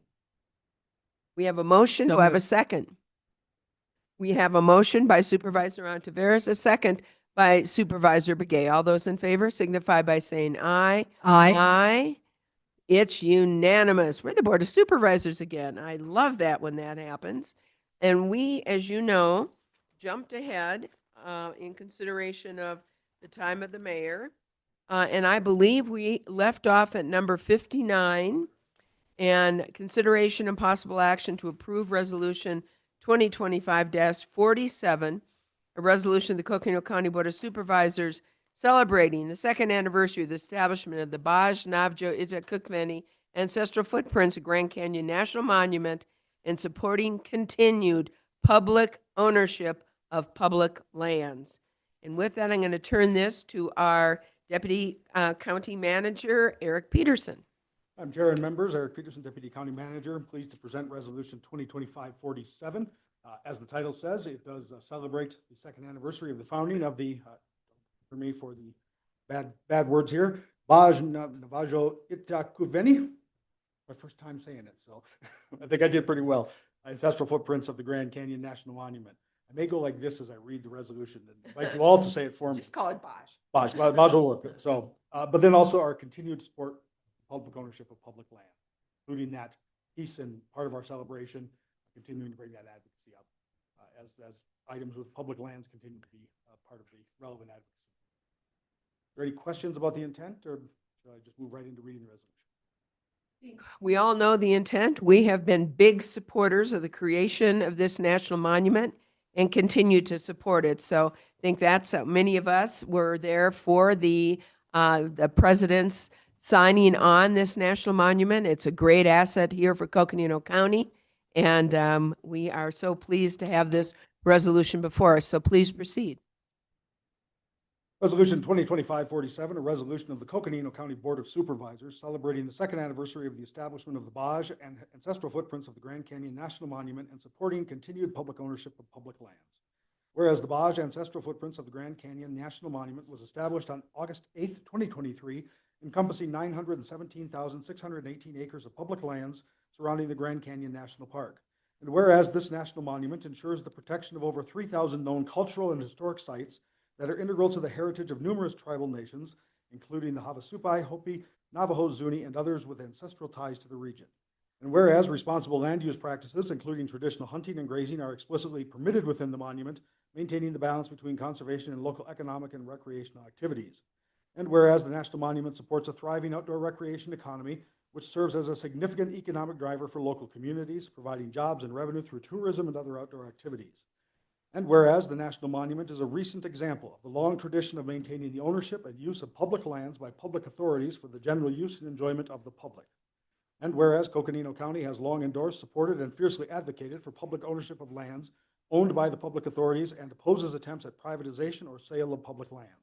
Now, therefore, be it resolved that the Board of Supervisors of Coconino County celebrates the second anniversary of the establishment of the Baj ancestral footprints of the Grand Canyon National Monument, and be it further resolved that the Board of Supervisors of Coconino County opposes any attempts to revoke, rescind, or undermine the designation of this national monument, recognizing its critical role in preserving Coconino County's heritage, water resources, and outdoor recreation economy, and be it further resolved that the Board of Supervisors of Coconino County reaffirms this county's opposition to sale or privatization of public lands owned by public authorities and continues its support of a policy of public lands in public hands.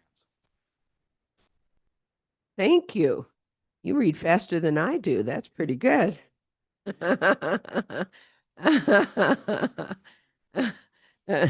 Supervisor Vasquez, I'm going to turn this to you first. Yes. Thank you for that resolution reading. I was pretty impressed. I thought I was at an auction. No, I just wanted to mention that I think it's really important that we are commemorating the 2-year anniversary of the Baj Navjo Itakukveni National Monument. It is something that has been really important to our county. I know that there were several of us that were there 2 years ago, and it felt like a celebration as a way to protect that sacred land from uranium mining and other type threats. Even though that monument went through, do have to remind folks that there are 500 mine claims that are still grandfathered in that could potentially start mining. And we currently do have mining happening at one of the mines there. And so we must be vigilant. We must be watching what's going on. We must be making sure that our communities are safe, that the water sources and Havasupai are safe, because it is the sole source, water source, the aquifer there, that would be impacted from this mining that impacts the Havasupai. And so while this is a celebration and we're pleased with the fact that we have 2 years with this monument, we also need to remember that it is still in danger, still threatened. And this land, besides being the entryway to the Grand Canyon, besides being a cultural heritage spot for so many of our indigenous tribes in the area, it is also a huge economic driver. And our economy is an outdoor recreation economy. And this national park is part of that, or monument, excuse me, is part of that outdoor recreational economy. And so just want to recognize that, put that out there for folks to remind us that while it's a great thing to have the monument and we don't want to rescind it, there are still threats to that land and we need to stay vigilant. Thank you. Thank you. Any other comments? I got my hat brought down for me so I can. There's the hat. And I appreciate this, this resolution and just reiterating again our appreciation for a monument that really does work with the local communities. It allows hunting, it allows the ranching, it allows all the activities that has been there, hiking, camping, and historical use of the monument. And it's very important that we understand that, and that, you know, recognizing sites that are really of importance to tribes where their Aboriginal lands, the traditional use of those lands are really important. And really, this is what that does. And we could have all of America as a sacred site, but we don't.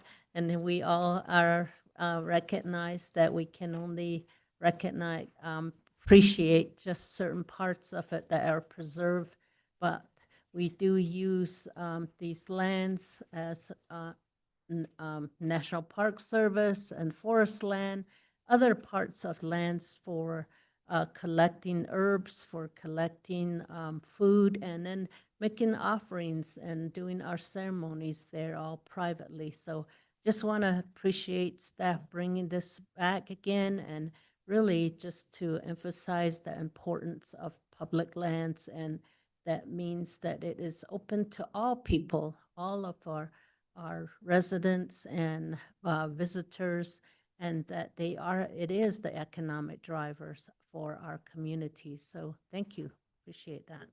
Thank you, Supervisor Fowler. And I think you brought up a very good point that I think gets lost sometimes when we talk about the Baj, and that is that the land was all public land to begin with. So the national monument area was already public land in public hands.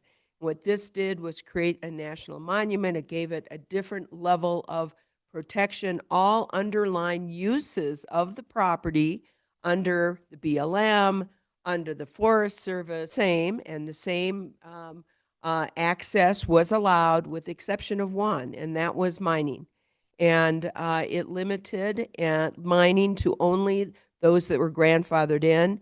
And as Supervisor Vasquez said, it's still there are still 500 to 600 mining claims that have been grandfathered in this area. And, you know, we have to remain vigilant and do what we can to protect the beauty of our public lands. It surrounds Grand Canyon National Park, in one of the natural wonders of the world, and it provides certainly additional protections for our national park as well. So any private lands that private lands are not part of the national monument. However, access to these private lands is still allowed through the national monument. So it really was just a reorganization and providing additional protection to the public lands that were already there. So thank you. And any other comments? Supervisor Begay. Yeah, I think my colleagues have really summed it up, but one area that I want to really stress is that, it brings in the economic tourism and also jobs to the area and allows us to really go through and use what we use the land for. We can want to continue to do that, and we don't want to give it up, and we just want to make sure that we protect this because it's something that we were part of, and we know the reason why we got this going, as far as getting it the Baja something, I don't know how to say that now. But anyway, so I think it's a real good a real attempt that has been done, and we just need to secure it and let it be safe with it and ensure that it's safe to also. Thank you. Thank you. Any other comments? All right. Seeing none, did we have a motion? I don't think so. That's why I like to do the motions first. All right. I would love to entertain a motion. Supervisor Vasquez. So moved. Do I have a second? Second. Oh, no, you, what? He's second, he's third, he's fourth. And we have a second by Supervisor Begay. All those in favor, please signify by saying aye. Aye. Aye. Any opposed? It is unanimous. Thank you so much for bringing this forward. All right, we are moving along. Next, we have consideration and possible action to approve Resolution 2025-39, amending the Coconino County Personnel Policy Revisions to Manual 2.3 Compensation pursuant to ARS 38-431.03A3. The board may enter into executive session. Members of the board, we can, if you have any legal questions or matters pertaining to what is going to be presented here, we do not need to enter into executive session. So I'm going to leave this to you. If you would like, we can go ahead and proceed with HR. And then as we proceed, if for some reason you do have questions and you feel that we need to do it outside of just asking our deputy county attorney here in public meeting, we can go ahead and go into executive session. I personally think we can probably proceed in open public meeting, but it's up to you all. I wish to proceed. Thank you, Supervisor Begay. Anybody else? Any objection? Then let's go ahead. So Erica Philpott, our Deputy County Manager, is with us to start us off. Thank you, Madam Chair, members of the board, and I want to thank Human Resources for bringing Personnel Policy 2.3 forward for your consideration today. Personnel policies provide a foundation for consistent business practices, provide a framework for decision-making, maintain organizational culture, and ensure compliance with federal, state, and local law. Human Resources is committed to maintaining these important documents as one of the many ways in which the department supports employees. And HR Director Krista Cidio is here to answer any questions and to read Resolution 2025-39, which is how we approve all of our personnel policies.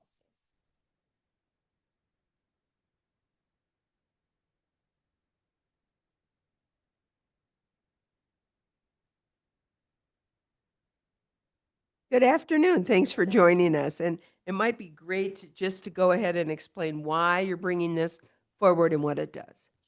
Thanks. So bringing this forward again, this policy was adopted in June of 2025.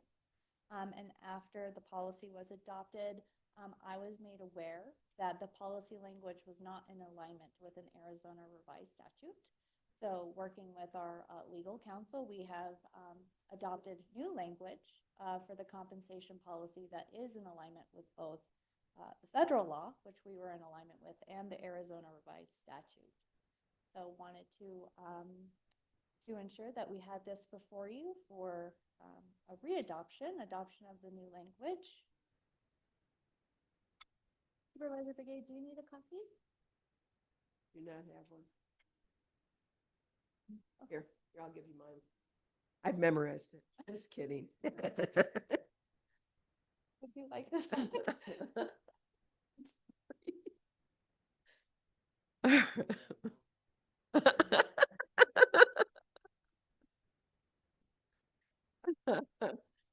Okay.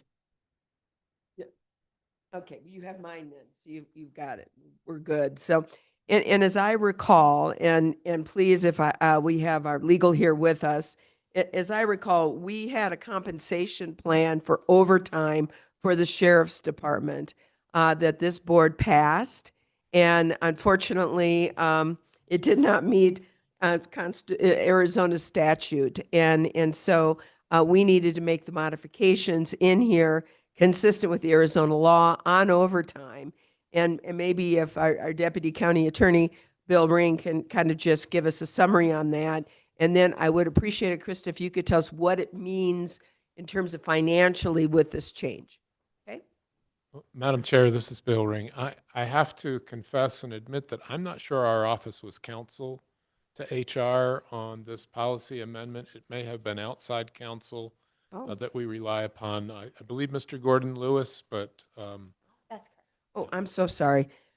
Okay, so as I understand it, what this did is, all this does is bring into line, I think if you go into greater depth on what we're doing here, because as I understand it, we basically were not putting a 40-hour overtime, or overtime was defined as something greater than 40 hours. And the statute requires that the sheriff's department do receive overtime once they have hit 40 hours. So our original compensation plan was deemed not consistent with Arizona law. What this compensation plan does is it does follow Arizona law, and our sheriff's department will in fact receive overtime for any work over a 40-hour work week, which is the normal definition for overtime. I do understand that because of that, there is one other change, and that is in a definition of how overtime is accumulated. In the past, overtime, correct me if I'm wrong here. You're doing great. Thank you. And if overtime in the past was it was allowed utilizing vacation time and leave time. And so that was allowed to be added towards their 40 hours if they were taking vacation time or if they were taking leave during that 40-hour week. That's been changed. So they actually have to be working their 40 hours. And since that is the case, that does create a savings to us because there were a number of people that were, quite frankly, dipping into both overtime as well as utilizing their leave to accumulate overtime. Correct? All right. Yes, you did memorize the policy, Chair Horseman. Thank you. Yes. Yes. You have it. Chair Horseman, if I may just clarify one thing, because that was all correct. The policy prior to the June adoption was compliant with state law. And so when the mistake was found that that June policy did not comply with state law, we did not alter from our process prior to that date. So no one has been paid incorrectly.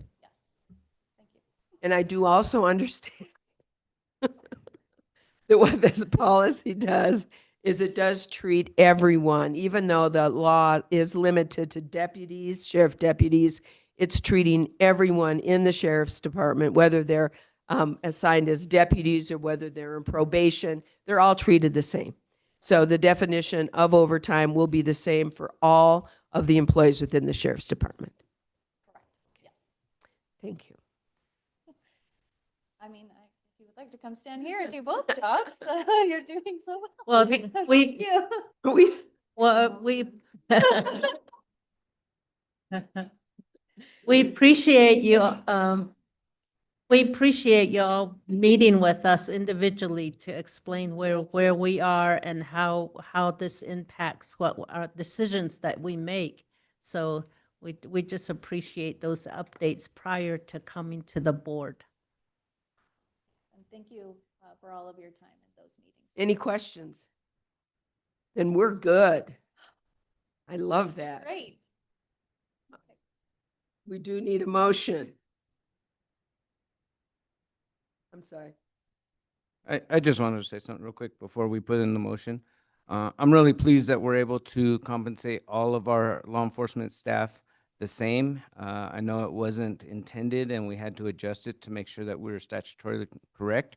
But I think it's a good thing that we're able to spread it across everybody so we don't have different groups of law enforcement being paid differently in overtime. I think consistency across the board is important, and so I'm really pleased that we're able to come to this policy this way.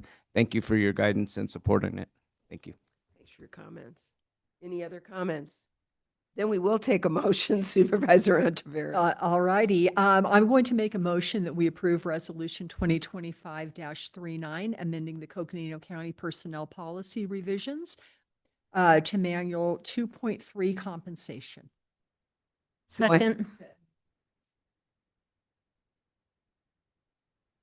Aye.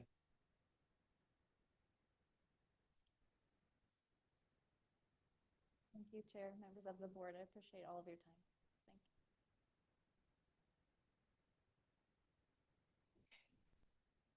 Thank you. We are moving on, and believe it or not, we have a public hearing in the party district, District 3.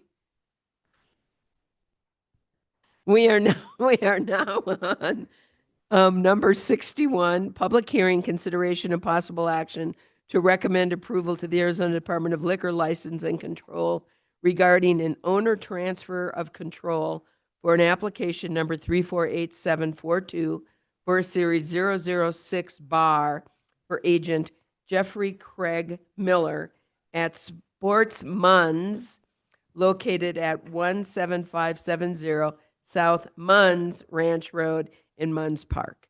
And with this, listen, we're all a little crazy here this afternoon. There it was. All right, with that, we are very lucky that we have our rather sober clerk of the board with us. So please lead us through this. Thank you, Chair Horseman and Supervisors. So our office received this liquor license application from the state, looking to the board to make a recommendation to the state on this application. It's for a Series 6 bar application. And again, it's at 17570 South Munns Ranch Road in Munns Park. And the name of it is Sports Munns.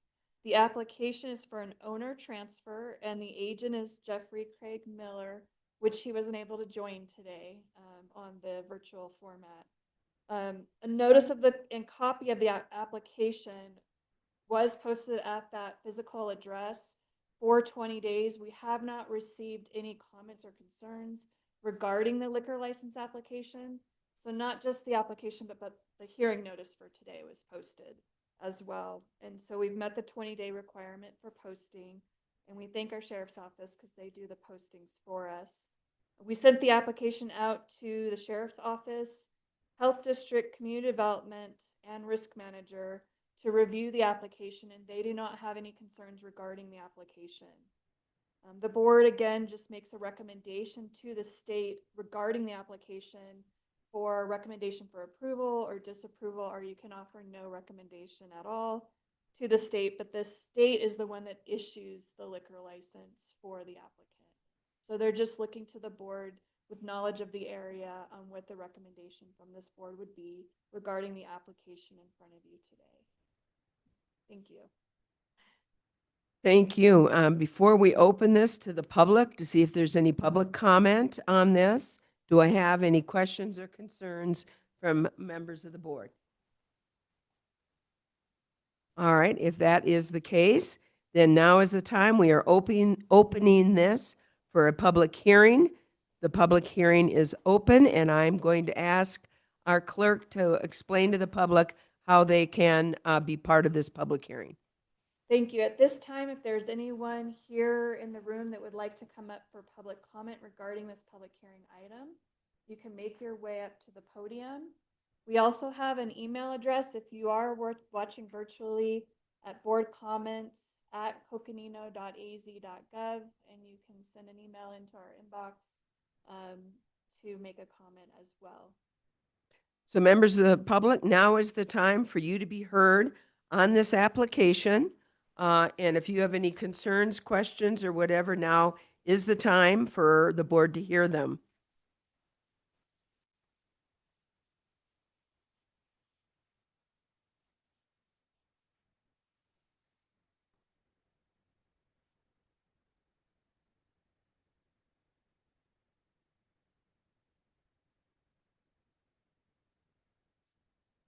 Okay. All right, well, I'm going to call last call. If there are any further comments, members of the board, it's time for the public hearing. Members of the public, now is the time.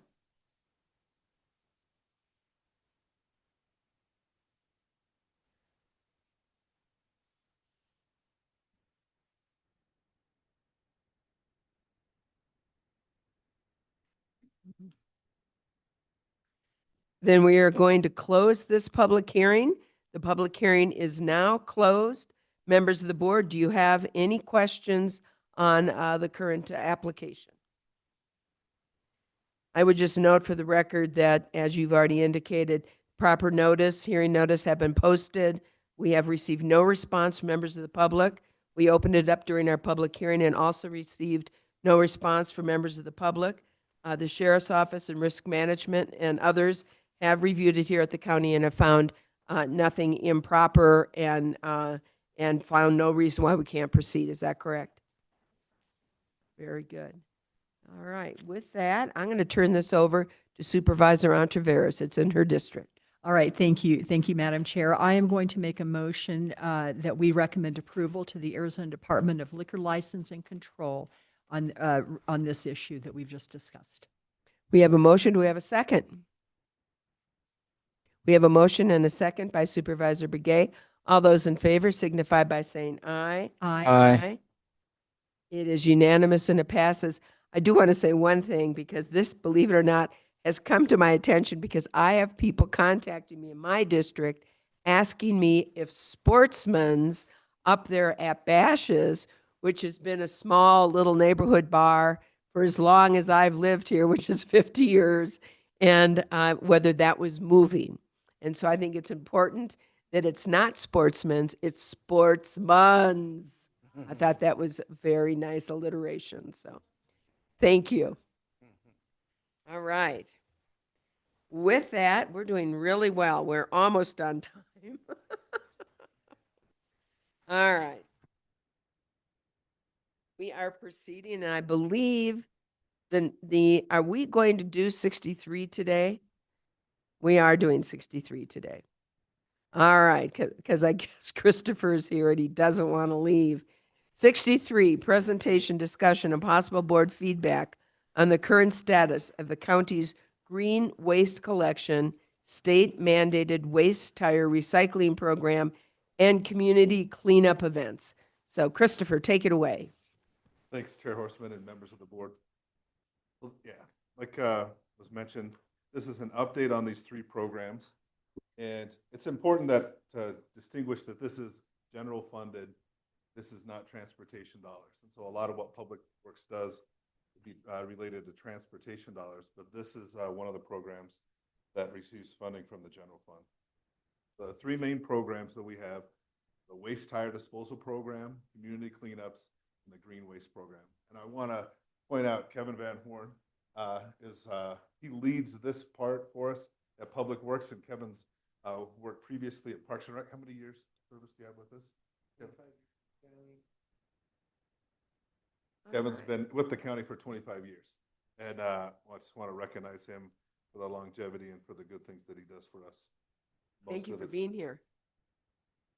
So I'm not going to spend too much time talking about the waste tire program, except to say that it's a state mandated program.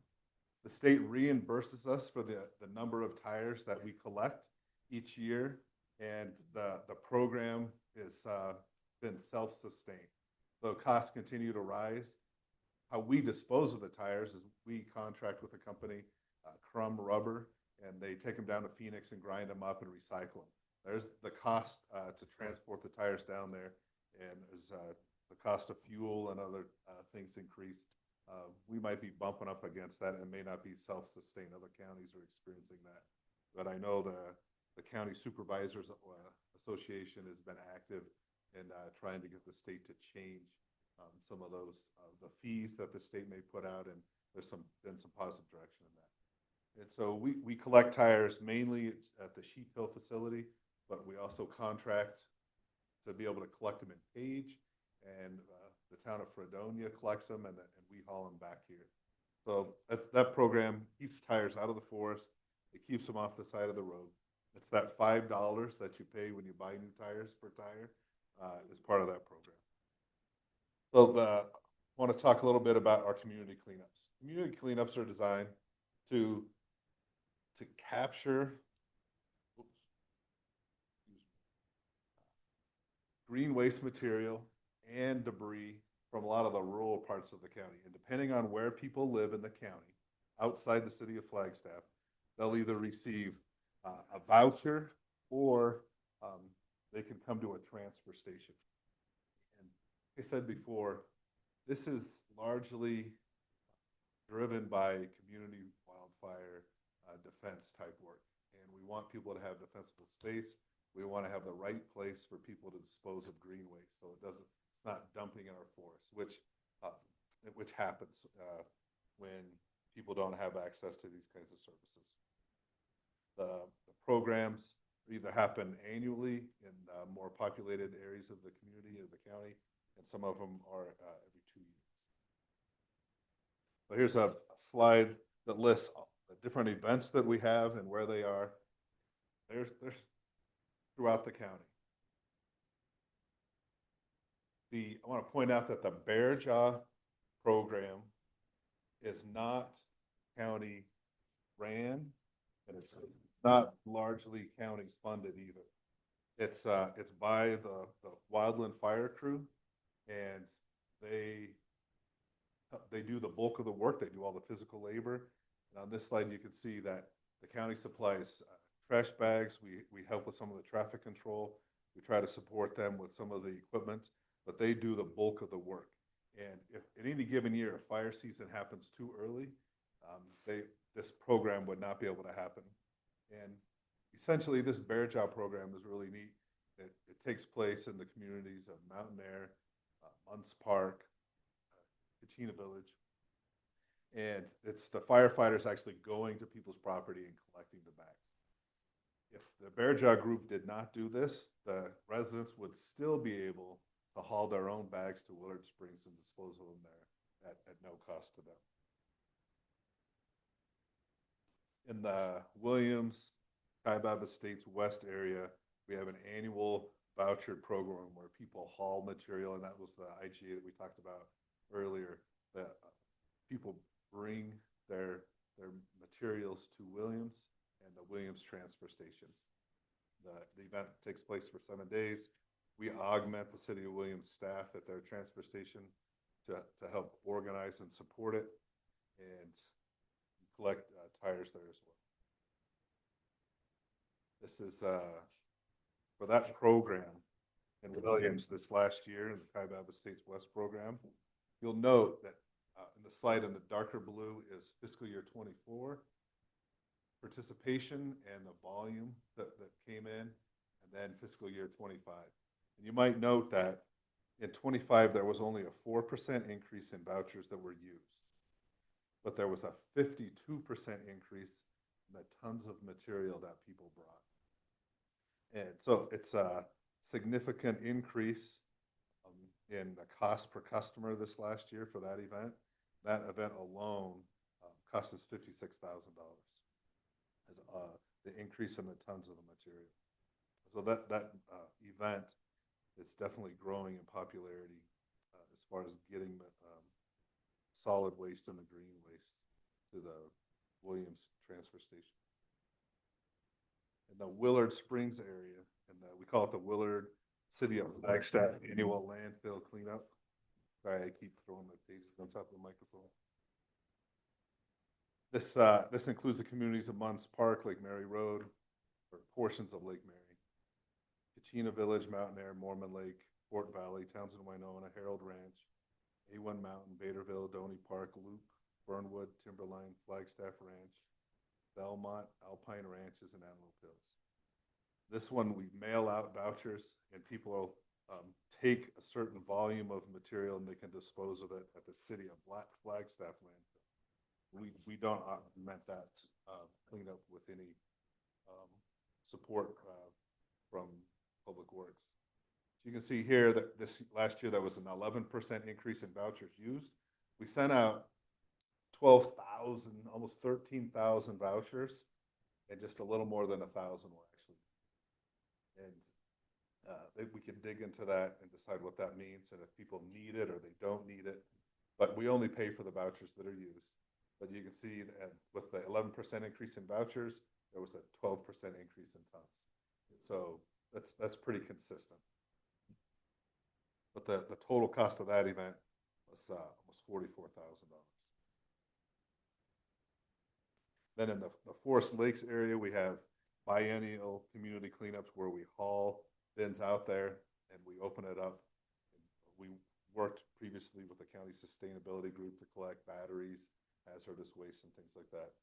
And the residents can drop off waste tires, and then we haul it to different disposal sites from Forest Lakes. Similarly, in Mormon Lake, it's a cleanup there, and we haul our bins out there, and once a year or once every 2 years, and we dispose of their stuff. And then in the Blue Ridge area, it's every 2 years, similar program where we take bins out there and help people dispose of their solid waste and their green waste. And then all the way around the corner in Forest Lakes, down in the corner of the county, we have a program there as well. 60 residents the last time participated in that one, cost us around $14,000. There's a considerably more cost per participant in that one, given the remote location of it. And there's an economy of scale as well. So this last year when we did the Mormon Lake Biennial Community Cleanup, here's some numbers for that. It only cost us $36 a resident to provide this service. Collected green waste, and we had 181 participants there and collected 11.5 tons of bulk waste. Then in Blue Ridge, we also did community cleanup. We collected 32 tons of bulk waste, 242 participants, and that cost us $58 per resident. And so that's the bulk of the community cleanups. We're giving people a place to take their green waste and their bulk trash. I don't know if you've noticed that the city of Flagstaff, they used to collect once a month in the summertime. Now they've gone to quarterly when they collect it. They're definitely scaling back on their programs because the cost to operate these programs continues to increase. And if you live in the city of Flagstaff, I think you probably felt that pretty good, or you've seen the people's stuff stood on the street for now months at a time rather than potentially weeks at a time. And so Kevin's done a good job managing this. We're definitely seeing cost increase, and so we're trying to look at ways to be more efficient at these programs and understand if they're still needed and utilized. But the feedback that we get is that, and the amount of material and the type of material that we're collecting is it's important. Those are the what we call the community cleanups. Around the county, there's green waste sites that are open to the public, and they specifically just green waste, pine needles, tree branches, leaves, things like that. The community cleanups, people can bring things like tires and refrigerators and construction materials. But what I'm talking about now is just green waste and green waste sites. And at most of these sites, the way it's operated, at all these sites, the way it's operated, so we collect the green waste, and then at the end of the year, sometime around in December, the Forest Service comes in and they will burn the piles. So there's no haul off of this material, and it's green waste, and then the Forest Service manages the fire. So Willard Springs has been a site that we've had for a long time, and it used to be solid waste, and now it's green waste only. you can say it costs us, the county, about $39,000 to operate annually. And we're collecting about 29,000 cubic yards of material. More recently, especially with the close of the Mormon Lake transfer station that was there at the Mormon Lake Lodge, the operators were just spending a lot of money trying to manage that, and they just closed it and made it internal only. It caused Public Works to look at what we could do to help. Now there's vendors for solid waste to haul trash and things like that in the Mormon Lake area, so that's great. We don't need to get involved in that. But there was sure a need for green waste. And when Kevin and some of the other team at Public Works dove into it, we realized that the Forest Service had already approved the expansion of our yard in Mormon Lake, and the expansion to be used as a green waste collection site. So it was kind of a no-brainer to go ahead and start collecting green waste there. Furthermore, the Mormon Lake Fire District has agreed to manage a significant portion of it, and the residents are stepping in to help have the site open only 1 or 2 days a week, and they manage the site. So it's very minimal cost, takes minimal support from Public Works to operate this green waste station. And Moonset Pit, Public Works is almost entirely hands-off, and that's operated by local residents, and it's managed by the Forest Service. And similarly is Little Ballet Pit, where the Forest Service is a program with the local residents, and the Forest Service is that. Well, those are the 4 places where we can collect green waste. It was advantageous to already have the clearances for Mormon Lake, and the wildfire threat. We don't need to say it now. Like when we were thinking about putting this presentation together, we were going to talk about wildfire and the wildfire threat, and wildfire defense. But the 2 fires that we've had just north of us, it's a glaring message, glaringly obvious why we do this and why we want to continue to. The feedback we get from residents that the level of support that we're providing is acceptable at this time. We don't know of any other communities that are clamoring for more local or individualized service. Mormon Lake was one, but we've addressed that need. So Public Works and Kevin and I would welcome any feedback that the Board of Supervisors has about the program. If they feel like that residents are happy or not happy with the level of service, or the feedback that you all are receiving. Thank you. I'm going to open it up to my colleagues first. Supervisor Ontiveros. Thank you, Chair, and thank you, Mr. Tressler. I believe 100% of these are in the District 3 area, aren't they? Are they? Little Bly, is that in Blue Ridge? Forest, Little Bly's in Forest. Okay, then 100% of these are in District 3. Chair Horstman and Supervisor Ontiveros, you're specifically mentioning the green waste collection sites, and not just the community cleanups as well. Yes, that is correct. Yeah, the community cleanups go throughout the county, but you're right. The green waste sites are typically located in the more forested areas of the county, which district. Right. Okay, so I will tell you that in Mormon Lake, I was talking with Fire Chief Western there, and they took in 1 month at that facility, you probably know this, more than they expected to take in the entire summer. So to say that it has been a huge success would be an understatement. They so badly needed it. And it has been successful. I know that Moonset Pit, another area that I'm just very familiar with in parks, that one also is managed by the citizens. And it's open, I believe, 2 times per month. And I don't know that it would be, it has to be managed by residents, right? Okay. If they wanted to have it open more than twice per month, would they be able to? Chair Horstman and Supervisor Ontiveros, that is an arrangement that they would have to make with the Forest Service. And okay. One of the conflicting things of competing interest in those pits is that they're open for operation, and they're operating to mine the rock out of those pits. And so it can be in conflict of mine safety standards, right, to have the public in there at the same time they're operating the pit. And so they could petition the Forest Service and they could work it out. And it's definitely a possibility. It's not outside the realm of feasibility. Okay, thank you for that. So I asked that question, so if I am asked, I can say, contact the Forest Service to resolve that issue. Okay, got it. Thank you guys very much, and really appreciate. I will tell you that the residents do appreciate this, so thank you. So I have a question on the vouchers and why so few vouchers are being utilized. And I mean, I don't know if you have any thoughts on that. And I assume you're doing the vouchers because you want it to stay specific to the communities that are part of the cleanup program.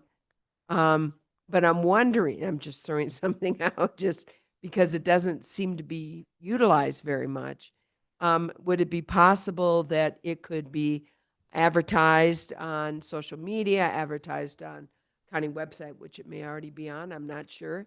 And then quite frankly, have people show their you can send out the vouchers because at least that does an advertisement, but open it up to anyone and then they can just show their driver's license to show their within the areas that are part of the program.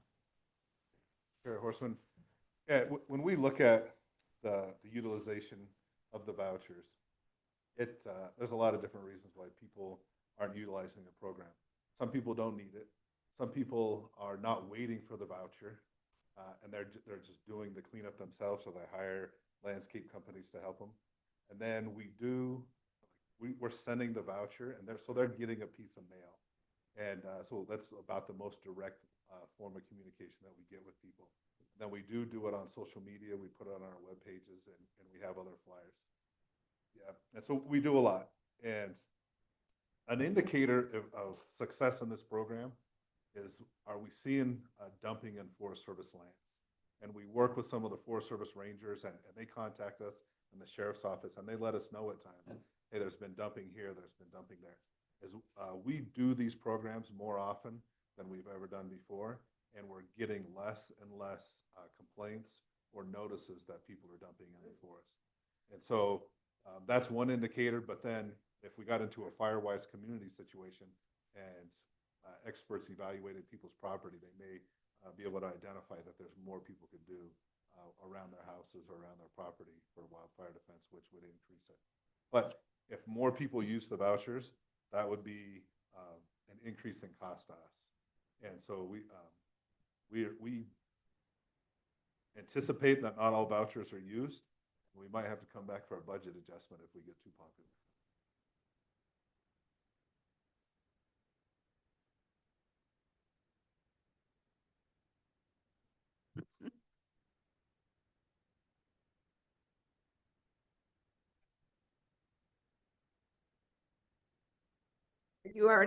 You're the party district. You better be careful. Chair Horstman and Supervisor Fowler, at this time, this is an update. We just finished the community cleanups. We wanted to let you know what we've done, the success of those programs. I know that you all are exposed to a lot of different things every week, every day in the county. We just wanted to put a pin in this so that you could see it. This is one of the programs that we're doing. So you probably won't see us again. We probably won't talk about this again until we come back for the budget meeting, and we'll try to present a balanced budget at that time. Thank you. I mean, this is all part of the whole, what we can do to reduce our wildfire risk. So really appreciate it. And thank you both. It's great to meet you. And thanks for joining us this afternoon. Any other comments, questions, Supervisor Fowler? Yeah, thank you. Through the years, this program has really gotten, communities are really used to it now, and they really value these programs. And the Firewise, I'm sure it also helps with the insurance as well, homeowners insurance, because that's just become such an issue, and business insurance as well. with a fire, with a wildfire situation. So thank you. I really appreciate you all doing this work.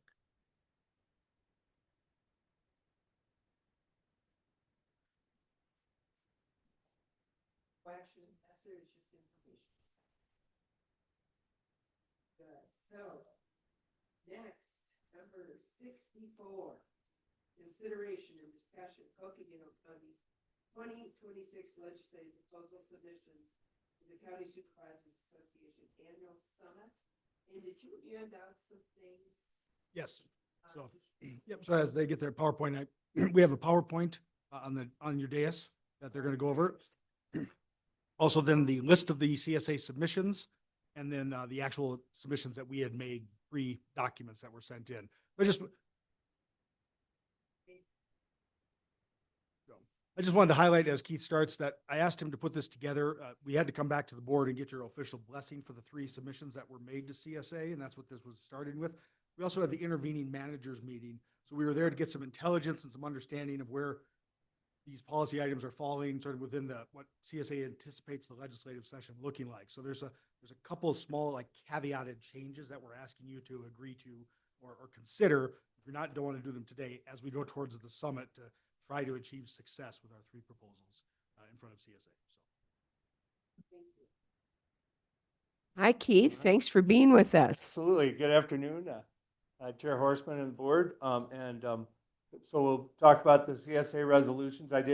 Our picture here in green does have last year's CSA LPC rep for the county was Chair Horseman, and our alternate was Supervisor Fowler. So I thought I'd get him two in the pictures. The other reason we chose this picture is you'll notice Coconino County is paying rapt attention to the CSA presentation, and Mojave and Navajo County are on their phones. So important to note. And, yeah. So is our lobbyist, but I'm sure she's setting up meetings. So, but anyways, we have 3 resolutions. You've probably all had a chance to see them a little bit through, and I know we've discussed with some of you. One of the things we wanted to bring this year in terms of resolutions is we were looking at things that are not only specific to Coconino County, but that are issues in Coconino County, but also that CSA might bring forward that other counties have some of the same issues. So the 3 resolutions that in talking to the board that seem to fit that criteria are the 3 that we'll be presenting, and then we can work on some variation of those. As Eric mentioned, there may be some changes that we'll make as we talk to CSA and the other counties just to make sure we get it right and to make sure, I know Supervisor Antiveros and others have pointed out, we don't want resolutions that if there's issues perhaps with how they'll go, we don't want them, for example, to do something that would create problems. So we're working through them to make sure that the resolutions are written in a way that has a chance for success and that we have other people on board. And Eric's been very helpful in walking through some of the resolutions. He was at the county manager's meeting down in Tubac and got some feedback there. So with that in mind, I'll just go over them. I'm not going to read the resolutions or anything like that. I know it's been a long day already, so I'll probably go through this fairly quickly unless there's a lot of questions. But the first one is to the increased local control over short-term rental units. And the proposed resolution is to support legislation expanding local authority to regulate short-term rental properties. There's kind of 4 basic parts to that. It's to return regulatory authority of short-term rentals to local government. Some of that was peeled back, I think, in 2015 or 2016 with the law in the legislature that preempted local control. Second thing we're trying to do is give the local jurisdiction some flexibility so the county, perhaps like they could set occupancy limits, density caps, zoning restrictions, the kind of things to regulate certain things. We're not planning to do away with short-term rentals altogether. That's not going to fly, but just giving people some local control to enable enforcement like registration fees, non-compliance penalties, and to provide locally tailored solutions so different counties might land at a different spot on those. Did you have a question? Are they ready for this? We don't know, but we're going to try. They are more ready than, so the answer might be yes, to some degree. I think I there's more hope movement so. in that We've been direction. having A lot of such pressure from the resistance. cities. I know Supervisor Antiveros has been in some meetings with some of the LD reps in the state, particularly LD1, which does represent a small portion of Coconino County. They have the precincts down in Sedona, so Representative Bliss and Senator Fincham are somewhat involved. The other thing that might give us an opportunity here is one of the authors of the law when she was in the legislature, Deb Lesko, is now a county supervisor in Maricopa County. And sometimes when you're looking at it from the lens of a county supervisor instead of from a legislator, you see things a little differently. And so she has expressed that had she to do it over again, she might have done things differently. So with her as a potential advocate on the CSA side, there's a chance that with her relationships with the legislators, that if they're interested in supporting us and taking this on, that there could be movement in the legislature. I think a lot of these, all three of the resolutions we have are probably uphill battles. They're not going to pass a bill on day one or go through the legislature, but we have to have the conversations or else we're spinning our wheels. And then I will add, in terms of this resolution, we did very quickly get the support of Yavapai County, specifically Yavapai County Supervisor.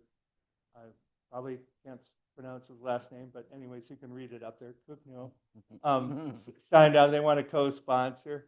And then I will add, and Eric might be able to explain this better if you have questions on this, but when he was here previously or in the county, the Assessor Ruiz has had attempts at legislation before. We attempted to run SB 1490 in 2020, which is an attempt to address rental property classifications to deal with how the property is being used and to do the assessment rates and the difference between residential and commercial. If somebody has what appears to be a residential property, but they're primarily using it for commercial uses, then should that be assessed differently? And if you want to, any additional comments on that, Eric? I will just briefly, so the assessors are going to attempt legislation. I don't expect that we're going to see one big bill for short-term rentals. It's likely going to have the local control and authority bill, probably run by the League of Town and Cities and Towns, and then the assessors legislation on classification. Classification is quite simply, class 1 is your residential property, it's the lowest tax rates. Class 4 is a commercial property. So when you take a house out of the residential use, you use it for the commercial purpose, a law firm in a house becomes a commercial property, right? Even though it's a house in a residential area. An Airbnb does not. And so now you are taking a commercial property and being subsidized by other commercial properties for that activity and such. So what the recommendation is to take and add the assessor's policy that we would support that. We have in the past. We ran the bill and CSA has supported it. Put it in the same resolution that CSA will pass that gives them the policy guidance to go get on these bills as they come out from the organization. Go ahead. Well, I hope we do get closer this year.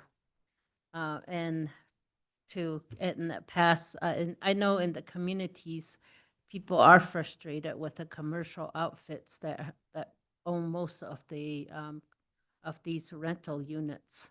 So I think we have to really craft our message and in such a way that we can go around the law where we can't interfere with businesses. That always comes into play. And I think that the assessors, I know they did a great job last time. I'm really happy we're going to run this again because this is such an issue. This is where we had talked about workforce housing. Businesses are frustrated that they have no workforce housing and feel for their employees. And that's what the story that we need to tell. Yeah, I think So that's thank right you. too. And our lobbyists, I know Karen Cruz have been working with a lot of people on this. And also with the League of Cities and Towns, that sometime other years they didn't want to bring it up. Now they appear to want to be supporting of CSA or the counties go at it. And I will mention a lot of our mayors within Coconino County, for example, Scott Jablo and Sedona and Don Dent and Williams and others are really involved in this issue. So we do have good, and I think Flagstaff as well, we do have good input from the municipal government and going forward. Moving on, because we always want to tackle, oh, sure. Oh, I'm sorry. Recommendation, so I want to make sure the board is agreeing with our recommendation there so that we can be firmly clear that we. Yeah, it might be good just to do it individually. So any comments, questions on the short-term rental units? Supervisor Fowler, I'm 100% with you on this. I mean, we've been dealing with this for the board now for last 5 years, really, and we were successful in getting a small amount of oversight as a county on short-term rentals, but it's certainly not enough, and it's not sufficient to really address the requirements and needs of our neighborhoods and also the issue with workforce housing. So, and I'd love to continue to see more control over short-term rentals. So I'm glad to see Yavapai and others are joining us as well. And then I guess just to be clear, it was great big bold print and I skipped past it, but as far as direction from the board, our recommendation would be to resubmit this proposal, adding some language to include the assessor's policy, go in the resolution. Are people comfortable with that direction? I think that's an excellent idea. Others? Yes, Supervisor Vasquez. Yeah, I just appreciate the fact that local control, because as we see things cost shifting, as we see changes on the federal level, on the state level, those cost shifts get pushed to us. And so when we have to make decisions, we need to be able to have control over things such as short-term rentals, because these short-term rentals, they decrease the stock of long-term rentals in our community, which raises the prices for our communities. And so it's really important that we have that local control and can help regulate these short-term rentals in our county. Thank you. My comment is I was reading through this. This is very concise, which I appreciate. And I am in support of the recommendation that you were asking, do we support it? So my answer is yes. Thank you. Supervisor Begay. Thank you for drafting this and making the recommendation to us. I think if we do, we should resubmit the proposal and then, get all this, what your recommendation is. Wonderful. And Supervisor Fowler, I'm assuming you don't have any problem with the resubmittal either.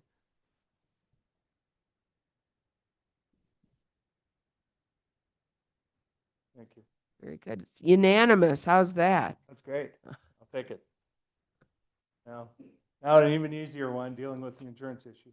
No, never shying away from a big fight. So anyways, the second resolution we brought forward, and it's definitely a problem that's come up not only in Coconino County, but something that's a big discussion, not only in the state of Arizona, but also nationally, is ways of addressing homeowners insurance affordability and stability. Certainly a challenge for, to try to find ways to work on that, but our proposed resolution supports targeted reforms to alleviate rising homeowners insurance costs and the growing incidences of non-renewals. We have some suggested things in here, and part of this we did pull from Karen Cruz's recommendation. Some of this, variations of this were attempted by Representatives Marshall in the majority and Representative Stahl Hamilton in the minority last legislature. So to kind of, once it gets to the legislature, we put some of their provisions in there because we thought those are things that people are already looking at. And if we can kind of tie them all together and put something together that people are already thinking about trying to do, maybe we can have some progress. So one of them would be to extend non-renewal or cancellation moratoriums, basically 6 months or 180 days after a declared emergency or disaster. Second one would be to improve oversight of rates and cancellations or non-renewals. A third one, which we've talked about, and I know the Flood Control District and others have suggested is important, and Jay Smith too, is incentivizing risk management. So for example, if people do all the mitigation, can there be some kind of break for insurance? And we know that problem comes up a lot. Maybe the neighbor doesn't clean up, so you don't get any credit for all the work you've done. So what's the incentive to clean up around your house if you don't get a break?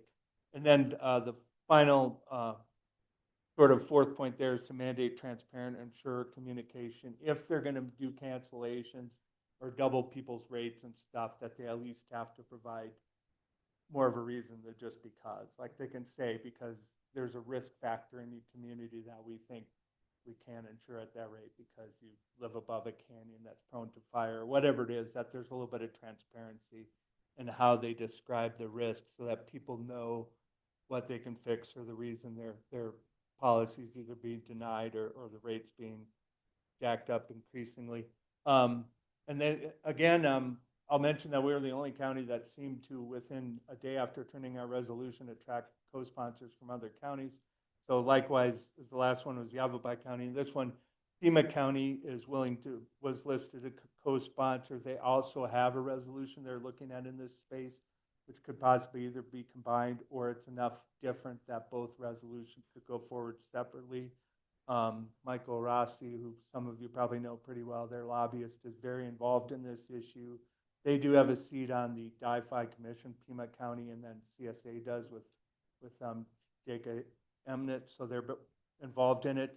One thing he did suggest is to make sure that the language isn't so prescriptive that it kind of kills its chances. So talking about the concepts, but maybe not putting in too many mandates because the legislature has a tendency to balk at some of those. So we'll figure that out. But a recommendation on that sense would be to adopt the resolution as submitted, and then the staff will work with CSA to develop the resolution consistent with the spirit of the proposal, but that there could be modifications to make it more likely to pass other counties or to make it more likely to be heard, to get legislation in the legislature. And CSA has seen all three of our proposed resolutions and said they're fit with the spirit of what they think, counties should be doing. Any questions or comments there? I probably talked too long. Supervisor Ontiveros. No, and actually I was looking at the proposed language here, and this went, because this was one where we've had conversation where I didn't want a solution to create a problem. And there is nothing in this proposed language that is causing me angst right now. So I am supportive of that and also supportive of the recommendation that is before us right now, realizing that it's fluid and we've got a good starting point though, but I support it where we're at. Just a comment I'll make on this is, certainly I'm very supportive of this, and I'd like to see CSA take a lead in the whole insurance affordability and stability issue. I think that's really critical for our communities. And I think this has got to be addressed beyond just a state level. I think this has also got to be addressed on a federal level. And, my concern on this, and quite frankly, get buy-in from the insurance companies. And I know that's one thing that the DIFA group is trying to do, and to get more of the insurance companies, involved, and have counties and communities, do what they can to do fire hardening of their homes, to have protection and cleanups of their homes, and do their part to try to limit wildfire. My concern is we don't want to see what happened in California happen here. And that is that the insurance companies say, we don't need you. And if you make it too prescriptive, if you make it too difficult for us, we don't need to be in this market. And I think that is we've got to, continue to the outreach with the insurance companies.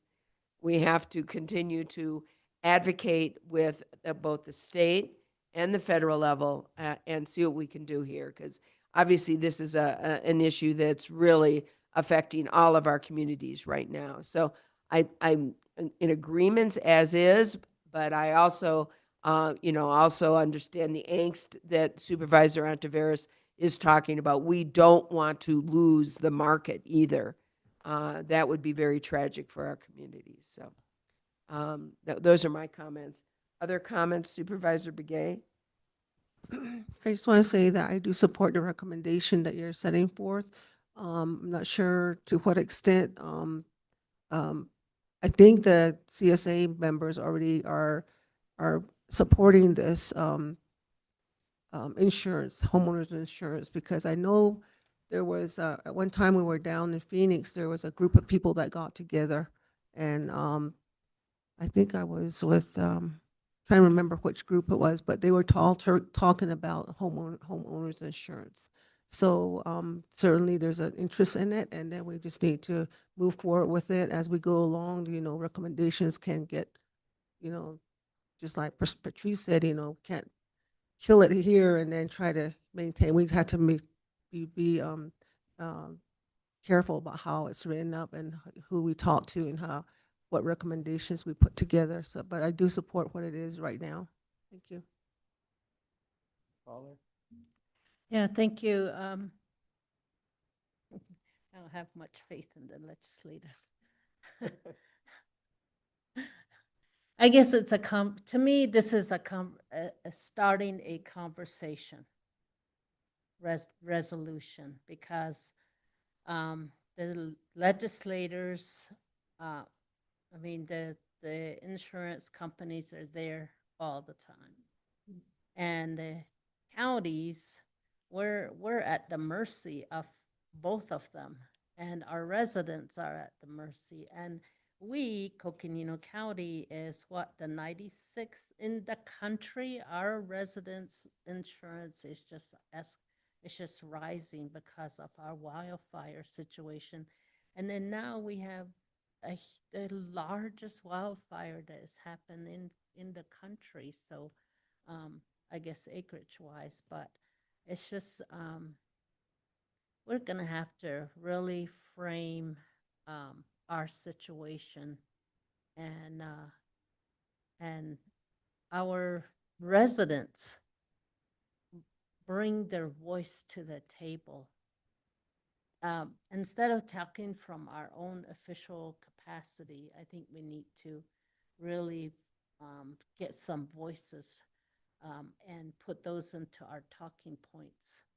And that way it becomes a little more personable, I think. And I think the state legislators, a lot of times, you know, they don't really make it out. They don't understand our situation. Most of them are in the unforced places. And so it is difficult to describe and maybe to tell our story when you've never seen it before, you know? So, or never heard it from an individual before. It may be that we want to do some videos of our residents describing what's happening with their personal insurance. I think we need to take a special approach and really really strategize, I guess. I know you already know that, but I just feel like I need to say it. It's just because it is so hard. So it's been so difficult to work on this issue, not just at the state, but on the committee that I'm on at the national, what is it, Intergovernmental Disaster Reform Task Force. We talk about it at the national level, and all of the states, we know what's going on, but it's like, it's just hanging over us. It's very difficult to talk about, and because the insurance companies have this, you know, their briefcases right there, ready to go. You don't say the right thing, or you know, they feel like they're not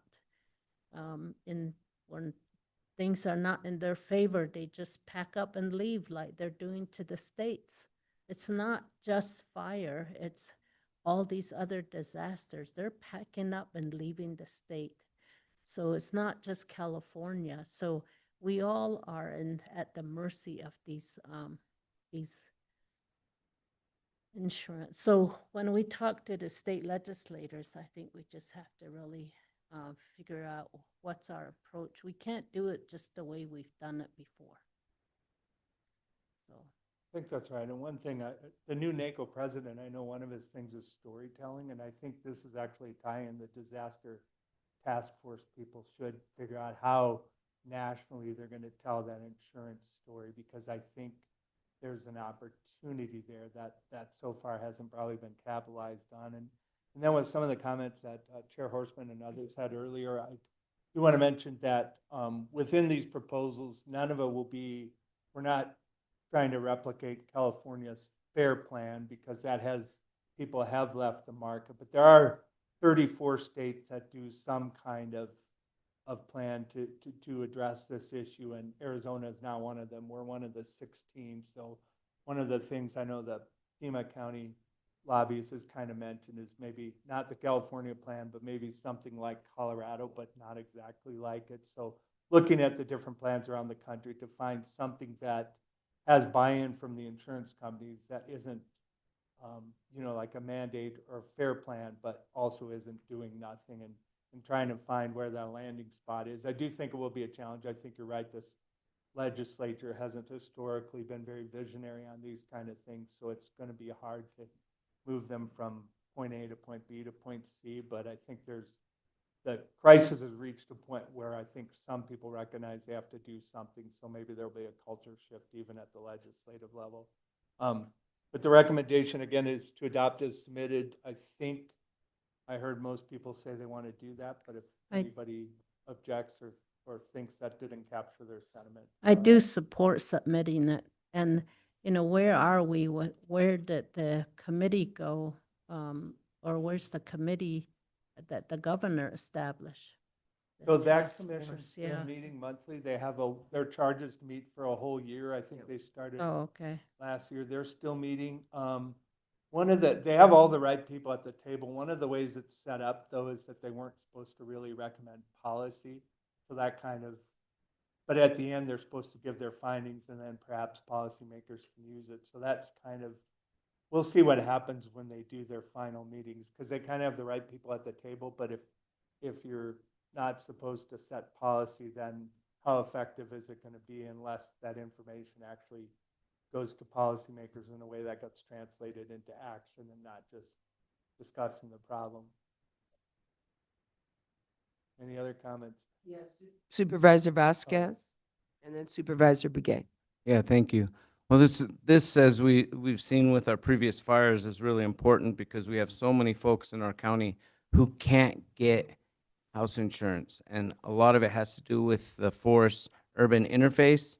And so, while this isn't like the whole answer, it's incremental change that hopefully, if we can get this through, we'll start that process so that we can get better protections for insurance rates for our community, because it's so tough right now. You know, constantly hearing stories of our own staff who live out in Coconino, live out in Munns, and they can't get house insurance or homeowners insurance. And so it's just important that we keep pushing, because eventually we'll get the change that we need, and we have to be active on this. Thank you. Supervisor Begay. I guess I do agree with my colleagues. You know, I think there's got to be people involved, and the video cameras, those things, and just anything we can think of, you know, to get attention of people that would be getting our resolutions or information from here, and recommendations that we make. So I think that would be the best route, because the people will have other types of information or recommendations, you know, that they may be pulling it too, you know, at their end on the side of the board here too. But I just want to say it's going to take some work, yeah. And this is a start, you know, with and then getting on the agenda, getting that on the agenda at the CSA, you know, regarding that, and to just have everybody talk about it too, because I think it affects all the counties out there too. So. All right, any other comments or questions? Otherwise, I think you understand where we're coming from. Absolutely, thank you. The third resolution we're proposing, for 4 of you on the board, you'll probably remember this one because we did not propose any resolutions last year. We wanted to see how the new legislature would shake out and kind of figure out, you know, where to go from there. But 2 years ago, and we had put this one on there, which is the recapitalization of the DFFM Wildfire Emergency Response Fund. I won't go into the whole history of that, but that's to appropriate $35 million annually to recapitalize that fund. Those funds have been essential in mitigating the financial impacts of post-wildfire flood response. Those costs can overwhelm the local budgets of counties, and 10, or I think actually 11 counties have made use of that fund. The biggest users of it since it was established are Coconino and Gila County, because the fires that happened after the special session that the governor called to set up the fund was the Telegraph fire down in Gila County. And then after that, we had the big fires here that had the post-fire flooding. So those counties have made the most use of it. But it's something that could be used around the state. It's kind of like a fund to have in place so that you don't have to call a special session of the legislature when you have to, you know, clean up after a disaster. The one thing that I'll add that's been brought up is that the 35 million annually dollar amount might be a big ask in a tight budget year and probably wouldn't be adopted by the legislature. It might not get the support of some of the other counties. As you'll remember last time when we put this exact proposal together, it fell, I think it was just 2 votes short of a supermajority, 2 or 3 votes. It came very close, but we didn't get the votes. So our recommendation in terms of the dollar amount would be to consider either using a non-numeric value and some kind of term that says recapitalize the fund at an amount needed, or some, you know, some kind of language that doesn't specify a fixed value, or possibly considering a smaller amount than the 35 million to make it more palatable. And those changes could be made now, or perhaps we could discuss them up there to make them before the summit. The 35 was a specific number that we arrived at because the first 2 years in flooding, that was the utilization. There was 35 million one year and 36 the other, and they had to go back and kind of replenish the fund. And then we had a couple lighter years where there weren't as many disasters, so probably averages out less than 35 million a year now. But it's, you know, that was kind of our baseline of this is probably what we're going to need in the current situation, where we don't know which part of the state, but that's about what's it's going to cost to kind of deal with post-fire impacts on that line item. But any questions or comments? I think Eric's Just, got. just briefly to add in, so part of this and working with Keith on the recommendation is also to get us through the CSA summit, right? Okay, so some of your county colleagues this is the only appropriation ask that was submitted. So that CSA would be taking on as a direct appropriation ask, and that they just 35 million for that fund, and there's other funds that counties could be wanting to ask for appropriations on. It's too big a pill to swallow for some folks, right? Now I don't want to negotiate with ourselves before we get in a room with those folks, but I want you to be aware of that, set that expectation that there are some counties that just they don't deal with the fires that like we deal with them, and that's a lot of political capital in the appropriation process for that fund. So that's where, if we want to lower the number, some suggested just, at an adequate amount, that'd be this policy position. And Craig is really just stuck with what can he go get, but he has a directive to go try to lobby for something along with all of us. So I want you to have that expectation setting, just what we see in sort of in the room with CSA to get through that process, so that could be on their agenda. And then moving forward. We can keep it as it is and just deal with it at the summit. You sort of see everyone in the room, or you can start to lower things, revise things now. So. Well, my concern was that it didn't go through before because, of course, a lack of funds available. And, quite frankly, the governor, in making deals to try to get a budget passed, was really kind of, robbing Peter to pay Paul and switching things around. And certainly, this 35 million DFFM wildfire emergency response fund was originally put in to handle very specific fires and emergencies that were taking place. I think it should be continuing. It wasn't intended when it was originally put in, but for all kinds of good reasons, I would like to see it continuing. I think we'd have more of a chance of even getting CSA to support this if we talk about a recapitalization fund and not put a specific dollar value on it. And, just get it in there, get it in as a continuing line item so that hopefully we can then start advocating for funding that line item. But, I just don't see, if we do this just like we've done in the past, we couldn't even get a Democratic governor to support this, okay? Let alone the rest of the legislature. And I unfortunately share Supervisor Fowler's concerns about the legislature. So if we're going to do this, I would like to see it as a recapitalization fund for the wildfire emergency, DFFM wildfire emergency response fund, not put in a dollar amount. Let's get it in. Let's get the concept there. Let us get it in as a continuing line item. But that's my 2 cents. Other comments? Supervisor Ontiveros. Chair Horseman, just to be sure I understand what you're saying take the recommendation and just saying utilizing a non-numeric value. Yeah, okay. And that's actually what I support as well, because if it's felt like if somebody's crystal ball feels that this is going to be unsuccessful, there's no need in moving forward on something that's going to be a failure to start with. And for the reasons that Chair Horseman brought out, I support the non-numeric value. Supervisor Fowler. I would recommend that we keep it at 35 if we're going to introduce it, and then change. You know, we have an opportunity to really see our audience there, to fill out other counties and find out where they all are. Then we can do our amendments there, and we can say, oh, okay, we will do this. The other question I have, so I would say keep it at 35 and then make our change at the summit. Once we figure out where people are, we may be surprised that they say, hey, yeah, let's do it. But the other question I have is, are there any other funds that we can recommend?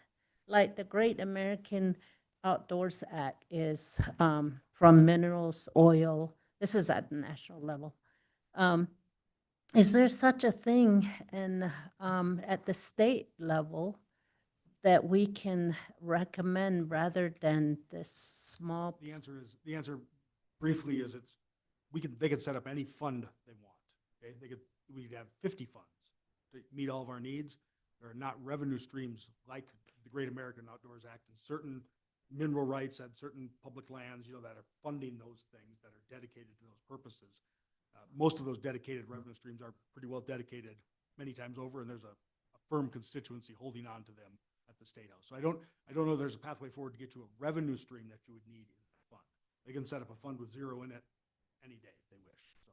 No, I mean, like we do have minerals and oil and stuff in the state. I'm just thinking about other revenue funds that we could explore to see if maybe we might be able to tap into that. It's just a long shot, it's just something else. And just to have, I think the conversation piece is really important to really, again, right here, our storytelling did not click. What was our story? How do we change our story so that it actually raises people's ears? That is where I think our approach, we have to analyze how we approach this.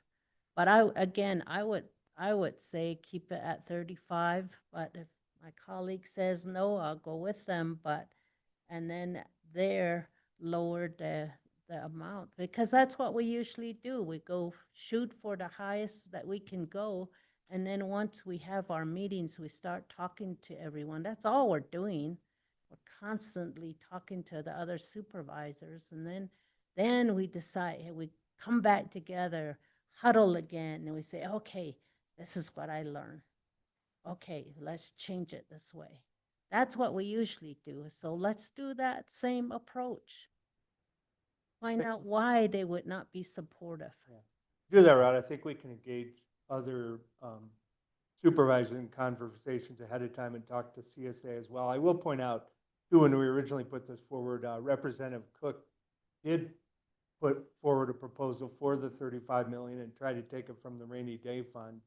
People didn't want to do that, even though we kind of argued that it was for a literal rainy day if it floods after a fire, but somehow that didn't connect. So they probably can't go that approach. To what the other two said, Chair Horseman and Supervisor Ontiveros, I do remember, I think, when a couple years ago when they voted against it, one of the counties that voted against it was Maricopa County. And I think one of the reasons they voted against it is they had a $6 million appropriation for something, I don't remember if it was courts or what, but the other counties voted it down. So I think they were like, we can't even get $6 million, and they're asking for 35, and they're smaller counties. So those are kind of the things that might enter in the discussion. So I'm comfortable with either approach, removing the numeric value or setting at the 35, but if we set at the 35, it's with the expectation that's the negotiating piece, and it's probably going to get talked down anyway. So I'm not here to make the decisions, but I think either approach would be justifiable, but they might land in the same place at the end anyway. Any thoughts from either Supervisor Vasquez or Blake? Yeah, I just want to say that I think we got to keep pounding the message. You know, we've been down there a couple years now, putting it out there, and people are learning about it. It fell off the last couple times, and so I don't think we give up. I do like the idea of possibly putting out without a number, but pushing to get the line item there, and then we can increase that number. But again, maybe that's for CSA. So I would like to see us to continue to push for this because we need this emergency response fund, and just double up our efforts and see if we can crack through this year. Thank you. Any other Supervisor Begay?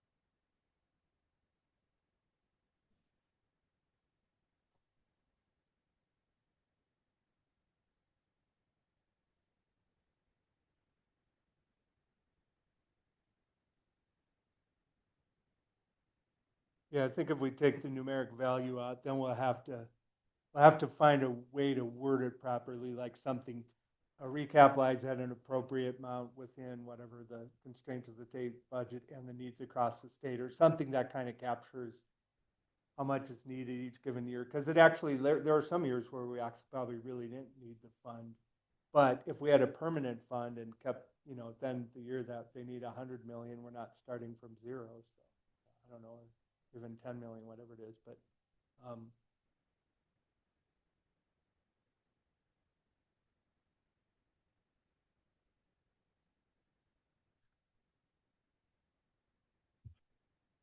Do you need anything else from us? no, I think that's. Yeah. Oh, I'm gonna do this one. Okay, good. I'm gonna make him take the cold water plunge on this next one. Oh, God.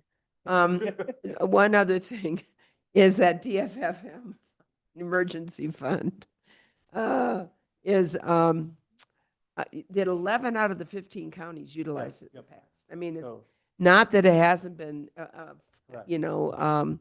at least utilized from other counties, but, we haven't, I just don't see big changes happening. Yeah, so here's one of the, let me just be blunt, because I dealt with the issue even when I was here before. Counties on their own, Maricopa County, I don't think has gone for an over $10 million ask on its own to the legislature. Yeah. So the $35 million number, even to the big counties, like, Yeah. what are they asking for? Because they are living in a de minimis expectation already themselves for their own asks that they're making. So they're bringing the number down, and it's a CSA issue is where we're dealing with that need issue is we're trying to overcome that. What we could do with 2 million if we just had 2 million, right? And we're asking for 35 million. The joke always with the lobbyists was, oh, Eric forgot his decimal point in this one. It should be 3.5. That was always the line that we got when we talk about this. So my point being is that your colleagues don't make these big asks like this. They're not thinking like we do here in a lot of ways with the size and the scope of that. They absolutely can. Right. Yes, I'm just saying it's that sticker shock of, And then in fairness, we're not asking for Coconino County. I mean, all that money could be spent in other counties, but yeah. But I will turn the cold water over.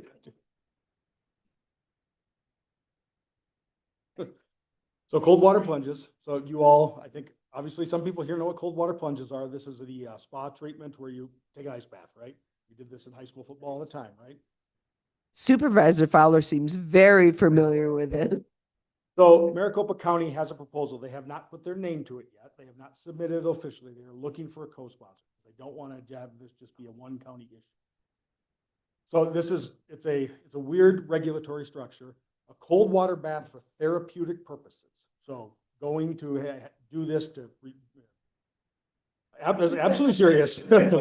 Absolutely. There's a business right across the street that does these. So a business that does this for a therapeutic purpose is regulated under environmental quality, not under environmental health. Eve Wolters, division at HHS. So we as a county have no role for a business that does it for therapeutic purposes.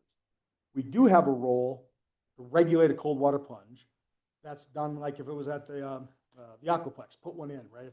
Where the public could go, then we would have a role in regulating that. They're going to submit to you an environmental health code on the 26th, which will include cold water plunges in the public sphere, but they don't have authority in the therapeutic sphere. Okay? Maricopa is receiving a load of people complaining about these businesses, whether or not the water's been changed, they've been cleaned between uses and such, and some real concerns. But the problem is that folks are looking at the county, used to be the ones fixing this, and the county doesn't have any statutory authority to do that, to engage in that space. But the state has not yet given any regulatory authority to anybody. So in the interim period, what they're asking is to simply say, it's not the counties. This is not, making very clear again that the therapeutic world of the spas, not the counties, to regulate the cold water plunge.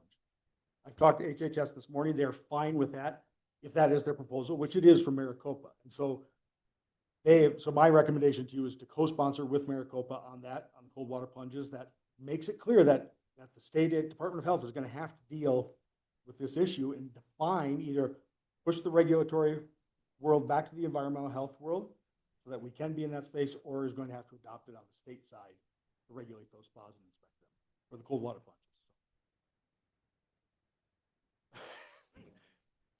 So my point is, I don't think there's no problem with us co-sponsoring it, because it very clearly lines up with what we're going to do here. But I think it is an issue that is coming up, and I did a quick Google. I think I found 5 in Flagstaff that are here. So if we support that, are they going to support our short-term rental bill? They are. So I am pleased to tell you that Maricopa's already agreed to our. All right, good. Yes, ma'am. So I think you answered my question already. I'm sorry, I seem very loud. You see no problem. You see no adverse effects as a result of this.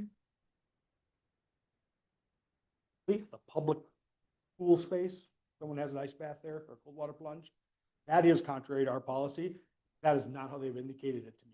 Okay. So I will work with Michelle, and we'll double check the language to make sure it lines up with what we are proposing here. But if it is in line, I don't see any reason that we cannot co-sponsor that. Okay, then just kind of based on your knowledge and expertise and how you've described it, I personally don't see a problem with it either. So I would be in support of co-sponsoring this proposal.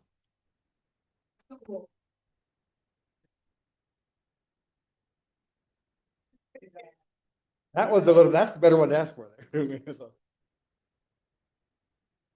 Members, I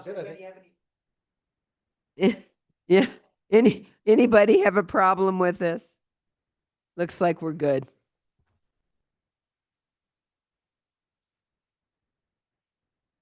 There are 17 or 18 total county or CSA proposals being put forth. There may be an occasion where there are some other ones you may or may want to co-sign or sign on to if other counties approach you. I think Pima has one on coordinated reentry. I know La Paz will probably do one on rural water, but the language isn't there yet. So if you get other proposals that people are looking for us to join on to, feel free to come talk to us or Eric or see if that's something we want to do. But otherwise, any questions on what we put forth here? Well, and I'd like to ask a question too. I mean, I appreciate you putting these together. I know that these at least seem in the ballpark of what we may be able to get through with CSA, but is there anything we're missing, members of the board, that you think we should add or additional resolutions? There's none on my behalf, Chair Horseman, and I gave this thought before addressing it with Keith. Anybody else? everybody happy with this? Okay. Just want to give you one heads up. I'm going to have probably September 9th, a very short work session, but for Keith to go over the association's resolutions. That's the transportation resolution, the court funding one that Craig usually brings forward. He's really looking for supervisor buy-in because the impetus from supervisors has sort of fallen off on some of those. And so he doesn't want to just have resolutions that continue on year after year because we've always done it. He wants to know that there's buy-in, that the supervisors want to see those standing resolutions brought back. So just a short work session on that at that meeting.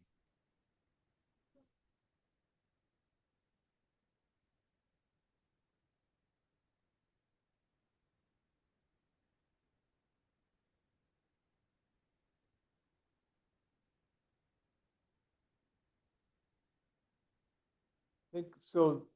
There's a couple things I think through CSA. I mean, that one would impact a couple of counties, but I think, yeah, we would potentially, if we want to go that approach, we would do that advocacy probably independent of CSA, because I don't think they'll sign on. Because one of the things is the whole thing is they were interested in things that affect the whole state. Although I did see other counties.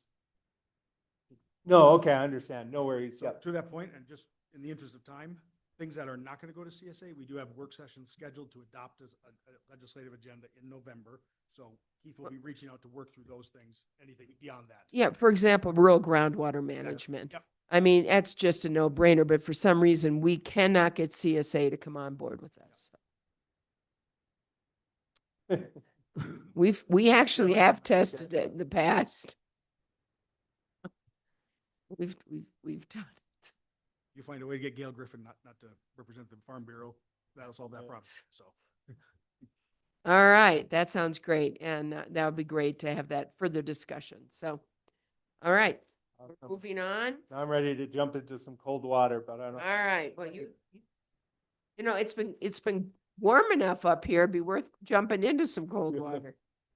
All right, we have a executive session, what? Okay.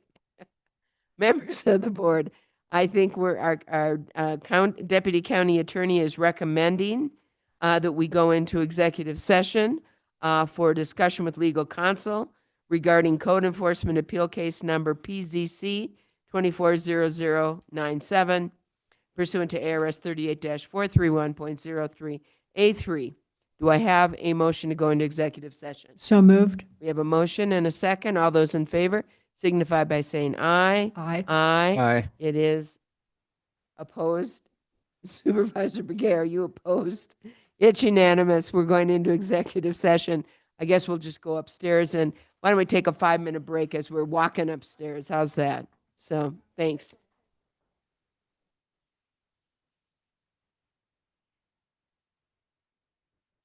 Is that, oh, if we aren't, then I really hate to do this because we just made a motion, but I wanted to ask a question. Can I ask a question? Just informal. I was trying to do this under your county manager. It's real simple. It's just organization. I think you can entertain the conversation. Okay, You're that's still in won't be- regular That's session. all, in executive session, okay. We are still in regular session until you adjourn the meeting, and so Do we need to come back to adjourn? it's always best practice. That's what I always do too. So, okay, we're coming back. Whoever said we weren't coming back, we are. Okay, we'll go on up. 5-minute break. You can have, thank you for allowing me to. Oh, there were two of them?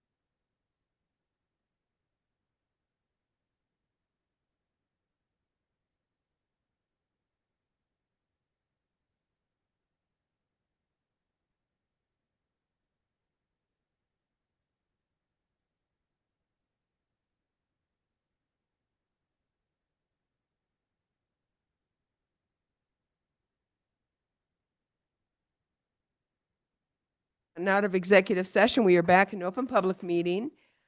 We have a number of other items. Is anybody needing to cover any of these other items? No. If that is the case, then at this time, I would take a motion to adjourn. So moved. Second, do we have a second? We have a motion and a second and a third and a fourth. All those in favor signify by saying aye. Aye. We're adjourned. Thank you so much. Good day.